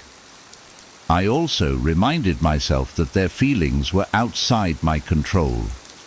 What I could control was my response, and I chose to keep growing. I stopped apologizing for my progress. I learned to let go of relationships that felt more like anchors than sails. Most importantly, I realized that true friends will celebrate your evolution, not resist it. And those who don't, they're fighting their own battles, and that's okay. Now, whenever I face resistance to my growth, I think of it as a compliment in disguise. It means I'm doing something right. Change is uncomfortable, not just for me, but for those watching, and that's part of the process. The best thing I can do is keep moving forward, living authentically, and inspiring others to do the same, whether they're ready for it or not. 3. Misunderstandings and ineffective communication. I can't count the number of times a simple misunderstanding has caused unnecessary tension in my relationships. One incident sticks out clearly. I was texting a friend about meeting up, and I replied with a short, "Sure, whatever works." To me, it was casual and flexible, but to them, it sounded cold and dismissive. The next time we talked, they were distant, and I couldn't figure out why until they brought up the text. It shocked me how something so small had been interpreted so differently from how I intended. That moment taught me a valuable lesson. The way we express ourselves and how others perceive it are often two very different things. Miscommunication isn't just about words, it's about tone, timing, and even body language. A misplaced word or a misunderstood look can create walls of resentment before we even realize it. Stoic wisdom has been a guide here.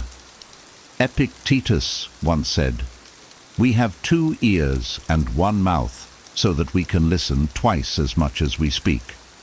That advice has helped me approach communication more thoughtfully. When conflicts arise, I try to step back and consider, what did they hear versus what I meant to say? This mindset has been a game changer in resolving misunderstandings before they escalate. Now, I make a conscious effort to clarify my intentions, especially in sensitive situations. I've also learned the value of asking questions rather than making assumptions. If someone seems upset, I'll ask, "Did I say something that upset you?" Or, "How did that come across to you?" This openness has helped me bridge gaps and avoid unnecessary resentment. Of course, misunderstandings still happen. It's part of being human. But I've found that practicing active listening and showing empathy can make all the difference. When I take the time to hear someone out, even when I disagree, it shows that I value their perspective. Most conflicts rooted in miscommunication can be resolved with patience and a willingness to understand. Looking back, I realize that many of my past conflicts could have been avoided with better communication. It's not always easy, but striving for clarity and compassion in my interactions has strengthened my relationships and brought more peace into my life. 4. Envy and jealousy. I used to think that if I worked hard and treated people with kindness, I'd naturally earn their support and goodwill. But life has a funny way of proving otherwise. I'll never forget when I received a promotion at work that I had worked tirelessly for. Instead of celebrating with me, one of my closest colleagues became distant and cold. At first, I thought I'd done something wrong, but over time, it became clear. It wasn't about me at all. It was about them. Envy and jealousy are strange emotions. They can turn admiration into contempt and respect into resentment. Stoicism gave me a new lens to view this. Marcus Aurelius said, "Don't worry about things outside your control." And the truth is, someone else's envy is entirely outside my control. I didn't create their feelings. Their dissatisfaction with their own life did. My success simply held up a mirror to their insecurities. It's not easy to deal with envy, especially when it comes from people you care about. At first, I tried to shrink myself, downplaying my achievements to avoid making them uncomfortable, but that only made me feel small and diminished my hard-earned success. Over time, I realized that hiding my light wasn't the answer. Instead, I began to focus on staying grounded in my values, working hard, being kind, and supporting others in their journeys. When I encounter envy now, I remind myself that it's not a reflection of who I am, but of what the other person is struggling with. I also try to respond with compassion. Instead of taking their behavior personally, I look for ways to encourage and uplift them, showing them that my success doesn't take away from theirs. Envy is a powerful emotion, but it's one that people must deal with on their own terms. My role is to keep moving forward, staying true to my path, and not letting others' insecurities hold me back. In the end, I've learned that my achievements don't just belong to me. They're also opportunities to inspire others, even if they don't see it that way right away. And that perspective keeps me focused on the bigger picture. 5. Lack of recognition. One of the most painful experiences I've had was feeling invisible in a group where I worked so hard to contribute. I poured hours of effort into a project, ensuring every detail was perfect, only to watch someone else get all the credit. I smiled politely, but inside I felt a sharp sting of bitterness. Why didn't anyone notice what I had done? Why was my effort so easily overlooked? It's a natural human desire to want recognition for our hard work. When that acknowledgement doesn't come, it can breed resentment and even anger, not just toward those who overlooked us, but also toward anyone who seems to receive the recognition we crave. But the more I've studied Stoic philosophy, the more I've realized that seeking validation from others is a fragile foundation for happiness. Epictetus reminds us, don't allow your happiness to depend on something you may lose. Recognition from others is fleeting and often influenced by factors beyond our control. I've learned that the key to overcoming this sense of invisibility lies in shifting my focus inward. Instead of seeking external validation, I now strive to find fulfillment in the work itself. Did I do my best? Did I act with integrity? If the answer is yes, then I know my effort has value, even if no one else acknowledges it. That's not to say I don't still feel the pang of being overlooked sometimes. It's human. But I've also learned the importance of speaking up for myself when appropriate. Sometimes people simply aren't aware of what you've contributed, and a gentle reminder can make all the difference. Other times, I've had to accept that not everyone will notice or appreciate my work, and that's okay too. Now, when I feel underappreciated, I remind myself why I do what I do. Recognition is nice, but it's not the goal. The goal is to grow, to learn, and to contribute meaningfully to whatever I'm part of. By focusing on those internal rewards, I found a deeper sense of peace and purpose, and that's something no one can take away from me. 6. Competition and rivalry. I used to think of competition as purely motivational, something that pushed everyone to do better. But I've learned that competition can easily shift from a healthy drive to a toxic rivalry, especially when emotions like insecurity and jealousy get involved. One experience stands out vividly. A colleague and I were both working toward the same promotion. At first, it felt like friendly competition, but as the deadline approached, the dynamic changed. They started undermining me subtly, questioning my ideas in meetings, and even spreading rumors about my work ethic. I was shocked and hurt. I had always seen competition as a way for both parties to improve, not as a reason to tear each other down. For a while, I let their actions consume me. I started doubting myself, wondering if I should retaliate or try to outplay them. But then I stumbled upon Marcus Aurelius's wisdom. What stands in the way becomes the way. That quote shifted my mindset completely. I realized that the rivalry wasn't just an obstacle, it was an opportunity to focus on my own values and growth. Instead of engaging in their negativity, I decided to concentrate on what I could control, doing my best work with integrity.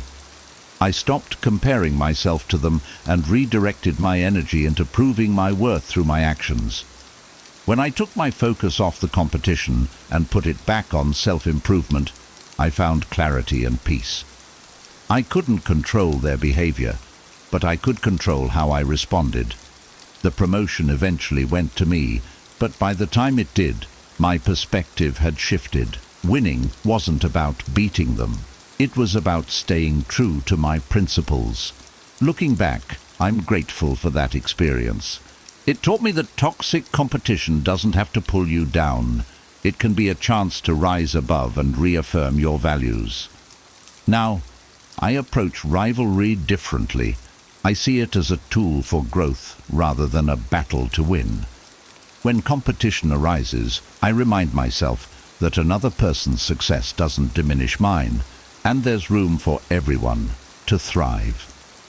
That mindset has not only made me more resilient, but also helped me build healthier, more respectful relationships, even with those I once considered rivals. 7. Personal insecurities and projection. I didn't fully understand the power of personal insecurities until I found myself on the receiving end of someone's misplaced hostility. A co-worker, who always seemed friendly enough, suddenly started acting cold and dismissive toward me. They would roll their eyes during meetings when I spoke or dismiss my ideas without much consideration. It baffled me. What had I done to deserve this? After weeks of frustration, a mutual friend confided in me. The co-worker felt threatened by my recent success in a project they had wanted to lead. At first, I took their behavior personally. I questioned myself. Was I being too assertive? Did I unintentionally overshadow them? But the more I thought about it, the more I realized their hostility wasn't about me. It was about their own insecurities. They were projecting their feelings of inadequacy onto me, using me as a scapegoat for their internal struggles. Stoic wisdom offered clarity. Seneca once said, "We suffer more often in imagination than in reality." This reminded me that their perception of me was rooted in their fears, not in who I actually was. Instead of letting their negativity consume me, I chose to respond with empathy. I didn't confront them or call them out. Instead, I focused on staying consistent in my behavior, kind, collaborative, and respectful. I also started seeing their actions as a reflection of their struggles rather than an attack on me. It shifted my perspective entirely. Their resentment didn't mean I was in the wrong. It meant they were grappling with feelings of inadequacy, and my success had unintentionally triggered those emotions. Now, when I encounter similar situations, I remind myself of this lesson. Everyone has insecurities, and sometimes they manifest as negativity toward others. It's not my job to fix their feelings, but it is my responsibility to maintain my integrity. Instead of taking it personally, I choose to focus on my own growth while extending understanding to those who might be projecting their struggles. This mindset has helped me approach conflicts with more compassion and less frustration. It's a reminder that what others see in you often has more to do with what they feel about themselves, and that's their battle, not yours. 8. Lack of empathy and understanding. I used to believe that if I treated people with kindness and fairness, they'd naturally do the same in return. But over time, I realized that not everyone sees the world through the same lens. One particular experience drove this home for me. I had a disagreement with a teammate on a project. I thought I had been clear and reasonable, but they took my comments as a personal attack.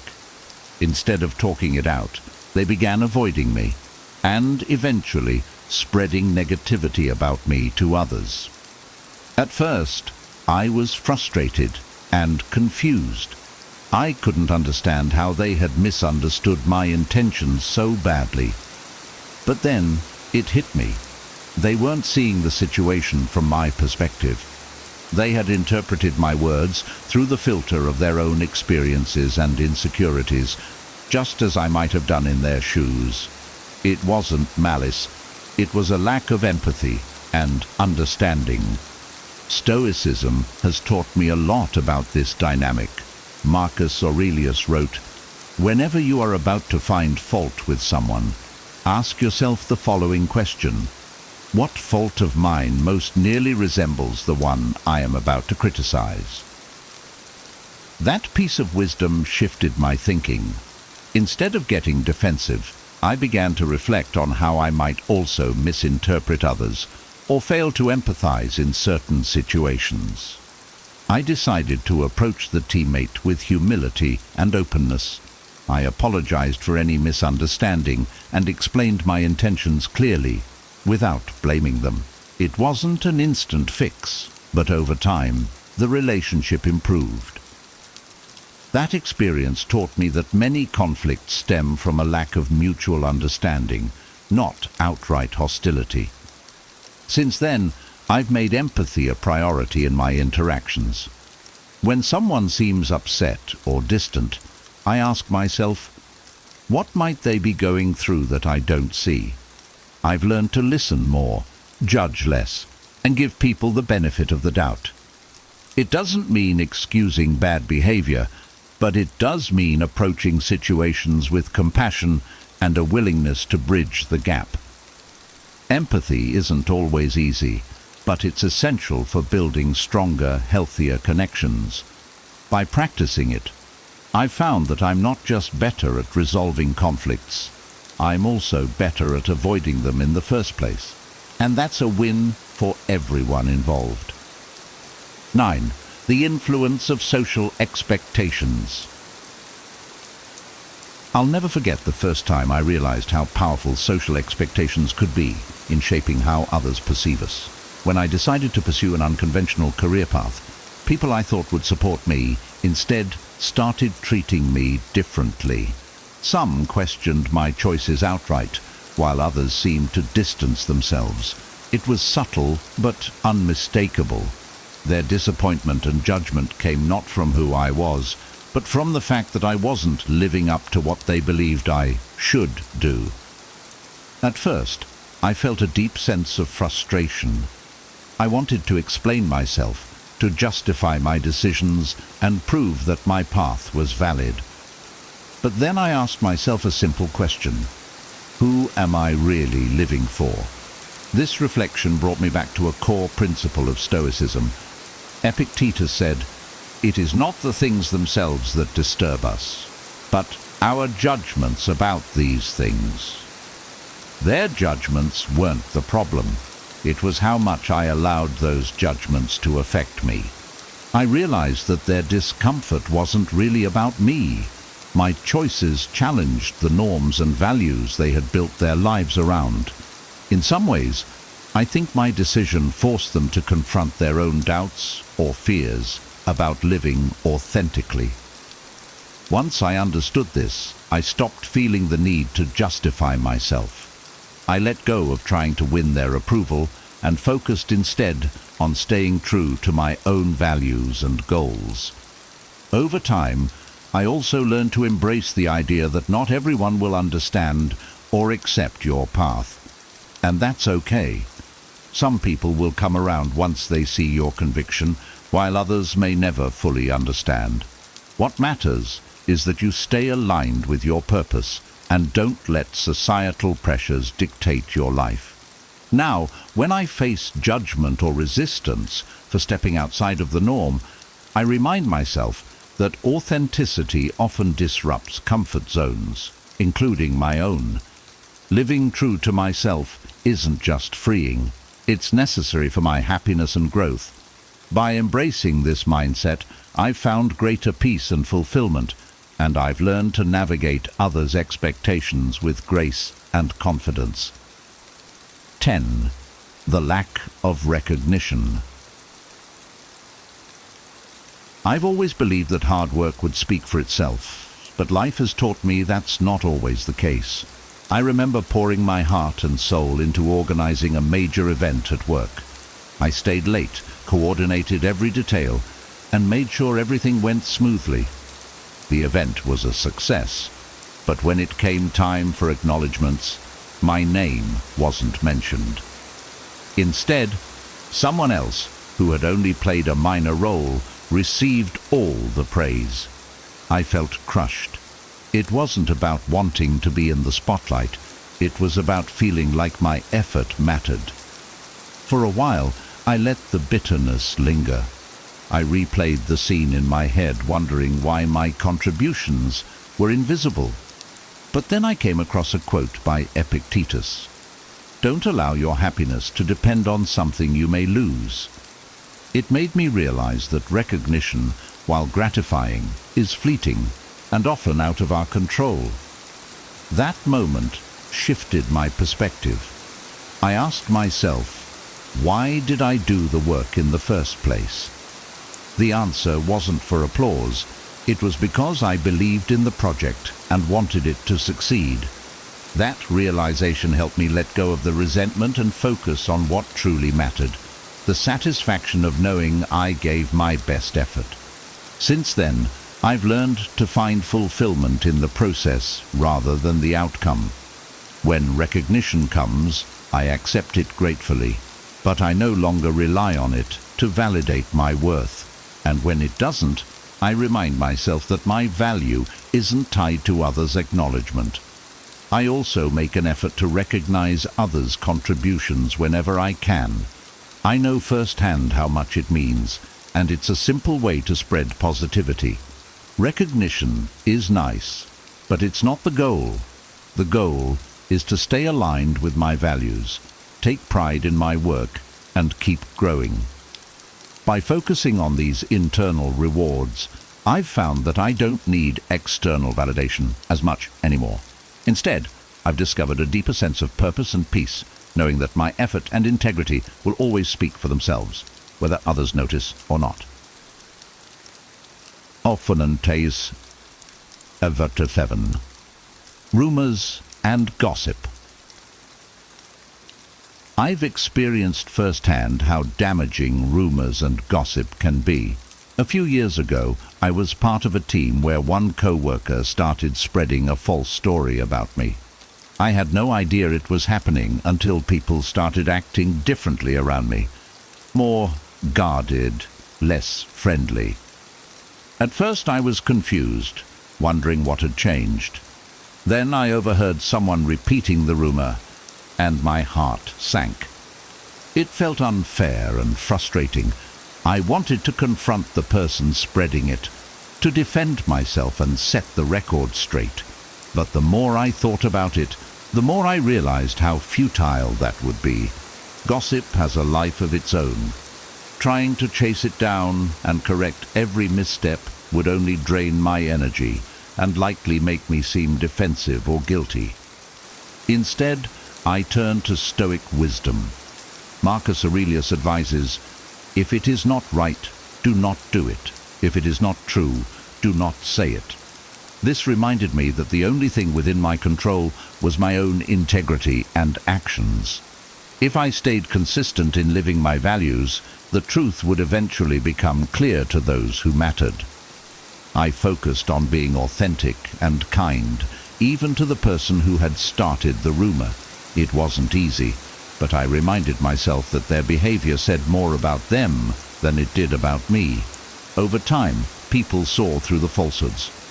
My relationships at work improved, and my reputation healed, not because I fought the rumor, but because I lived in a way that proved it wrong.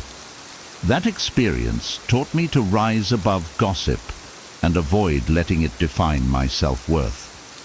It also made me more mindful about how I talk about others. Words carry weight, and I now choose to use mine to uplift rather than tear down. When I hear rumors about others, I refuse to participate, knowing how much harm they can cause. In the end, I've learned that authenticity is the best defense against gossip. By staying true to who I am and letting my actions speak louder than others' words, I've found peace in knowing that the truth always has a way of shining through. 12. Inability to accept criticism or truth. I've learned that honesty can be a double-edged sword. There was a time when I offered constructive feedback to a close friend about a project they were working on.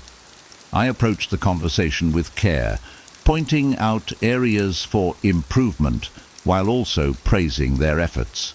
I thought I was helping them grow, but instead they became defensive and distant. Over time, our friendship grew strained, and I couldn't figure out why until they admitted they had taken my feedback as a personal attack. It was a tough pill to swallow. My intentions had been good, but they weren't received that way. I realized that not everyone is ready to confront uncomfortable truths or accept criticism, no matter how gently it's delivered. Sometimes, people's inability to hear the truth stems from their own fears and insecurities. Stoicism helped me navigate this. Epictetus advises, if you want to improve, be content to be thought foolish and stupid. This reminded me that being honest, even when it's uncomfortable, is more important than being liked. I've since learned to balance honesty with empathy. Instead of assuming that everyone is ready for the truth, I now gauge whether they're open to feedback. If they are, I try to frame it in a way that feels constructive and supportive rather than critical. And if they're not, I've learned to step back and respect their journey. It's not my place to force growth on someone who isn't ready. On the flip side, I've also reflected on how I handle criticism. It's not always easy to hear, but I remind myself that feedback is an opportunity to learn and improve. When I approach criticism with curiosity instead of defensiveness, I grow stronger and more resilient. Not everyone will react positively to honesty, and that's okay. What matters is that I stay true to my values while remaining compassionate. Whether it's offering or receiving feedback, I've learned that growth takes courage, and not everyone is ready to face it. By focusing on my integrity and practicing patience, I've found a way to navigate these situations without letting them harm my relationships or my sense of self. Now that you know these 12 reasons why people might secretly hate you, you have the power to rise above negativity and protect your peace. Remember, these feelings often reflect others' inner struggles more than they do your actions. By applying the insights and Stoic wisdom we've explored today, you can navigate these challenges with clarity, confidence, and resilience. If you found this video valuable, make sure to hit the like button. It really helps more people discover this content. Don't forget to subscribe and turn on the notification bell so you never miss an opportunity to grow wiser with us. I'd love to hear from you in the comments. What resonated most with you? Have you ever experienced situations like these, and how did you handle them? Share your takeaways and stories below. Your perspective could inspire someone else in the community. Thank you for watching, and remember, every challenge is an opportunity to grow. See you in the next video.